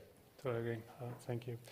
So, Juliette, there is no doubt that your company has this higher purpose of trying to dignify the life of producers and allow healthier food for clients. But how do you measure, how do you communicate, and how do you translate those impacts, both internally and externally, to make them advantages for your company? Okay. Well, I think the first thing you said is to measure exactly what you want to do. Because if you don't measure, you don't know if it's happening or if it's not happening. It's like the basis. So I think that's the first thing, and we're working on that, because sometimes there are some things you cannot measure so easily. So we're working on that, and it's a question of really being on the ground with, in our case, the producers. We have agronomists working on the ground with them, and actually working on more sustainable agriculture techniques. So this is like part of the thing, is also to accept that it takes time, as we were saying, and that it takes lots of implication of the team. In terms of communication, I think we have KPIs, very clear ones, and we communicate them to the team. And then we have very demanding customers in our side, and even producers. So they're asking us for more information. We actually created a blog and a podcast with very detailed information about how we work, what is sustainable agriculture, what are we talking about non-sustainable farming, why is it such a problem for CO2 emissions. And I think it's just something that people are asking for. Because, for example, in our case, and it's the case in many sectors, we get so much information every day, but we don't really know what's true or not. And we're kind of lost. And in the end, you have people asking, for example, for us it's obvious, but we had so many questions at the beginning, I'm German. Is organics the same in Spain? Yes, it's a European, but it seems obvious, but it's not so obvious. And there were people not buying from organic Spanish farmers because they were saying it's not the same. I heard in Spain they don't do it the right way. So we're really working on that, on giving the right information and trying to be extremely precise, technical, and of course, at the same time, to be close to the people, to explain in very simple terms, because otherwise we start talking about very technical things and no one understands what's happening. So I think the key is there, and it's part of our communication to the consumers, to the farmers, and even to the investors. When we need to explain to investors, it takes 3 years, more or less, for a farmer to go to organic and to transition, and during these 3 years you cannot sell their product as organic. Well, you need to explain, because otherwise they're going to say, why aren't you selling as organic this product? Because I can't. and I explain to you why, and it's good. I mean, it's nature, it takes time. So I think it's just a question of having the right KPIs and explaining why you're choosing those, and then evolving, of course, because as the business grows, you need to go into more and more detailed KPIs, and maybe some for some products, for some areas, and others for other topics. Thank you. And following up of what Michael was saying, there's this trade-off in our mind that if you are doing good, you cannot do as well, so you have to be less profitable. On the other side, in the industry, there's this trend of trying to discover and to demonstrate that there is what they call impact alpha.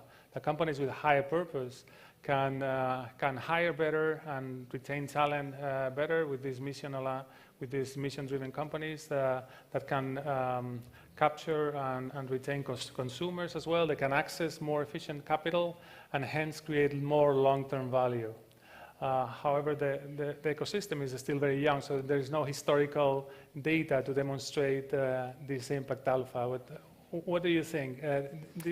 Well, I think there are starting to have some reports, some data around that. In fact, this morning we were talking with a person from B Corp saying that they are doing some reports around that, and they have found that B Corp companies who are these purpose-driven for-profit companies, and comparing to companies similar in the terms of number of years that they have been operating on sectors, etc., they are selling like 3 times more than non-purpose-driven companies. So we are starting having some data.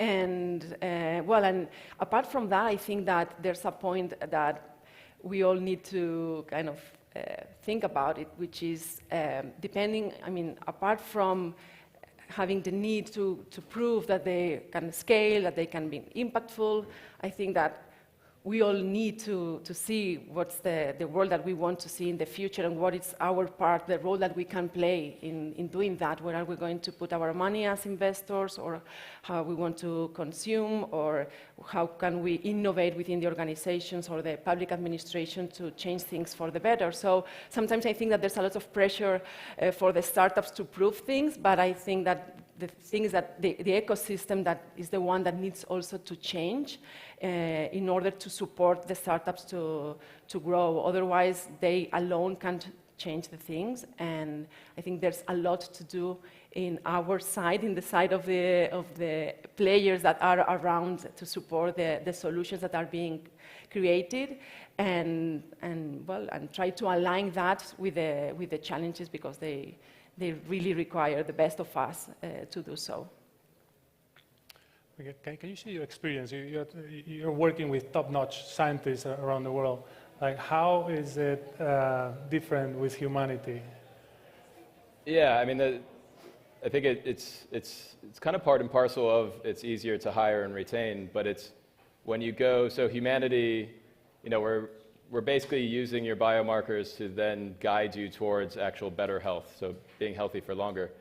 And so when we go to, name the top science researcher or top scientist, we actually have found that it's just so much easier. Like, if we were some less big impact kind of commercial operation, we would go and they would be like, oh, you're a startup, you only have, we have 100,000 users, but you only have a certain size. When we go with this big, we're going to change this thing, this big vision, we find that all those doors are open. People are just really happy because they've spent their lives dedicated to changing this thing, whether it be in cancer research or, preventative medicine of some sort. And when they find a quite, quick-moving organization, which a startup is, that comes and shares that vision, I think that makes it so much easier for us to talk to anybody that we want in the world, basically. So. Well, thank you very much. It's been a very, very exciting panel, and it's been great to get to know your experiences in scaling these better companies. I think in a couple years' time, it'll become evident that in scaling better companies, it's much easier than the traditional ones. But thank you very much for sharing with us. Thank you. Brilliant. Wonderful. Thank you very much. Thank you very much for this great panel. That's always great to hear, especially to my heart, that impactful companies are going to be easier to scale than the regular companies. We are going to stay in Spain with our topic here, and we have a fantastic speaker next on stage, a real star. She's the Spanish Minister of Science and Innovation. But before I ask her on stage, we are going to talk about the public and the private players who all have the same mission here in Spain, to help startups grow. And so let's talk about this. And here to moderate this panel is no other than the CEO of InnoBooster, a private innovation agency, and a very well-known speaker and moderator. And she is part of the family here at South Summit, a real crowd fan favorite. And it is my pleasure to welcome here on stage Ana Duran Moreno. Thank you very much. Thank you, Daniel. Yes, it's a great pleasure to be here. Welcome to this panel that is very, very interesting, with key players of the ecosystem that really boost the startups and the innovation. Okay, just briefly to introduce myself, I'm Ana Duran from InnoBooster. We also aim at boosting these startups, these technology projects that needs to grow up, and I have the great pleasure of introducing today 4 key players. One of them is Gabriel from Iberia. It's the Transformation Director of Iberia. Begoña also is here from EIT Food, the Director of the South of EIT Food. And Elisa is the Director of internationalization at ETHEX. And here we had Diana Moran coming, the Minister of Science and Technology, but in her replacement we have Teresa, that is her right hand, let's say, that is coming to the stage. So please give them a very warm applause to these great key players.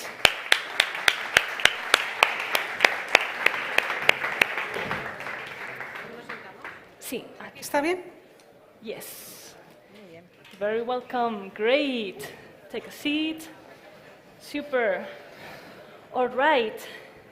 Let's start with Begoña. Begoña, tell us a little bit about the role. We know that EIT Food, EIT is a branch of European Union, and you are key to strengthen the innovation. So please tell us about the role of KICS and how do you bring innovation in the Spanish ecosystem grow? Okay, thank you for introducing me. Yes, EIT is the European Institute of Technology, and we have 8 communities, innovation communities inside EIT. We bring together business, leadership business, together with education, research and technology, and startups. And we construct partnership across borders. So that's what we are.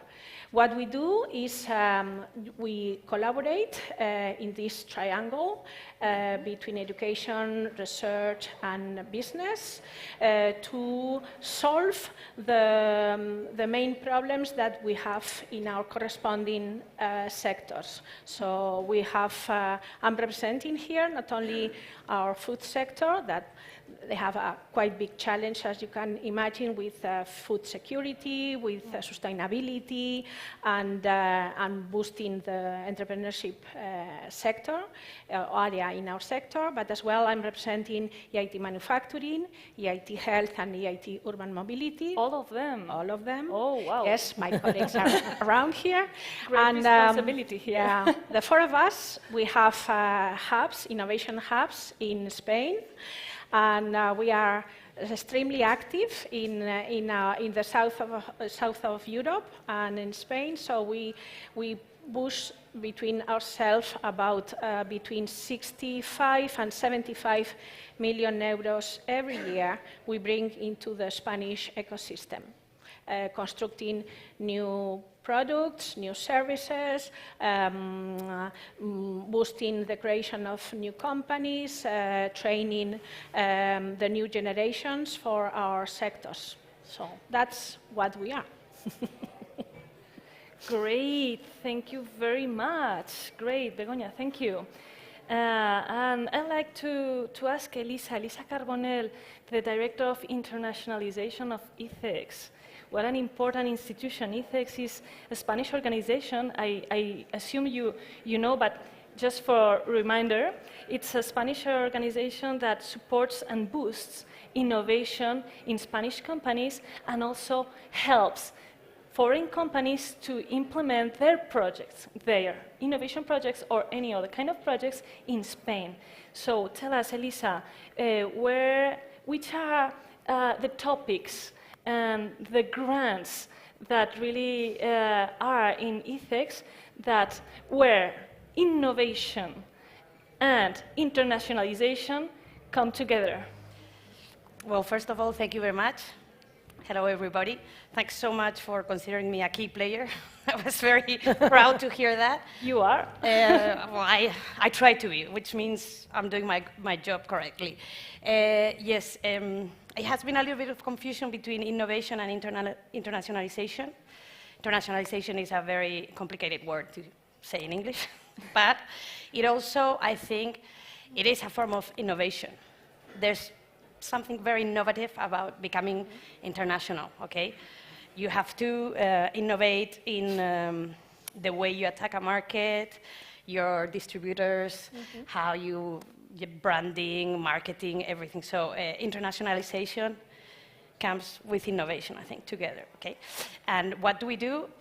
Yeah, we actually help and boost the economy to become more international through our companies, through our startups, SMEs, and also by attracting investment and talent from abroad and encouraging to come here in Spain. Now, you asked me about trends.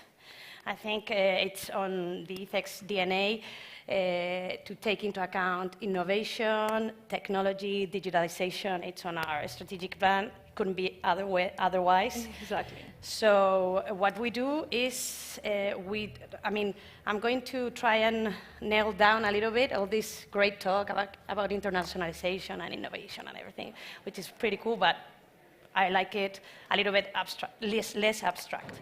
So what do is we identify real opportunities, business opportunities, we mean business, abroad, and we create instruments to help our companies to actually go for those opportunities. So what do? We have different programs, such as what we call Desafía. It is a program for startups.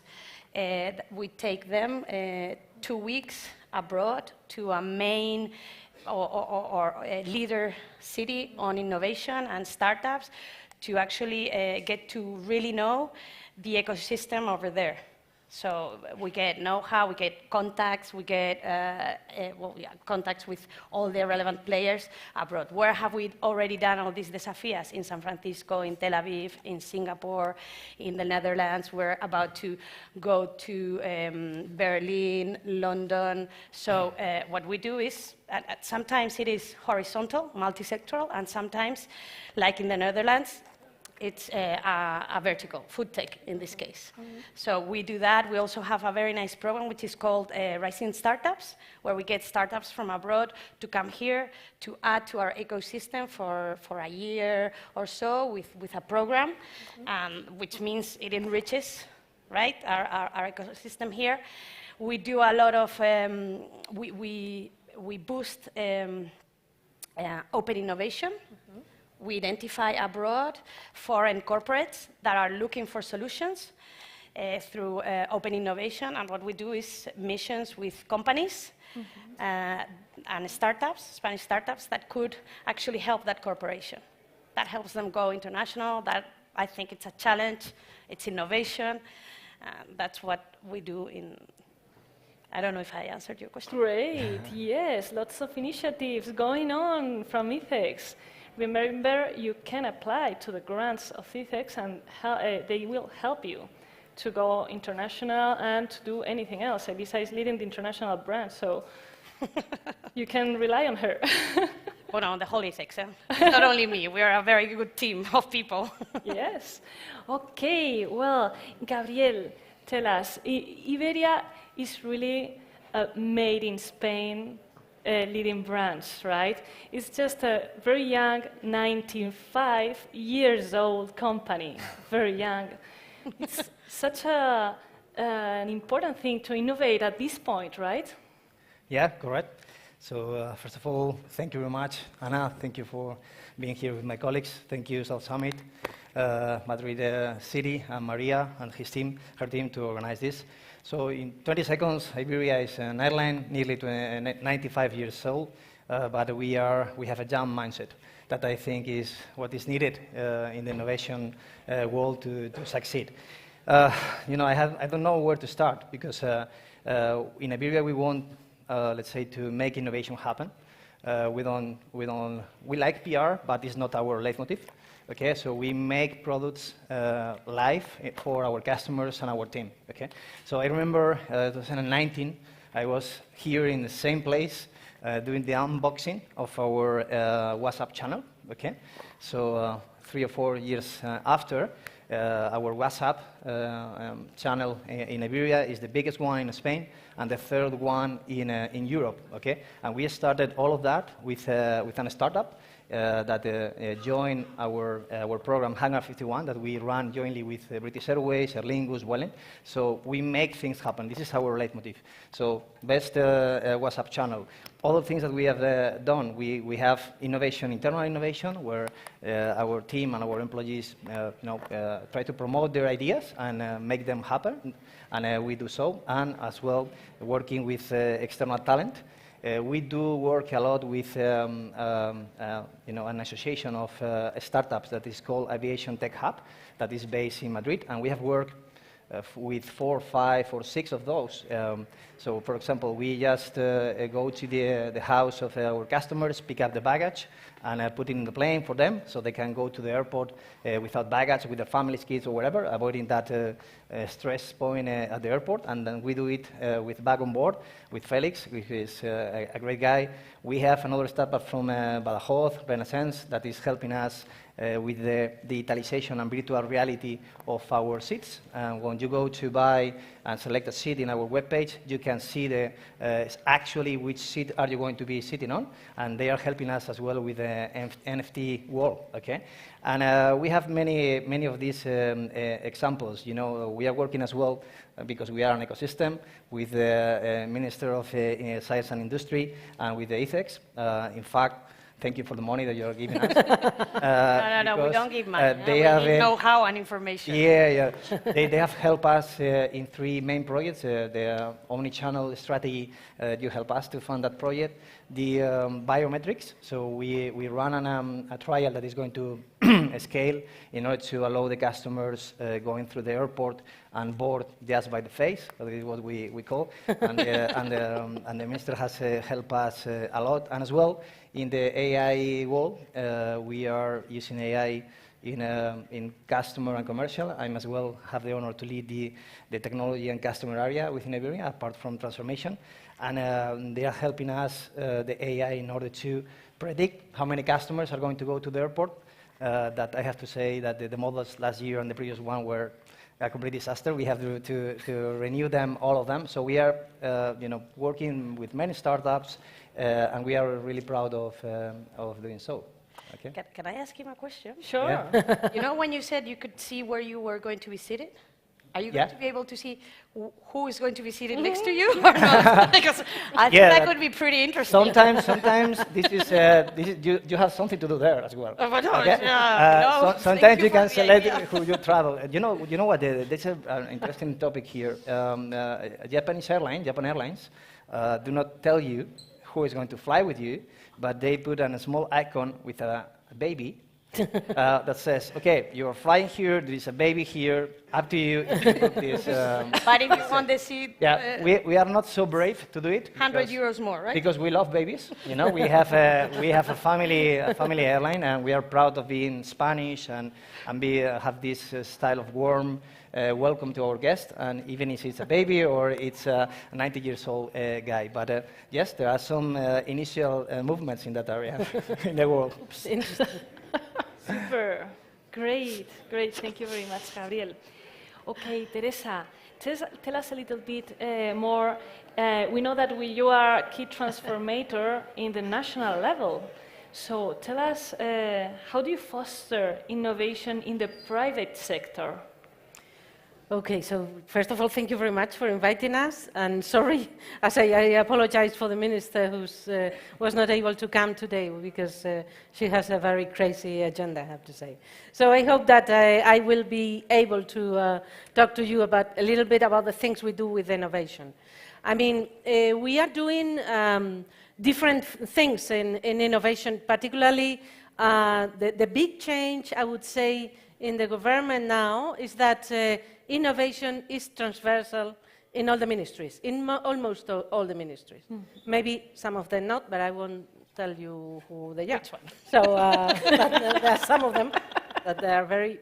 So innovation, you can find innovation particularly in everything related with digital, telecom, industry, ecological transition, but also in agriculture, in fishery, I mean, in transportation, of course. So we have innovation, and it's very, very transversal. So I'm very proud to be the Secretary General for Innovation of the Spanish government, but actually I'm not, so sorry about that. Yeah? It's true that in our ministry we deal very much with what is disruptive innovation.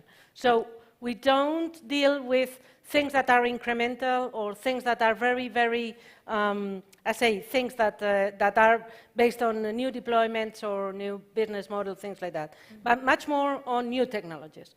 So we have an agency that is a public entity, that is CDTI, that is the Center for Development and Technological Innovation now, because we are changing the name of that. And CDTI offers a wide variety of different financial aids to the companies who want to do innovation. Not only innovation, but industrial R&D, which is very, very important, which is quite different at the end. Lots of lines of grants in the CDTI. Yeah, there are many different types of grants. But I would say that it's not only grants. It's not only granting projects. It's also what we are doing. We are diversifying since, I say, 2018, more or less. We have diversifying very much, and we are doing now a lot of public procurement for innovation. So we have an office that are doing, I said, they are buying prototypes that don't exist for the Spanish administration. And also we do a lot of investing. So we participate in equity with private investors and in a co-investing way in a fund that is called Invierte with double N, so remember that. It's very, very interesting because we have, I say, more than 80 companies that are invested with more than 140 million euros. So I say, and some of them are very successful, some others not, but the thing is that we need the public support of that for those companies to be funded, to be really funded and to make them grow. Because sometimes these very technological startups are small, and sometimes they keep small, and they are always small, and we don't like that. So what we want to do is to power them up, I say, also with internal money, and also to give the opportunity to grow and to give benefits to the society. That is our main aim. So in our case, it's CDTI, but we have also an agency that relates very much with basic research on our PROs or our universities and so on. Great, great. I have a question for you both, Elisa the public and part. you. Yes, yes. Oh. Because it's true that there are regions, or concretely regions that are especially innovative, also because they are they have grants, they have really points where the companies, the SMEs, or the corporates as well, or startups, really can rely this innovation. They can really push their innovation forward in order to really go faster. And probably ETHEX and CDTI, for example, are main players that are able to make it more transparent, faster, more reliable in terms of time. So do you have any initiative now going on to make it even better so that really companies want to really believe in it more and more? So, go ahead. In the meantime, I will... Ya lo he visto ya. Me he dado cuenta, pero vale. Secretaria General, Ana, a Directora General. Okay. So, who do we have to convince? Who has to believe more into the question, scaling up? To sum up, the question was if there are like new initiatives now going on to foster the participation of SMEs, corporates, and startups in grants or initiatives. Can I begin?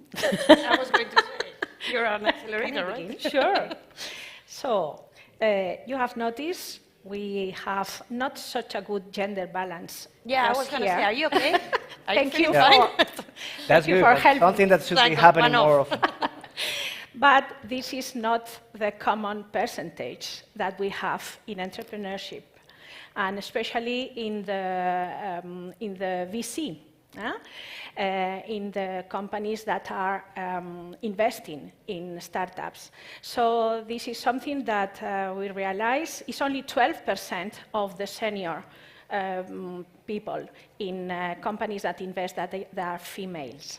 So the KICs, the EITs in Spain, we promote one new program that we have developed, and now is open. So that's why I'm going to do my publicity time. Great opportunity. They are open for females that want to apply for being part of another startup or be part of a VC fund. We are granting them some months, like 6 months, for be trained with the aim that this funding industry as well is picking up females, and the gender balance is a bit more equivalent on this issue. So we are calling this program Supernovas because we want females to shine. As I said, you can Google it in Supernovas EIT, and they are open for young females that of the STEAM areas that wants to join the startup ecosystem, or for female-led startups that want to internationalize, wants to scale up and make their business grow and be more mature. So that's for me. So now I had the time to think about my answer. Thank you very much, Begoña. Sorority. So no, what we do in every time we participate in a fair, in a trade fair or whatever, what we try to do is to get together all the relevant players in the ecosystem. You have to understand that it always has an international component, okay? So it's either international funds or international corporates or international startups, but we get together all the ecosystem around us in order to boost scale up, and also internationalization is a way of growing. But you have to have the tools, which is a good strategic plan, which is all the information, and someone coming along with you. The ETHEX has not only its headquarters in Madrid, but also 30 offices in Spain, las direcciones territoriales, where we actually go fishing for great startups, innovation, talent, and everything. And we also have a network of more than 100 offices around the world, which means that we are on site, we know the ecosystems, we have the contacts, and which means that we can actually design like these very cool programs to visit abroad, to see universities, accelerators, funds, other startups. We actually work with all the ecosystem, because I think you cannot work with only one part or two without working with the others. Great. Okay, in our case, I will tell you that now we are... 30 seconds. Yes. We are opening our grant schools, and we have, now it's open Neotech, which is very, very, I say, we have a lot of demand on that. It's for startups, for deep tech startups, and it will close, I don't know, in next month, I would say in July. The second call that is open now, it's PTA, that is the technological program for aeronautics, which is technology particularly for aeronautics, that is part of the PERTE, of the strategic project in aerospace that we are running in Spain. Enormous program, the PERTE. Oh, yes. We'll be Enormous presented tomorrow morning. Great. Yeah, say, watch Great the news. TV tomorrow morning. And, See, that's why the minister couldn't come. Yeah, and another thing that we are opening are CDTI missions, which are 6 topics that are selected from our main goals, and are projects that have to be in cooperation in between large, medium-sized, small startups, and also the research area.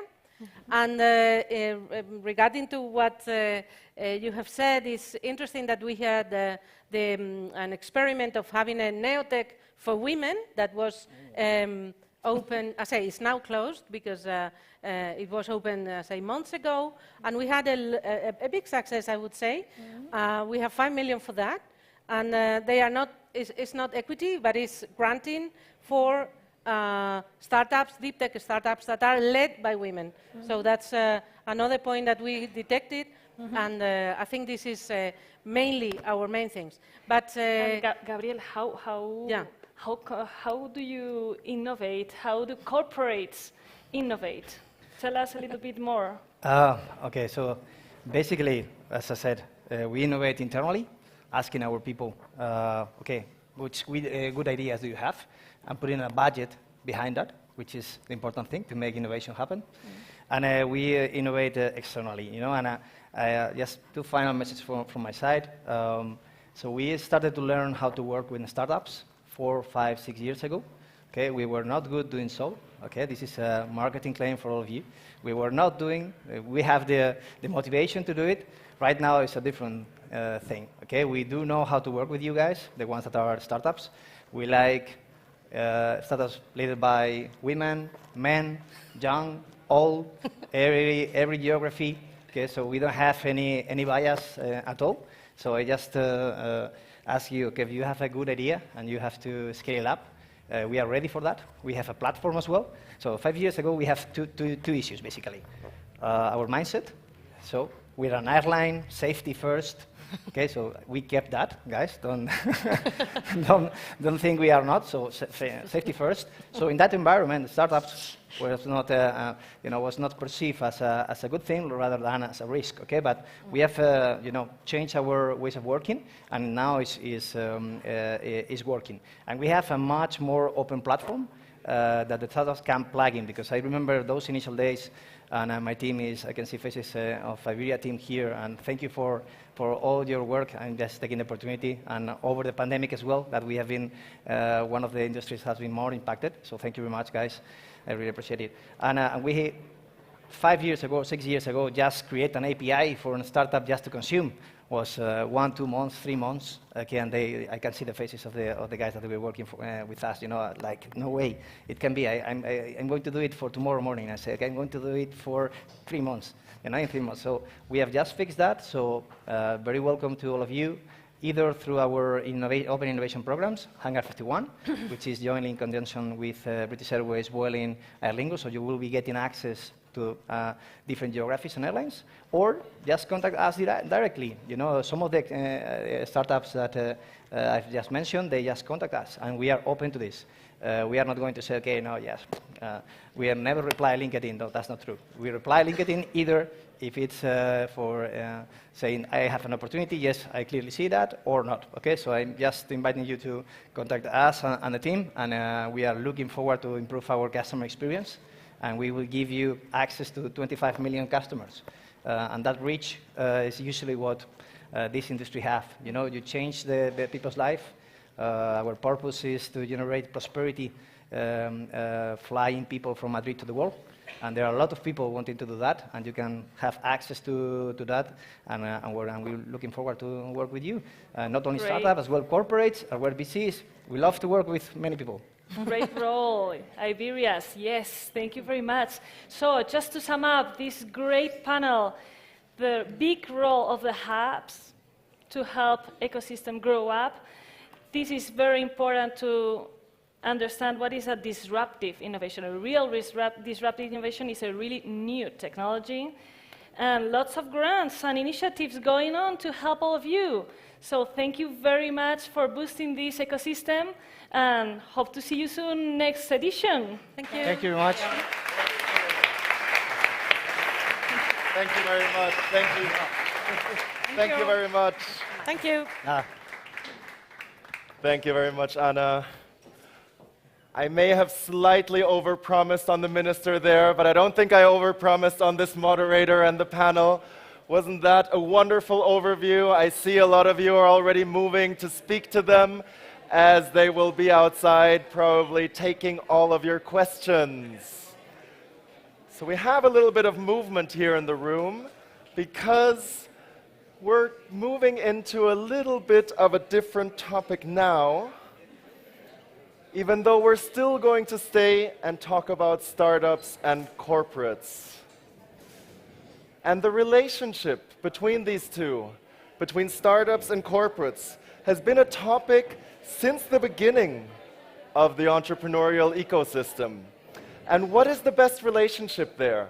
Should startups and corporates, should they partner together? Should corporates invest in startups? I think there's good cases to be made for both sides, and we're going to hear from that for our panel today. And for this panel, we have another wonderful moderator. He's part of the South Summit family.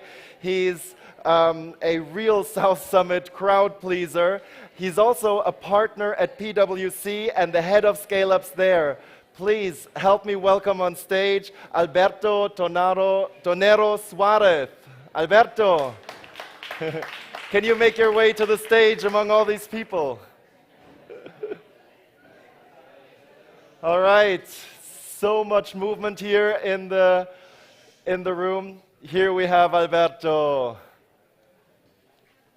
Alberto, so nice to see you. The stage is yours. Thank you, Danny. Yeah, I make the bird. Good afternoon, everybody. Thank you for coming. I don't know if we have to wait for the crowd that is outside to Jaime, come. ¿cómo estás, tío? Yes, we may wait or we can start. So thank you very much for coming and for being here. We hope we have a lot of people outside will come. And today we're going to have, I hope, a very interesting panel talking about startup maturity on the ecosystem. So for that, we have 4 fantastic panelists. First of all, Sergio from Sabadell. Carlos from Clickart. Javier from Quinter. And Angel, you founders. So first of all, I may introduce myself. My name is Alberto Tonero, as you know, and I am the partner at PwC in charge of the scale-up and open innovation area here in Spain since 2013, so almost 10 years ago. And we may know everybody here 10 years after. Okay, so hello, my name is Sergio Pérez. I work in Bank Sabadell. I'm in charge of the Sal Venture Capital, the venture capital arm of the bank. And mainly we have 2 activities. We invested in capital, in startups, and also we provide what we call venture debt. That it's a kind of debt that it's a hybrid between capital and debt. Okay. So Carlos Rivera, co-founder of ClickCars, online car seller, founded in 2016. Actually exited a month ago, and where we generated 500 million euro sales in the 6 years, team of 600 people, and with 5 million euro raised. My name is Javier. I work in Bankinter Venture Capital. We invest in a joint program with Fundación Innovación Bankinter in startups based in Spain, Ireland, and Portugal, with scalable models based on technology. Hi, my name is Angel. I am from YouFounders. I belong to YouFounders. What we do is we are the first marketplace of entrepreneurship. We connect entrepreneurs with advisors and investors, and concretely my role is to do a soft landing with investors like Javier and Sergio. And yep, that's it. Okay, guys. Fantastic. So today we're going to talk about a very specific relationship, what is startups and corporates and VCs and whatever.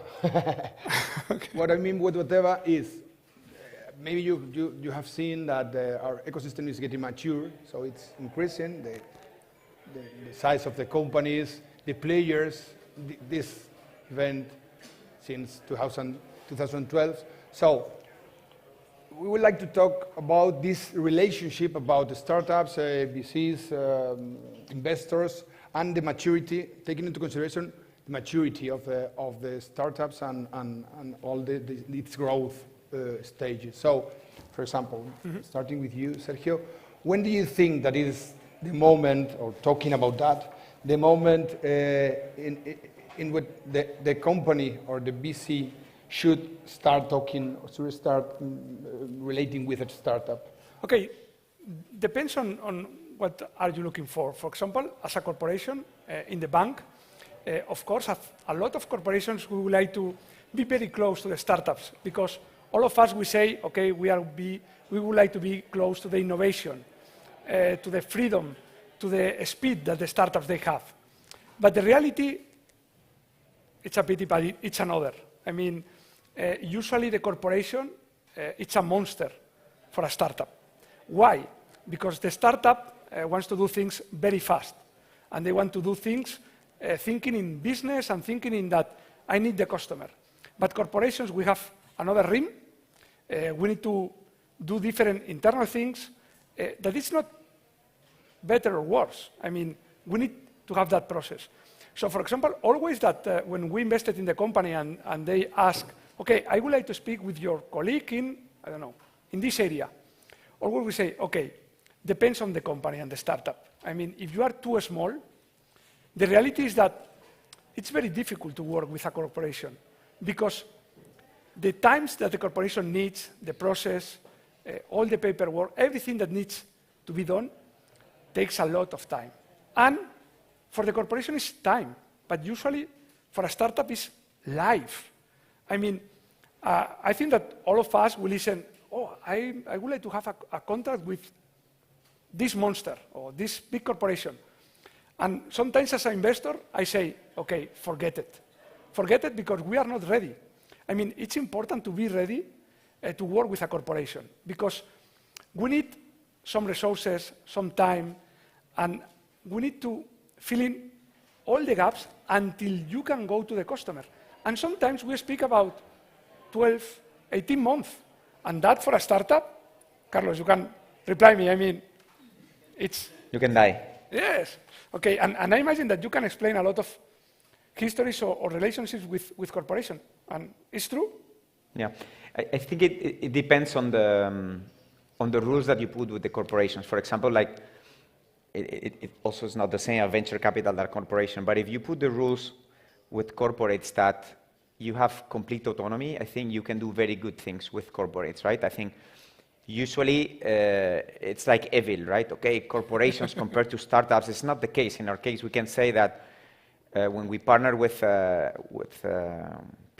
Peugeot, actually, we put the rules that we will manage the business, but in the meantime, they provided capital, they provided cars, and they provided knowledge, so it was quite good. Also, to make decisions with them is very, very complicated, but if you have it's pretty clear the rules, who manages the company, and the things that you need help for, I think it can be a very, very good thing, actually. But you need a size. You need to have some size to start working Absolutely. with the corporation. And Javier, what do you think about? I fully agree with Sergio and with Carlos. For me, it's very important to analyze and to know, to answer the question about when, you have to know which kind of investor you are. If you're an investor, you're a partner. You're an investor, but more a financial investor. So when you invest, you're going to, your timing will be defined about the size of your fund, the role you have to take in the funding round, and the stage you want to take in the company.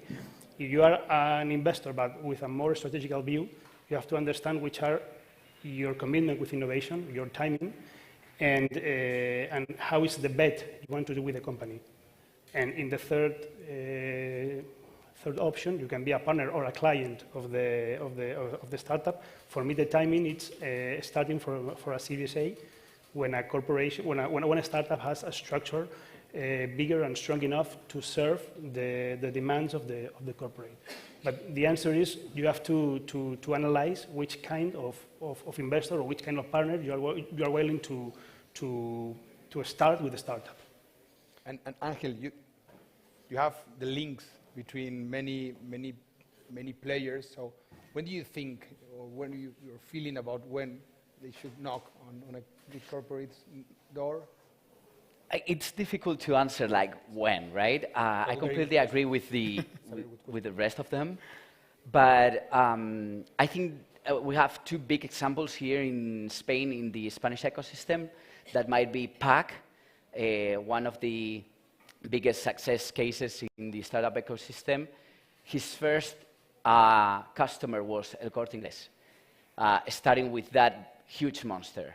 And I was actually hearing an interview to Xavier Rosales and how they got to that corporation, and also obviously they were scared about not meeting those requirements that Sergio was mentioning before.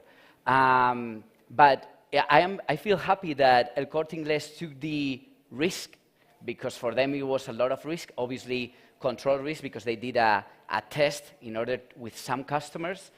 They started proving PAC technology, and I think El Corte Inglés was key for the success of what PAC is today. Obviously, they have a great team, they have a great technology, but having that partner is obvious, very, very clear for their success. Or that is in terms of collaboration, but we were also mentioning about investment. For example, we have the example of Silence, the electric motorbike company from Catalonia. It was firstly financed by Repsol. Without them, it is very difficult for an entrepreneur to build a factory of electric vehicles, electric motorbikes in this case. Afterwards, after a period, Repsol thought it has already been a success investment.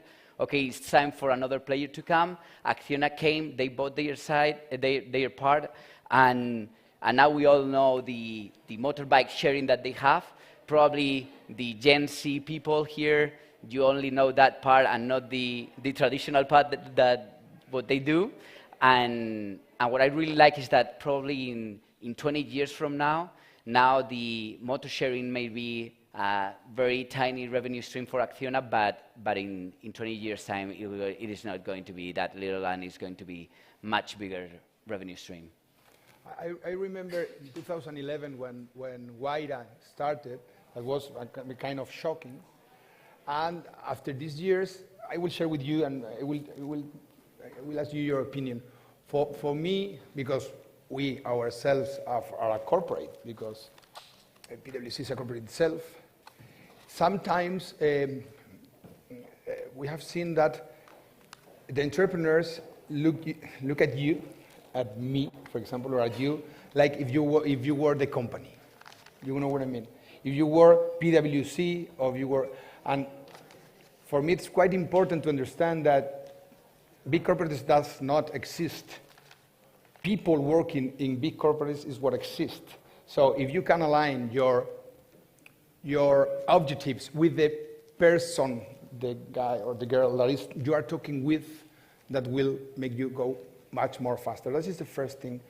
And the second thing I will share with you, and I will ask your opinion is, for example, Carlos, the first time, I don't know if you remember, sure, because your company is not so older, the first time you thought about, we have to talk with this big corporate, how did you attack them? How did you plan that meeting? What were you looking for? And what, after this year, you said it was terrible or we made the goal?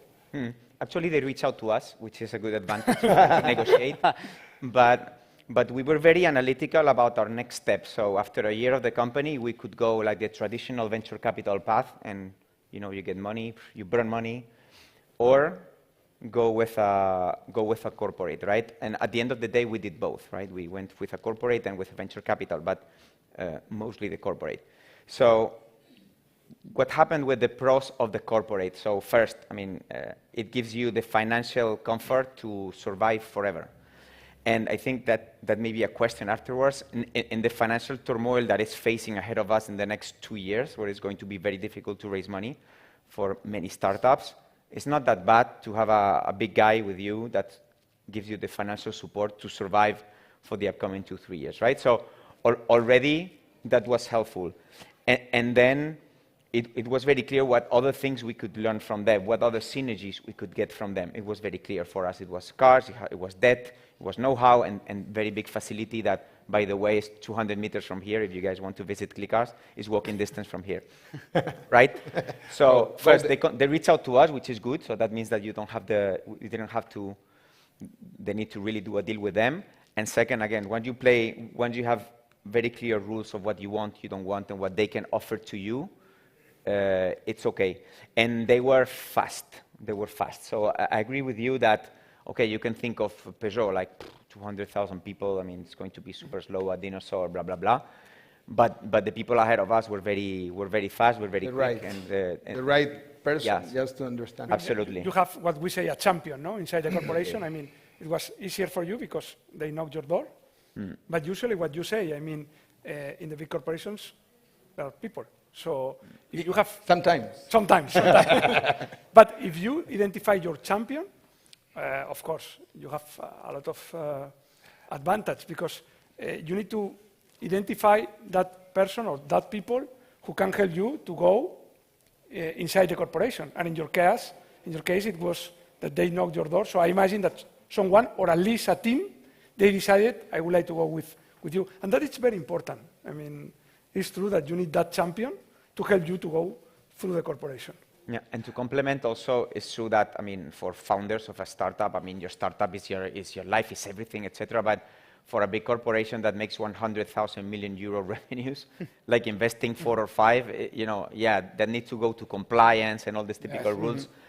But it's for 4 or 5 million or 10 or whatever, right? So in the scale of this company, it's not that big of a decision, so it does not need to go to the CEO, etc. So that it can go fast as well. For example, Carlos, sorry, but no. I would like to know, how do you deal with the decision to have the investment or only an agreement? Because I imagine that for a lot of startups, usually when a corporation say, okay, I would like to invest in your company, it's like, oh my God, wait a minute, because... is it good or not? Yes. So how do you deal that? It was since the beginning that they say, I would like to invest, or how was the process? Yeah, it was like that. A partnership or an agreement you can do with whatever company very quickly, right? The moment of truth is when they need to put the money, right? So it was clear what they wanted. It was clear what we needed. We were in the process of raising money. We had different options, luckily. And again, we did a very analytical decision process to choose what we do. And again, at the end of the day, we had both, which is good. I had the best of the two worlds, but it worked quite well. Talking about what you have said, just a question to Angel and Carlos from different points of view, Javier and Angel. When do you say to a startup, please do not work with that big corporate? Because you can say that from Angel will say it because you are advising them and sometimes you are investors and you are in the advisors. So when do you think, because that is the non-polite point, but it is quite important, yes. For me, I can say, I've said many times, or for example, timetable, or for example, due date, or whatever. When do you think, don't do that, but how do you help them to state the right way to make a relationship with a big corporate? I have it very clear. And it's very, very similar to what Carlos was saying. At the end, it's a decision process. And what I always tell them to think is, okay, what is the win-win? They are not going to give you the money just because, or they are not going to collaborate with you just because you are interesting or because you appear in a magazine or in a Referente or in the Emprendedores magazine. What is the win-win? What can you offer them in order for them to be attracted to you? If you don't have their win, don't touch them. You are going to lose that bullet. If you touch their door and you have nothing to offer, you are only ask them for what you need to win, then is when you are lost, right? Okay. So I always encourage them, okay, what is exactly what they need? What is this big corporation or small, medium businesses? We always think about all these IBEX 35 companies, but we can also think about small, medium businesses that can help startups or can be customers or even investors of the startups. What is going to be their win? Even when they are fundraising, I always tell them, even if it is a business angel or any other kind of investor, don't forget that they are giving you their money in order for you to multiply it. That is their win. Don't forget that. You have to be very conscious. You are asking them for money because you are going to deliver something. It's quite interesting. But please, Javier. No, I fully agree with what my mate said. I think that the entrepreneurs are very aware of what the corporate is in terms of pros and cons. You think so? I think so. So we don't have to say nothing. And obviously, the situation in which the startup is, sometimes it's very good, so have more power to negotiate, and sometimes it's not so good, so they have to be more flexible. As Carlos said, I think that the most important thing is to set the rules in which the startup will be able to work with the corporate to be comfortable. And also it's very important that the corporate, because not every corporate are equal. It is not. I think that there are some corporates which are more innovative, which are the innovation is more in his DNA, or are more aware about the terms of the investment, or his corporate culture is different. I think that's something that the entrepreneur knows, and something that he values to take a decision. So they don't need our advice on that point because they really know what are the choices and what could happen in every choice. Quite interesting. I think that it's very difficult because when you have a potential agreement, a potential deal with a big corporation with big figures, that they say, okay, they are going to bring me 1 million, 2 million, doesn't matter. It's very difficult to say, okay, forget it. I mean, when you are on the table and you are speaking with entrepreneur and they explain you, we are doing this and the other, all of us, a little of us, they say, okay, maybe this time we are going to have a good agreement.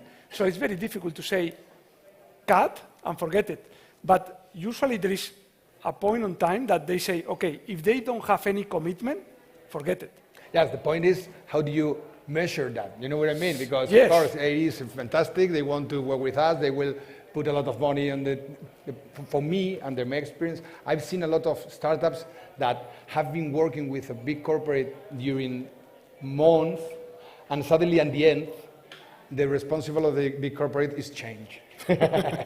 After 8 months, and they say, no, it's... So for me, the point is, of course, the big corporate is an incredible partner, but please be aware that he is another kind of animal with another kind of breaths, different is fed by different things or whatever. So,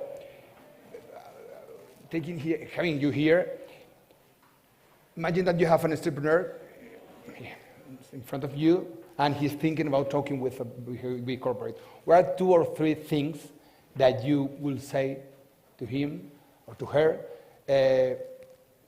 just to face this relationship or this new opportunity? What would you say? I don't know. Well, maybe any of you can answer. Who wants to go first? Eh? Who wants to go first? Please. I mean, I think the entrepreneur needs to forget if it's a VC, it's a corporate or whatever, right? It's, okay, what does my startup need right now? I need capital.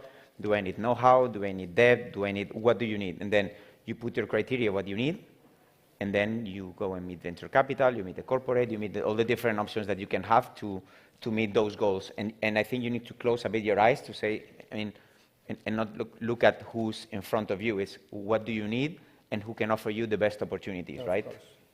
And for me, that's the way.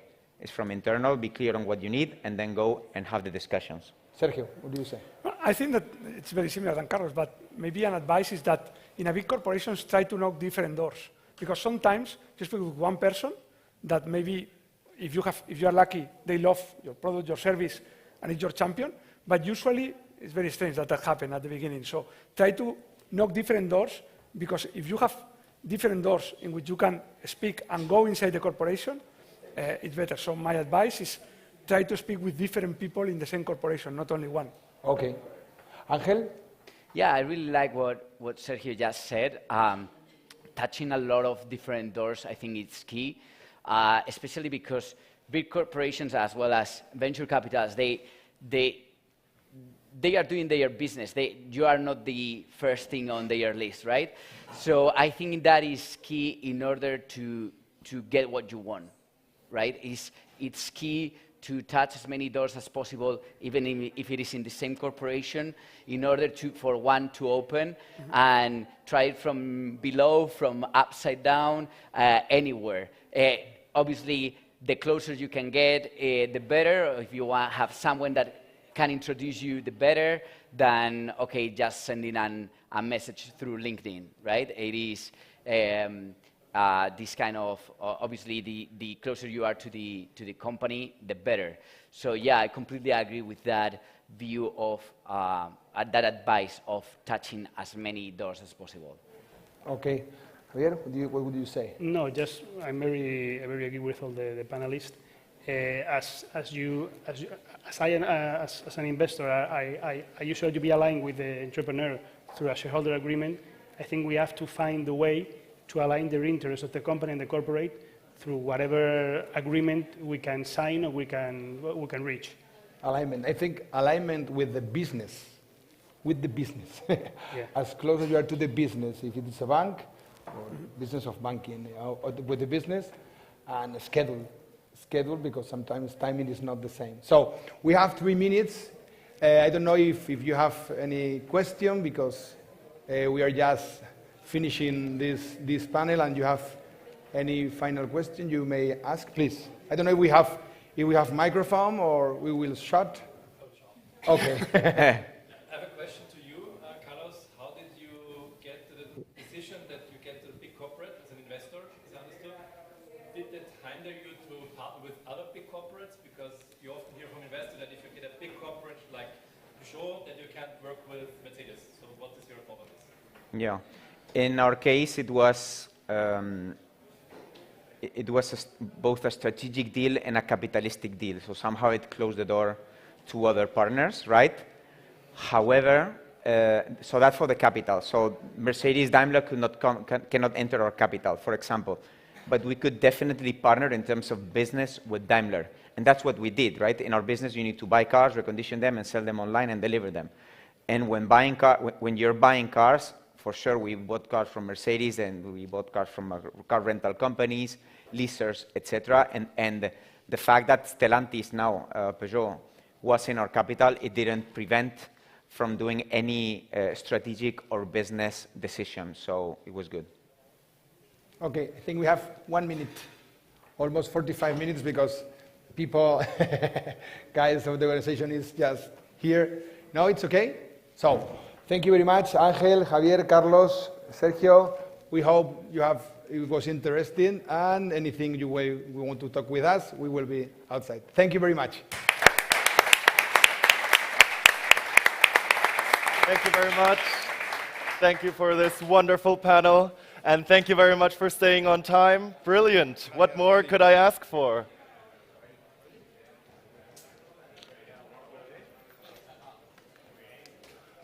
All right, we have a little bit of movement again here in this room. That's good. Go and see the speakers that you wanted to catch. I know 30 minutes is not really enough time to get into depth into a lot of these conversations, so if you have a question that you want to ask the speakers, I'm sure they'll be happy to answer them right outside the stage here.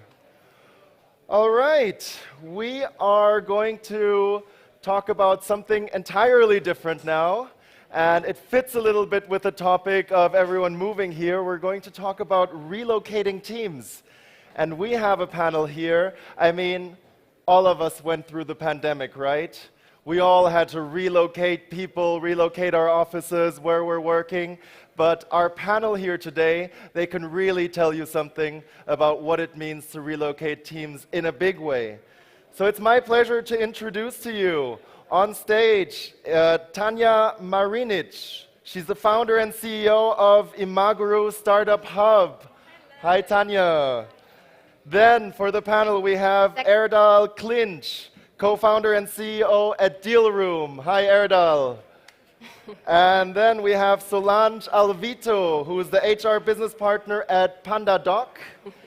Hello, Solange. And finally, we have Ale Tsicano, who is the co-founder and CEO at 80 Days Me.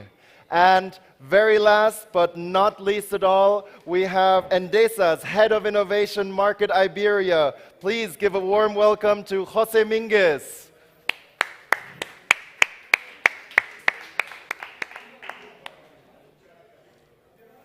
Hello to all. It's a pleasure to me moderate this panel. When the organization proposed me this, I straight away say yes, because I think this is such an interesting subject. As the presenter said, we have lived some sort of this. I remember when we were in Madrid, and we were one of the first of the world to get in our houses in 24 hours. We have a process, but I feel that your experience is completely different what you live. So for the first round of the panel, I will ask you, all of you, to introduce yourself and make a short description of your business, so everyone can understand what your business is about and the context under you have behaved. And after that, we will talk a little bit more about how have you lived this process. So we go in this. Okay, I'm first to start. My name is Tanya Marinic, and I'm founder and CEO of Imaguru Startup Hub. I'm also a venture capital investor, and we have a quite unique experience. Usually companies and startups move and they relocate. We as a hub, as a community of businesses, as a community of startups, experienced relocation. Usually startup hubs, and that's what we do throughout the 10 years experience, develop the ecosystem, innovation, grow companies, help grow unicorns, which happens to our community too. PandaDoc is one of the first unicorn, well, actually the first unicorn in exile, so-called. And we do invest in the most promising companies. But unfortunately, in our case, it was not planned. We had to relocate, and now we are spread across Europe in different countries. We will talk a little bit later about that. Please. Yeah, my name is Erdal Kılınç. I'm from Dealroom Events. Dealroom Events is an application for this kind of events to get people to meet each other and then manage their agenda and do the communication. That's pretty much similar with some more functions that you are using today during the South Summit. Hi everyone, my name is Solange. I'm from PandaDoc. I'm the HR business partner. So I will try to give you an HR side from this, an HR perspective from these processes. Pandadoc is a SaaS company, so we are a document software, automation software that allows you to create proposals, contracts, codes, so everything that you can recall you can create there. You can interact with different participants in that document, and obviously the process ends with this signature. We are 100% remote since the beginning, so since 2011. So we are used to work globally with different teams in different locations, but considering all the political tensions, last year we created the De-Risk Belarus, so we relocate teams from Belarus to Portugal and Poland, Portugal where I'm from, by the way, and also considering the war situation that is currently happening, we also moved from Ukraine, from Belarus and from Russia, our employees to, again, Portugal and Poland. So I hope to give you a perspective of this. Hi, my name is Alec. I am CEO of 80 Days. We are creating a system that helps plan multi-destination trips around Europe for $200 or around the globe for $900 without early morning flights, with trains, with ferries, ships, buses. We are creating a multi-city itinerary. So, and our 40% of our travelers are relocated guys from Europe, from Italy, from Spain, who don't know very well Europe. Yeah.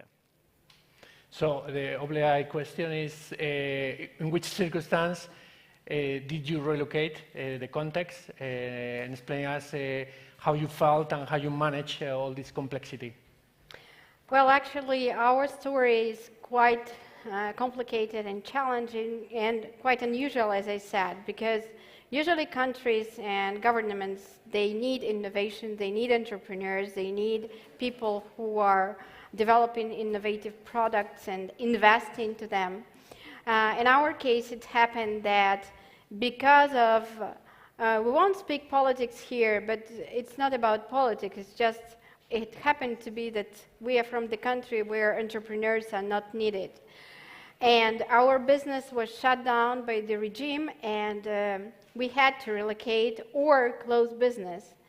Amazingly, there are countries in Europe which welcome innovation. And I got a call from our neighbors, Minister of Economy of Lithuania, who told me, Tanya, just come here and establish your hub. And of course, we did that. That's what's not easy. We will be speaking about challenges later, but currently we are located in Lithuania. We are part of the team located in Poland, Eastern Europe, and we are happy to be based here in Madrid, which is a very new destination, and somehow we are covering all Europe, from Nordic countries to Southern Europe here in Madrid, and also we have a very small team here. We are planning to well, if the situation allows in Ukraine, to launch an office in Kiev. Amazing that all the countries are looking for talent. Exactly, yeah. And then you find out that even you have talent and they're telling you, please leave, we don't want you. Amazing. But good for us. Good for us. Yeah, exactly. Madrid is completely open, and there are other cities in Spain, so yeah. you can choose any city. We love talent, and we love truly speaking, anyone. we enjoy the ecosystem here, and yeah, again, we are just starting meeting players, but we see the ecosystem really welcomes engineering talent, entrepreneurs, and that's something that needed here. Sure we do. And what about you? Basically, our story is not really mobilization of the teams. It was most like after the COVID, when it hit, we had to scale our team bigger, and then we had to localize the team so that we end up finding our developers team in Kazakhstan, some interns in Singapore, our salespeople in Canada, marketing people in Canada, and then in Turkey and Dubai, again, sales and marketing, and our headquarters is in Finland. So with COVID, we start building a remote team that we had to build up the culture, and then If you remember, back in January this year, there was a coup attempt in Kazakhstan, which we lost our connection to our developers for like 10 days, no internet. And we were planning to... No agile updates anymore. we were planning to move them to Russia, which that conflict got solved in like 10 days, and we were kind of lucky that we did not move them to Russia, because we had to mobilize them again. Where are you moving to not to go there? Because it seems you go to the whole place. Exactly the point. So the challenge were like, building a team culture, building the company culture, giving the same perspective of the founders and the product to remote teams. And then you realize in a startup world, you have a bigger challenge, which is a political risk if you are dealing with remote teams in all these countries. And that's where we are at. So from Pandadoc side, the situation was we are working since ever in a remote way.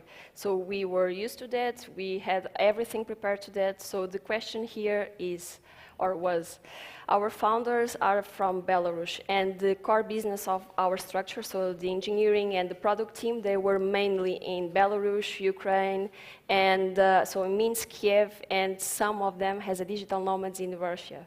So the situation started last year because of the political tensions and so on. We started to prevent and trying to predict what will be the future. So we started moving there at that time the pandas, so the employees, to other locations. And this is why we decided to open Portugal as a new entity, and also Poland has a new entity also. So we started the de-risk project last year. We moved 64 pandas to Poland and 11 to Portugal. We will talk after about challenge, but one of the challenges in Portugal is everything. The process is very easy, but takes time. And when people are in a rush to move their lives, obviously they cannot wait. So this is why we have the reflection of the numbers.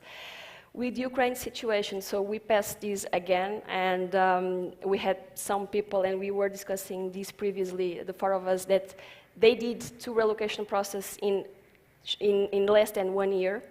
And we needed to move the teams right away from Kiev, from Minsk, and from some of them from Russia to Portugal and Poland. Now we have 47 in Portugal and 34 in Poland. So we are trying to move everyone in a total of 183 pandas that were there in the beginning of the situation, so last year.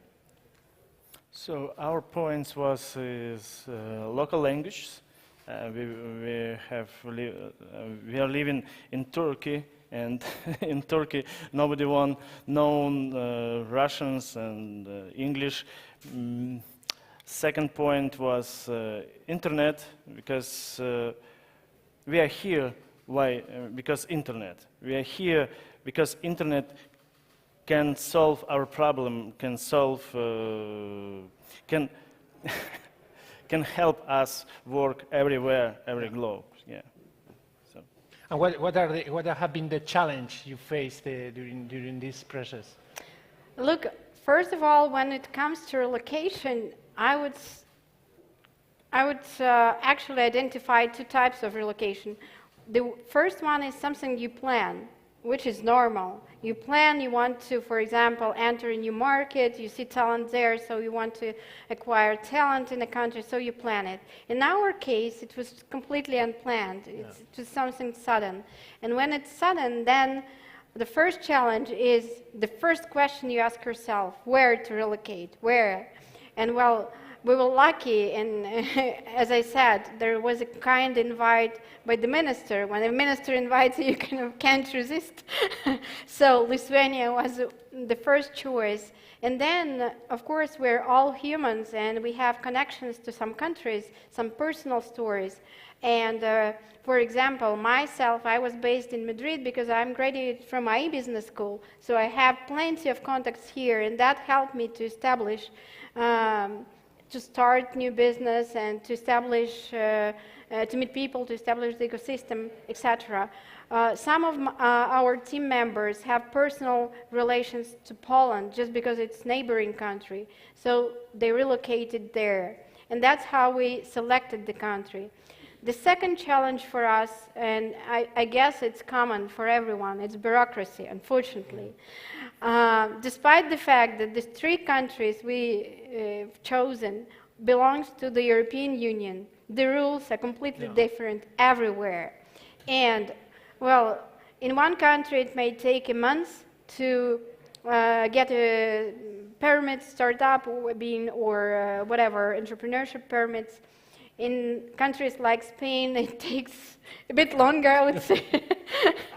and yeah, so bureaucracy is kind of something we can't really deal with it. I mean, we can't really influence, and we just can, well, find connections, solutions, and it's kind of hard to really resist. And the third one, of course, it's always cost, it's money.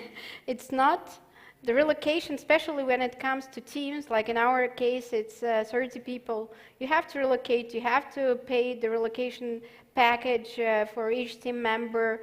So it's, and again, as I said, it was not planned, so you have to have some cash to relocate. Yeah.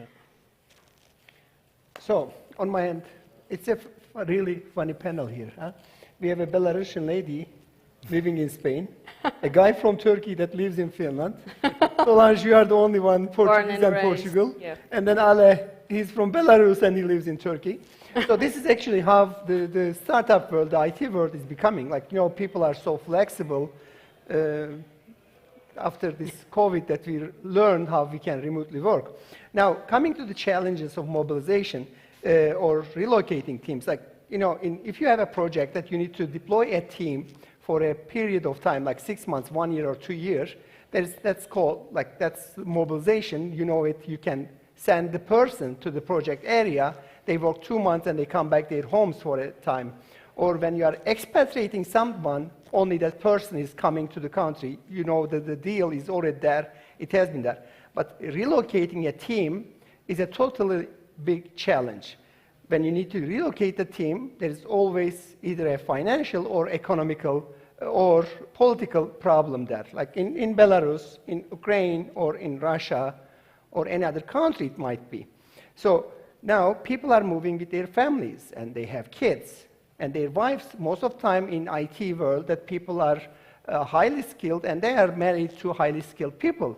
So when the families, the spouses move, they cannot adjust. There's a language barrier, there's a culture barrier.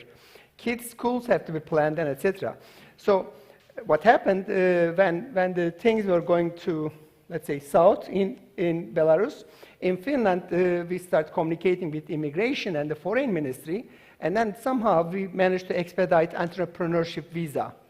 And we reached out to all the schools, cities in Finland, and we asked the cities to guarantee English education to their kids. Like, Finland is a nation state, so it's like Finnish and Swedish, the official languages. So many cities guaranteed the English education for entrepreneurs or, you know, teams to be relocated. So now we have this war out there, and there are lots of Russian teams that are not able to work because of sanctions, because of the internet problems, and etc. And now in Finland, there is a new program that's being developed, like expedited in 2 weeks, highly qualified skill can be brought. Again, yet the challenge is always the same. You have to think about the family, you have to think about the kids, the schools need to be adjusted, the society needs to be adjusted. Like, Ale is in Turkey. I know back in 2011, I helped a British company to relocate their team of 40 developers from Syria to Turkey, and then somehow they were not really accepted by the society, so they had to be isolated. You even have to plan this, how they melt into the societies, which areas they can live in peace, and how they can send their kids to school and further. So yeah, I believe that when we are talking about relocating teams and challenge that are associated, we need to think in 2 perspectives. One is the company and the other is the country. The country perspective is exactly what you mentioned before, that we need to think about if it's a safe place to relocate teams, even if we cannot predict the future, obviously, but if the country has the good conditions to if the time zone is good for the business, because when we are working globally, we need to adjust the time zones of each one of the teams. So it's important to have this in consideration, and can be a problem if we do it without any type of planning before. Hiring people. So when we move teams, we expect them to stay there for the long time as possible, but we know that we don't have anymore a live job. So we need to be prepared to replace the person or the team. So we need to understand the market, if we have the right talent there, if they speak English, for example, because in PandaDoc, it's our main language. It's mandatory to speak in English. And for example, when we moved people from Russian, from Belarusian, from Ukraine, we had a problem because some of the teams were only made by Russians or only made by Russian speaking. And now they need to adjust to a new language and a new country. The other thing is obviously the money associated, the financial part. We need to understand if that country has the financial beneficial that will allow your company to have a boost there. And the other challenge that I think that we will face, and is something that we should think when we are talking about moving people, it's the culture. It's totally different when you have a team only for this, composed for only one nationality, for example, or when you have mixed cultures in the same team. And I can tell you that we needed to adjust this in PandaDoc when we started to have to hiring people in Portugal, for example, because Latin are totally different from the East European countries, and that was a full-time job for the HR team, because the managers needed to understand how to communicate with employees with different cultures, how to have difficult conversation with them. And for example, we send a book that it's the cultural mapping, that it's a book that it's a good tool for everyone that thinks about moving teams, and we send them to all the managers and to all the employees that were moving, because it's a way for them to trying to understand the cultural profile of each one of the team members and trying to avoid simple stuff that can become and transform in a complex situation between employee and manager. The other thing that I totally agree with Tanya is bureaucratical issues that we deal and face with in those processes. So one of the strategies that I advise, if I can do it, is try to find a very good partner, a very good agency that will help you doing the relocation process. You can have a very senior HR person and a head of finance in those countries helping you to be compliant, legally compliant, but to have someone on your back to help you, because no one was prepared for the war, for example. And even if we have a standard procedure for relocating people, with the war situation, we needed to adjust and to adapt. The embassies were closed. The employees it was impossible for them to get the criminal record or other documents. So how to work in these type of situations? So having a partner that will help you think out of the box on those type of situations is something beneficial. So we have faced this challenge, like big challenge, family. Say family, because many our guys must work in Turkey, but their family live in Belarus, for example, because many services don't work in Belarus and Russia, for example, and this is very not cheap, very expensive challenge. Move their family to Turkey or other countries. We are not rich. Yeah. And the second challenge is searching information, where I can eat, how I can get resident permit, how I can get legalize, how I can open a bank account, because many people would like earn on us.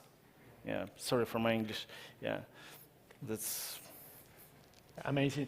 One of the questions that comes to my mind, because I try to understand your experience from the experience I have. I teach Ukrainians Spanish, that they're refugees, and I see how they are having economic problems, of course, because at the end, it's a force.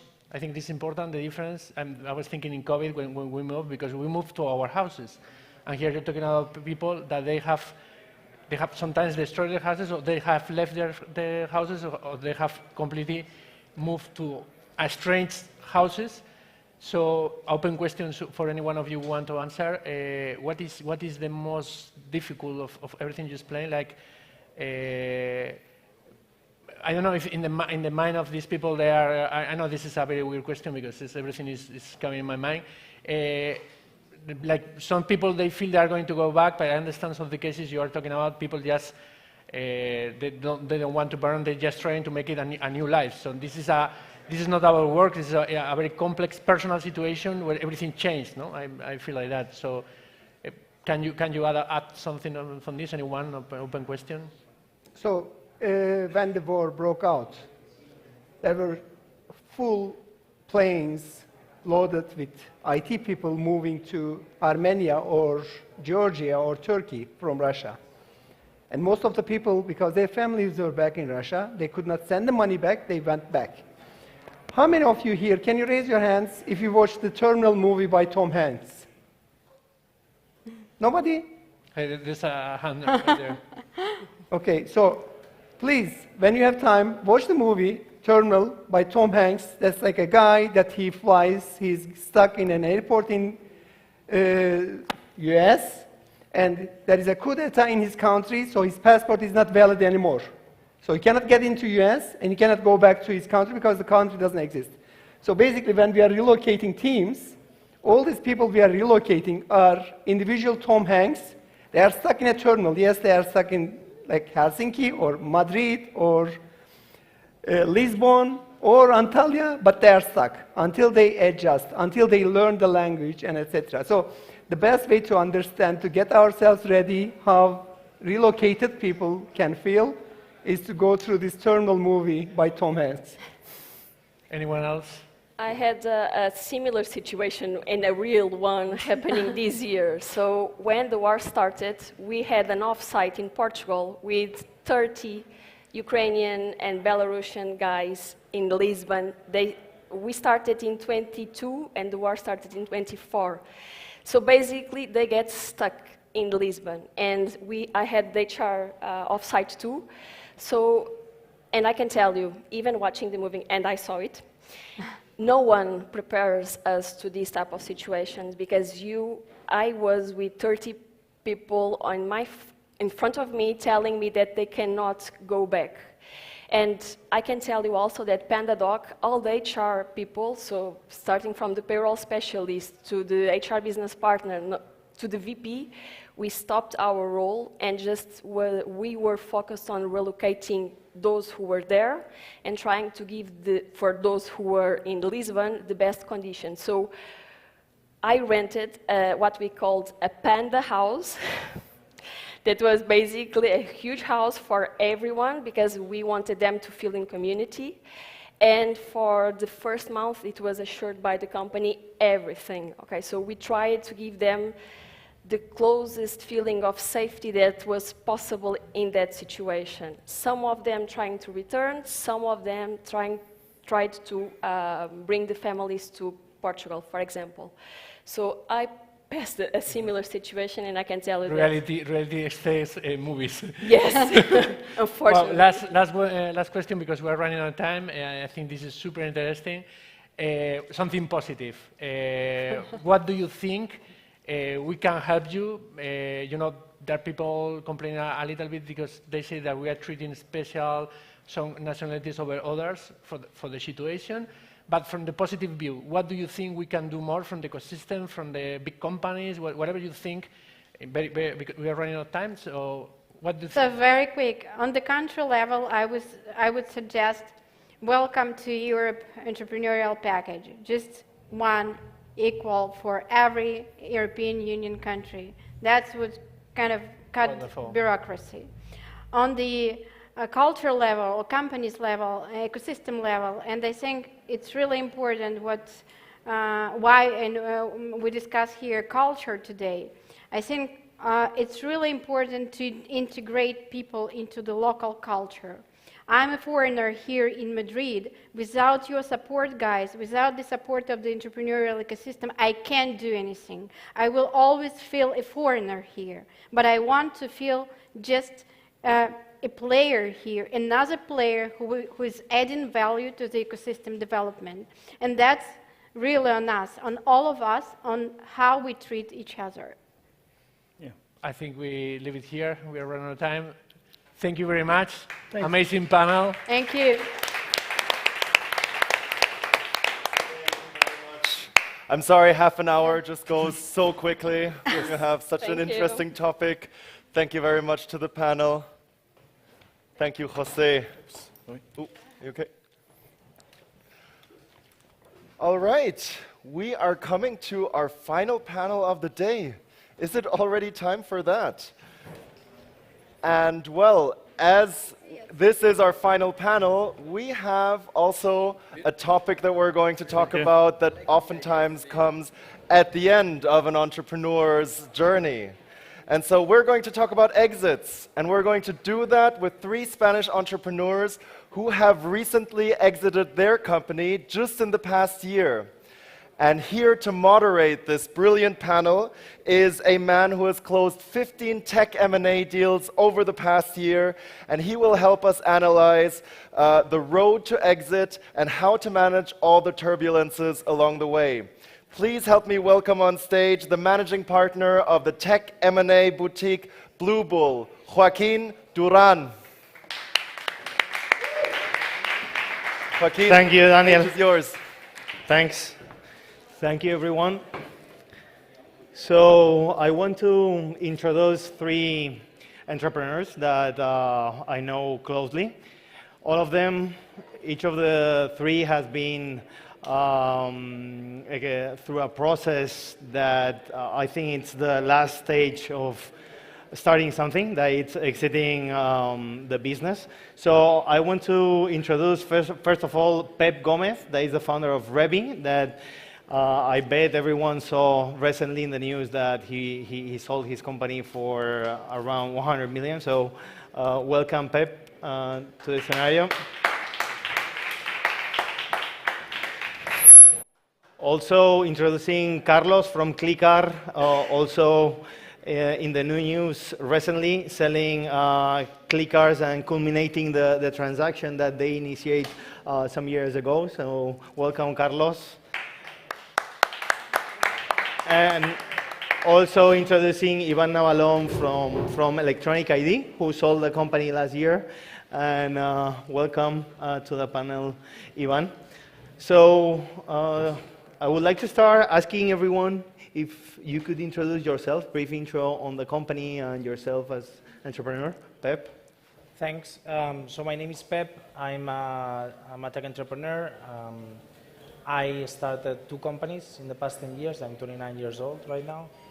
One company is called Fever. Fever is the largest event discovery platform in the world, for which I run the company as a CEO for slightly over 5-6 years, and then as a board member. And then Revi, which is essentially a company that prevents or helps prevent climate change by manufacturing and distributing public sharing electric vehicles. Essentially, we do something like Bird or Lime, these are scooters that is on the street, but we do it complying with the regulations, and we're also profitable. So Carlos Rivera, I'm the co-founder of Clickars.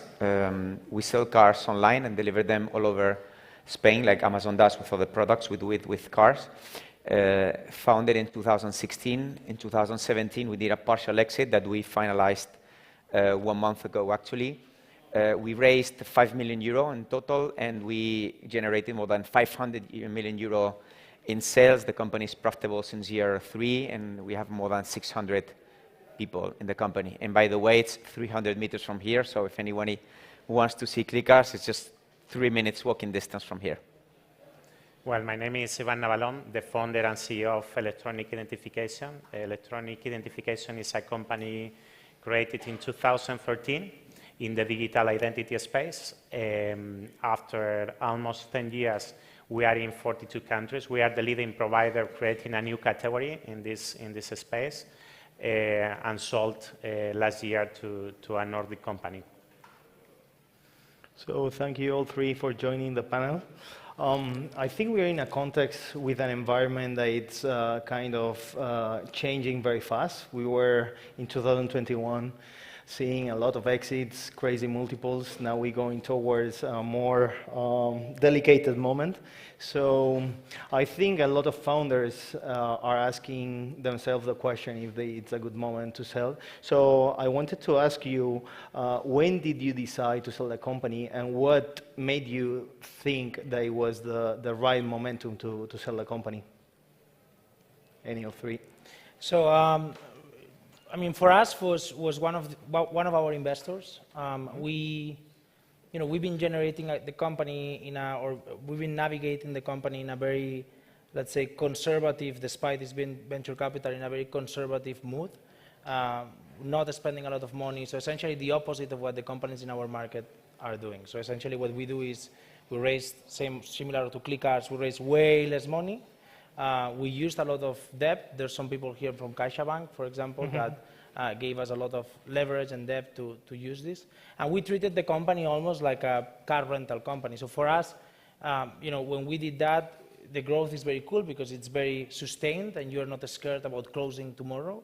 But at the same time, you have some scarcity, or you have some, you're growing slower, and that makes, banks and institutions like that to lend you money, but they lend you less than you need. No? And then we were talking about ClickHouse before, and I think he will explain this, but essentially, we wanted to be part of another platform or something where we would have an acceleration of resources and much more access to debt and access to things that we think we need to succeed in our market. So, we had this large investor that was in our company. We said, hey, we're planning on doing a round, but we don't want to do a round with the traditional venture capital funds because we believe we are in a bubble. That was like end of last year. I think we were actually discussing with you. We were speaking about that. This is a bubble. I don't know when it's going to burst. I don't want to be in the middle.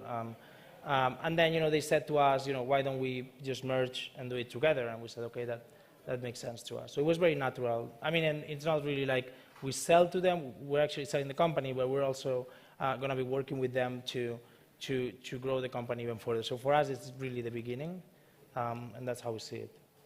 So rather than exiting the company, it was a strategical decision to join something bigger. And it was a sale because technically it was cash and equity, and there's cash, and there's it's a good sale for every investor and every shareholder. But yes, it was a decision more about how do we think, where do we want to be, where do we, what success means for us, and success meant a way to finance the company that essentially, in the risk-reward scenario, it was better to do it this way for us. We believe so. Okay. I agree with the word natural, right? For us, it was the same. So we started in 2016, and after a few months, we already had some term sheets from different venture capitals, and a corporation approach to us, right? And then we did a very analytical decision-making process and analysis about, okay, what does this option bring to us, the pros and cons? And what we saw is that at that time, the venture capital is not selling your company, and it brings you money and some knowledge, etc. But this company that wanted to acquire us not only gave you money in terms of equity, but also gave us debt. They gave us cars, which when you're selling cars, it's very good to have cars, mostly now. They gave us a lot of know-how, and they had an entrepreneurial spirit, right? So we did the comparison of the two options. At the end of the day, we also put a venture capital in the deal, so it was the best of the two worlds. But it became very clear that ClickHouse would be bigger if we go with this option of selling partially the company and then 5 years later exiting fully the company.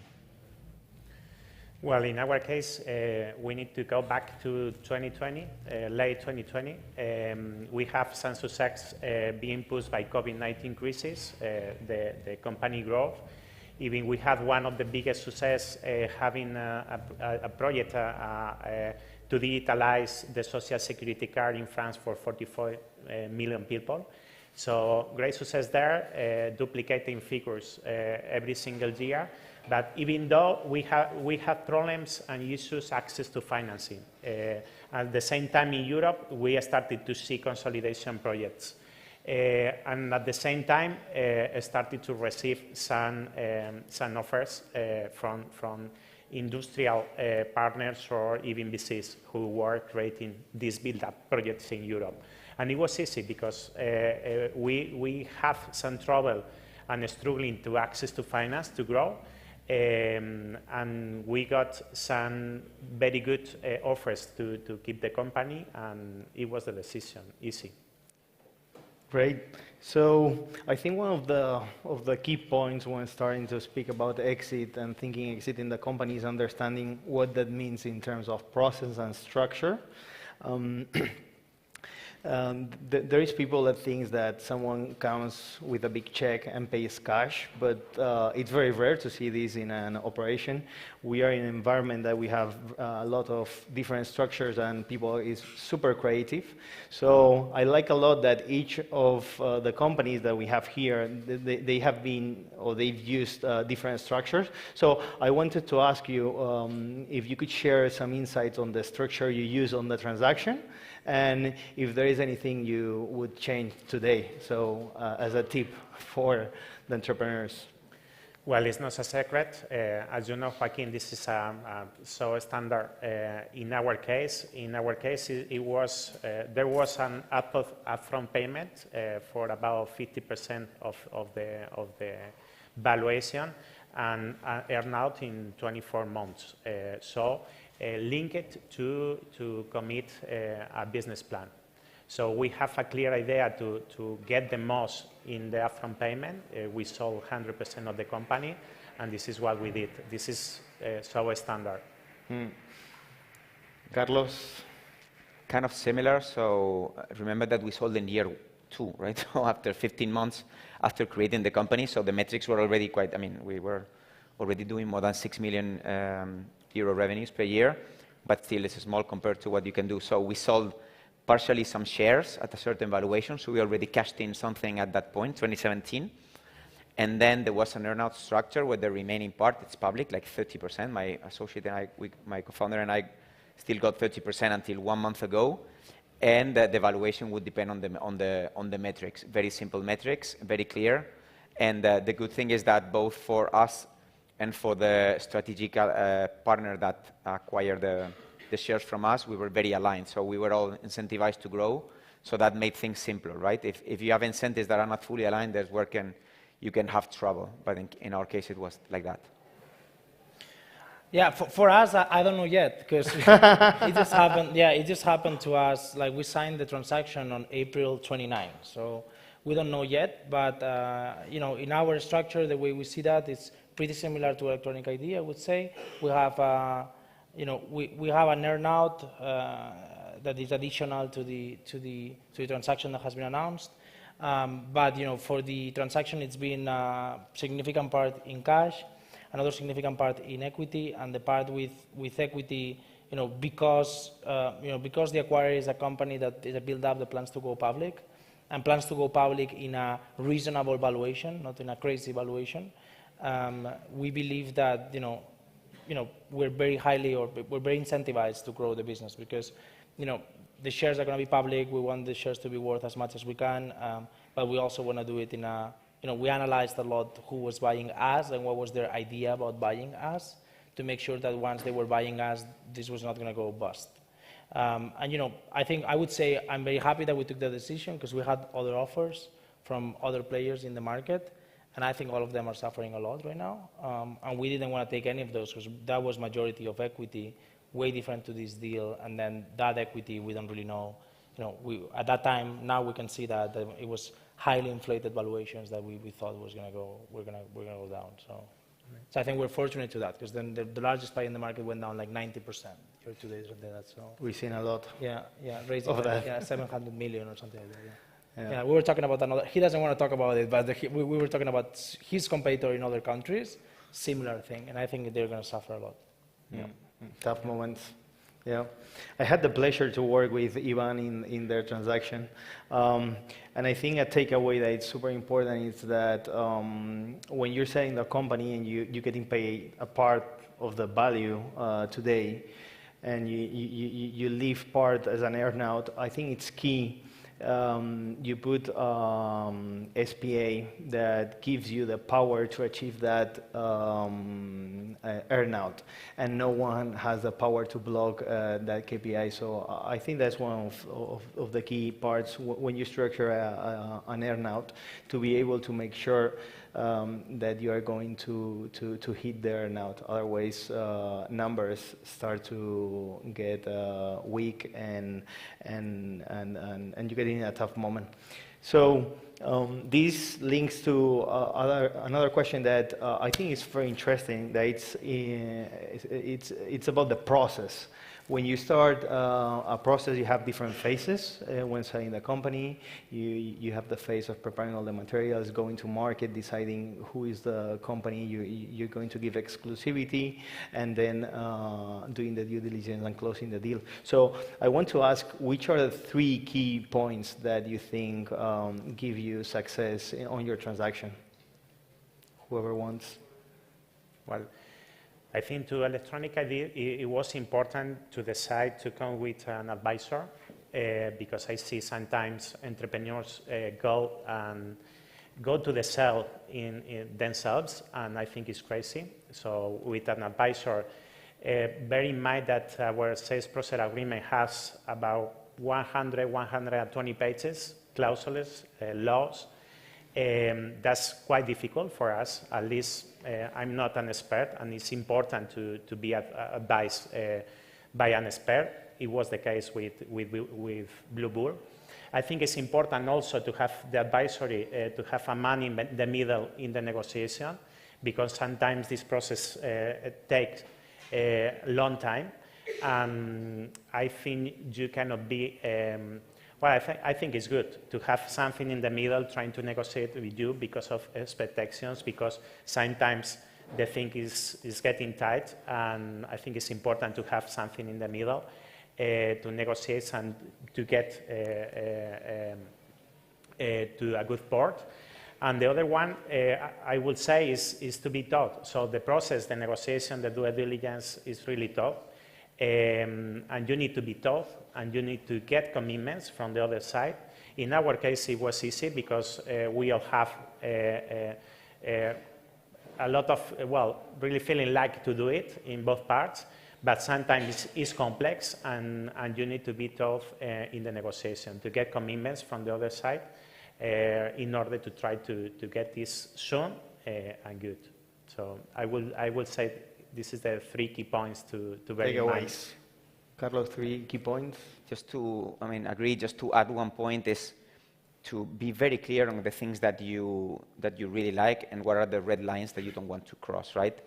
And also ask the counterpart to tell you the same, because that shows you a lot of things. I mean, first, you'll do the deal faster, but second, if the red lines of the other are unreasonable, maybe it's not the right partner, right? If they don't think about the entrepreneur, if they don't think about the company, they think more about some ratios that they have or some things that don't really match what you're looking for, and you know well in advance what the red lines are, that's a good thing to stop right away. So be very clear on what you really want and the red lines that you have, I would say.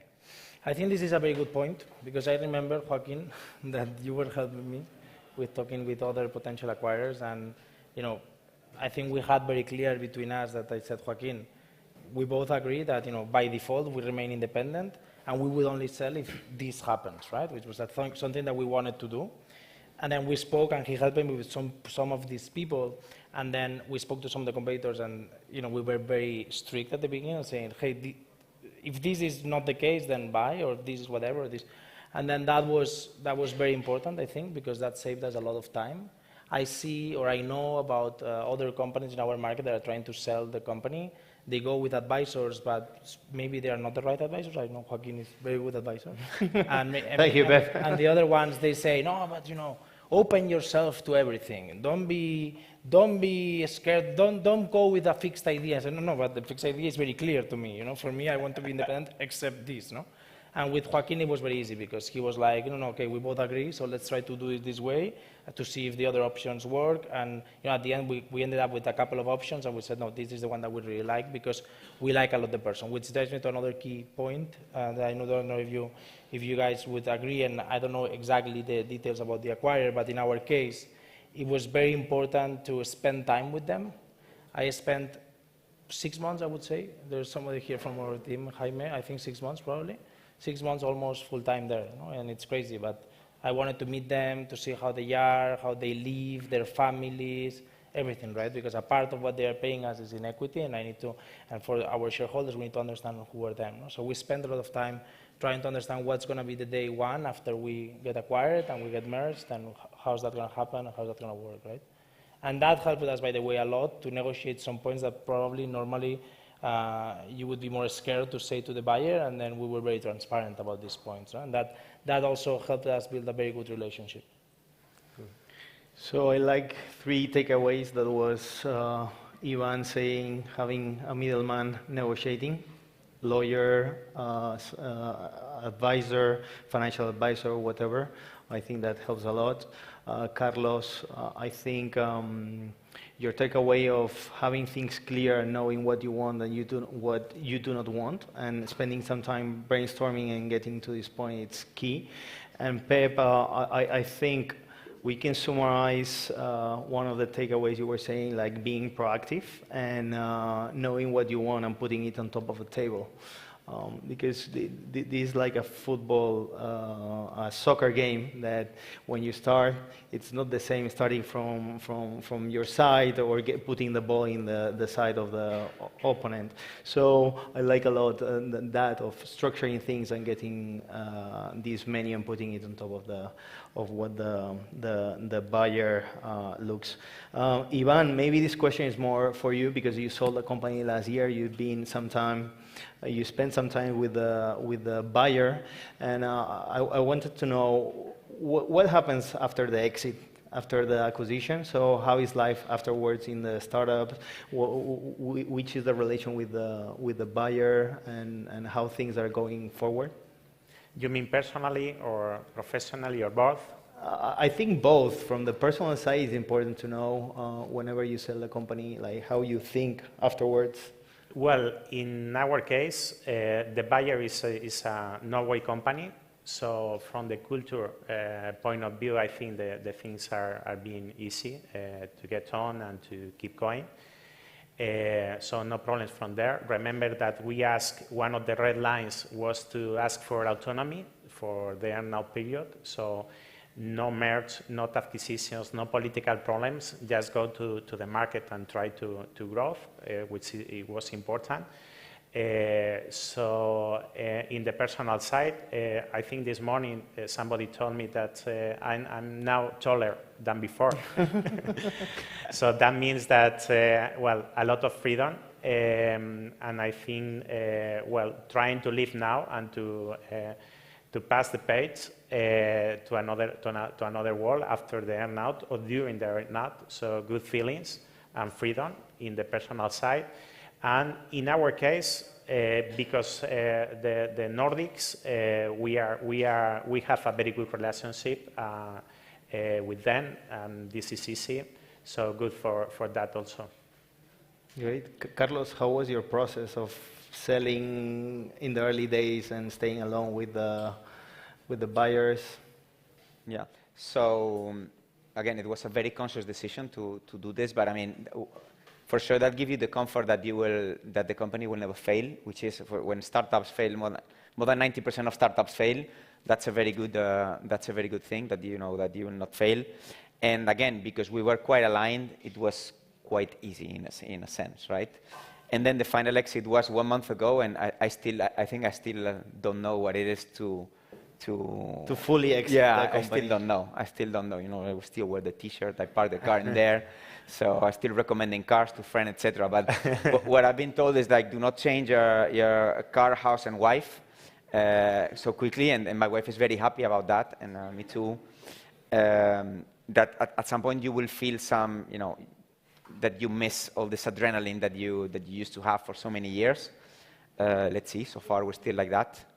and a few things. But I mean, for me, it's still early to say what it means to exit a company from a personal point of view. Pep, you also recently exit, but as you're a serial entrepreneur, Yes. which is your feeling after 6 months with the potential buyer? I think that seems like we have to continue working. I mean, I thought, it's exactly what I thought. So I think for us, because our market is not an easy market, and because the opportunities is still there, and we think that there's an untapped market because many people is failing, and we think that the current situation, I see it very positive for us. I'm very excited about it, and I'm very excited to keep growing the business, and let's see what happens, right, in the next 1 year, 2 years, 3 years. But I have the feeling that we're onto something that we essentially move forward very fast and very quickly, and we advanced some levels to be pretty at the same level of many other players that let's see what happens with them. But yeah. So, I think it will be the last question, but let's see if we get to another, but which would be the advice you would give to someone thinking about selling the company? I would say 2 things. Like, 1, do not start a company thinking of the sale. It would be my advice. So I think if you want to start a new company, first think about a customer need that is totally unsatisfied, ideally in a big market, fragmented and growing. Second, once you have that, build an outstanding team around you, better than you in the different topics, in the different areas like marketing, IT, finance, etc.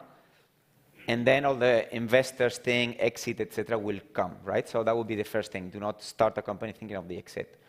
And then second, why not selling your company? I mean, I think as Pep said, it's kind of natural to say, okay, we found the right partner at this moment, it's the right moment for the company. And maybe for many startups, now it's the right moment because raising money is going to be very, very, very tough in the next 2 years. It's going to be very tough. So at some point, if you bring the right partner and they want to have a capitalistic alliance or entrance into your shareholding structure, why not? Well, I share your thoughts totally. If I can add something like advice, there is a momentum, I think, for sell the company. But we all know, after having VCs starting with rounds fundraising, that you finally, if you have success, the success is selling the company. So no problem from there. I agree also to be and to get the best company in the VCs, accompany you, but also in the team. So. And I think you feel where is the moment. Typically, you have this average in startups from 8 to 10, 12 years. You get tired because this is really hard. But I think you feel when is the moment. And when you feel when is the moment, is the time to do it. Okay. I would say that, I wouldn't, for advice for entrepreneurs that want or thinking about selling, I would say that, if I were you, I would hire an advisor, Camille Joaquin or someone else, but the same, have somebody who scouts the market in a constant way, screening. We're doing this for a long time, and we screen opportunities all the time, not only for us to sell, but for us to buy companies. And we are very active. I would say do not try to sell when you don't have money anymore and so on, because when you're not sexy, I think it's very difficult for you to sell the company at a good terms. So I think you shouldn't find this as a substitute of, oh, if I cannot raise the money, then I will sell the business. Yeah, but who's going to pay for it, right? Because if nobody wants to invest, it's because maybe the company is not good, no? So I would say maybe it's better to just fix the company first and then act as normal and then, but I think that, I'm talking every day to entrepreneurs that say, no, maybe if I don't raise the round, I will sell the company. I say, yeah, but who's going to buy the company and for how much, right? And how much are you going to make as an entrepreneur? Because you have to give back the money to investors, no? So I think this is the kind of advice I would give. Perfect. So I think when selling your company, to add also some thoughts here, I think one of the important points is telling entrepreneurs that this is not going for a round where you can get a gun and start shooting everywhere and everyone. It's important to create a momentum inside the company and to hold that momentum, because otherwise you will burn, we call it you will burn the asset. So you will go to the market, they will say no, and you will get attacked. It's very difficult to change at any point and go from a bad tag to a good tag. So I think one super important point is to think very well about the process and try to run an ordinate process where you approach the targets that you think they want to buy the company. You know which is the rationale and why they want to buy the company. And after, you create a timeline to have everyone running at the same time. This is one of the points that I see a lot entrepreneurs like shooting and speaking with one another. When you enter into a process of selling the company, it's super important to create a competitive process. It's like if you go to buy a house and you get there and the person that is selling the house says, I had a person before, and he's willing to buy the house. You are not thinking of not paying the full price, and you want to take the house. So this is very similar. You want to create this environment. You want to create this competitive process. So when you are able to do that, the price normally goes up. And if you do not want to push the price because you're happy with the price, what you get is it's to push the terms you get, because Ivan was saying that his SPA has 120 pages or 100 something pages. That's the reality. A lot of small words there that you do not really understand. So with these takeaways, I think Daniel, it's telling us that it's time to close the panel. I would like to thank Ivan, Carlos, and Pep for joining us, and all of you. Very happy to answer any questions afterwards. Daniel, it's time for a question. Can you do it in 10 seconds, or would you like to do it in person? 10 seconds. Many thanks for your experience for sharing, but I have just one question about when it could make sense, considering an IPO or go public like an exit strategy for investors or for you, when you have a special competitive advantage on your business, when you have the dream of keeping the control yourself and growing, for you and for you, when it could be sense? Super fast. Growth. I think it's super fast. If your competitors are going down 90% nowadays, don't think about an IPO. If they're going green up, think about an IPO. Brilliant. Thank you very much.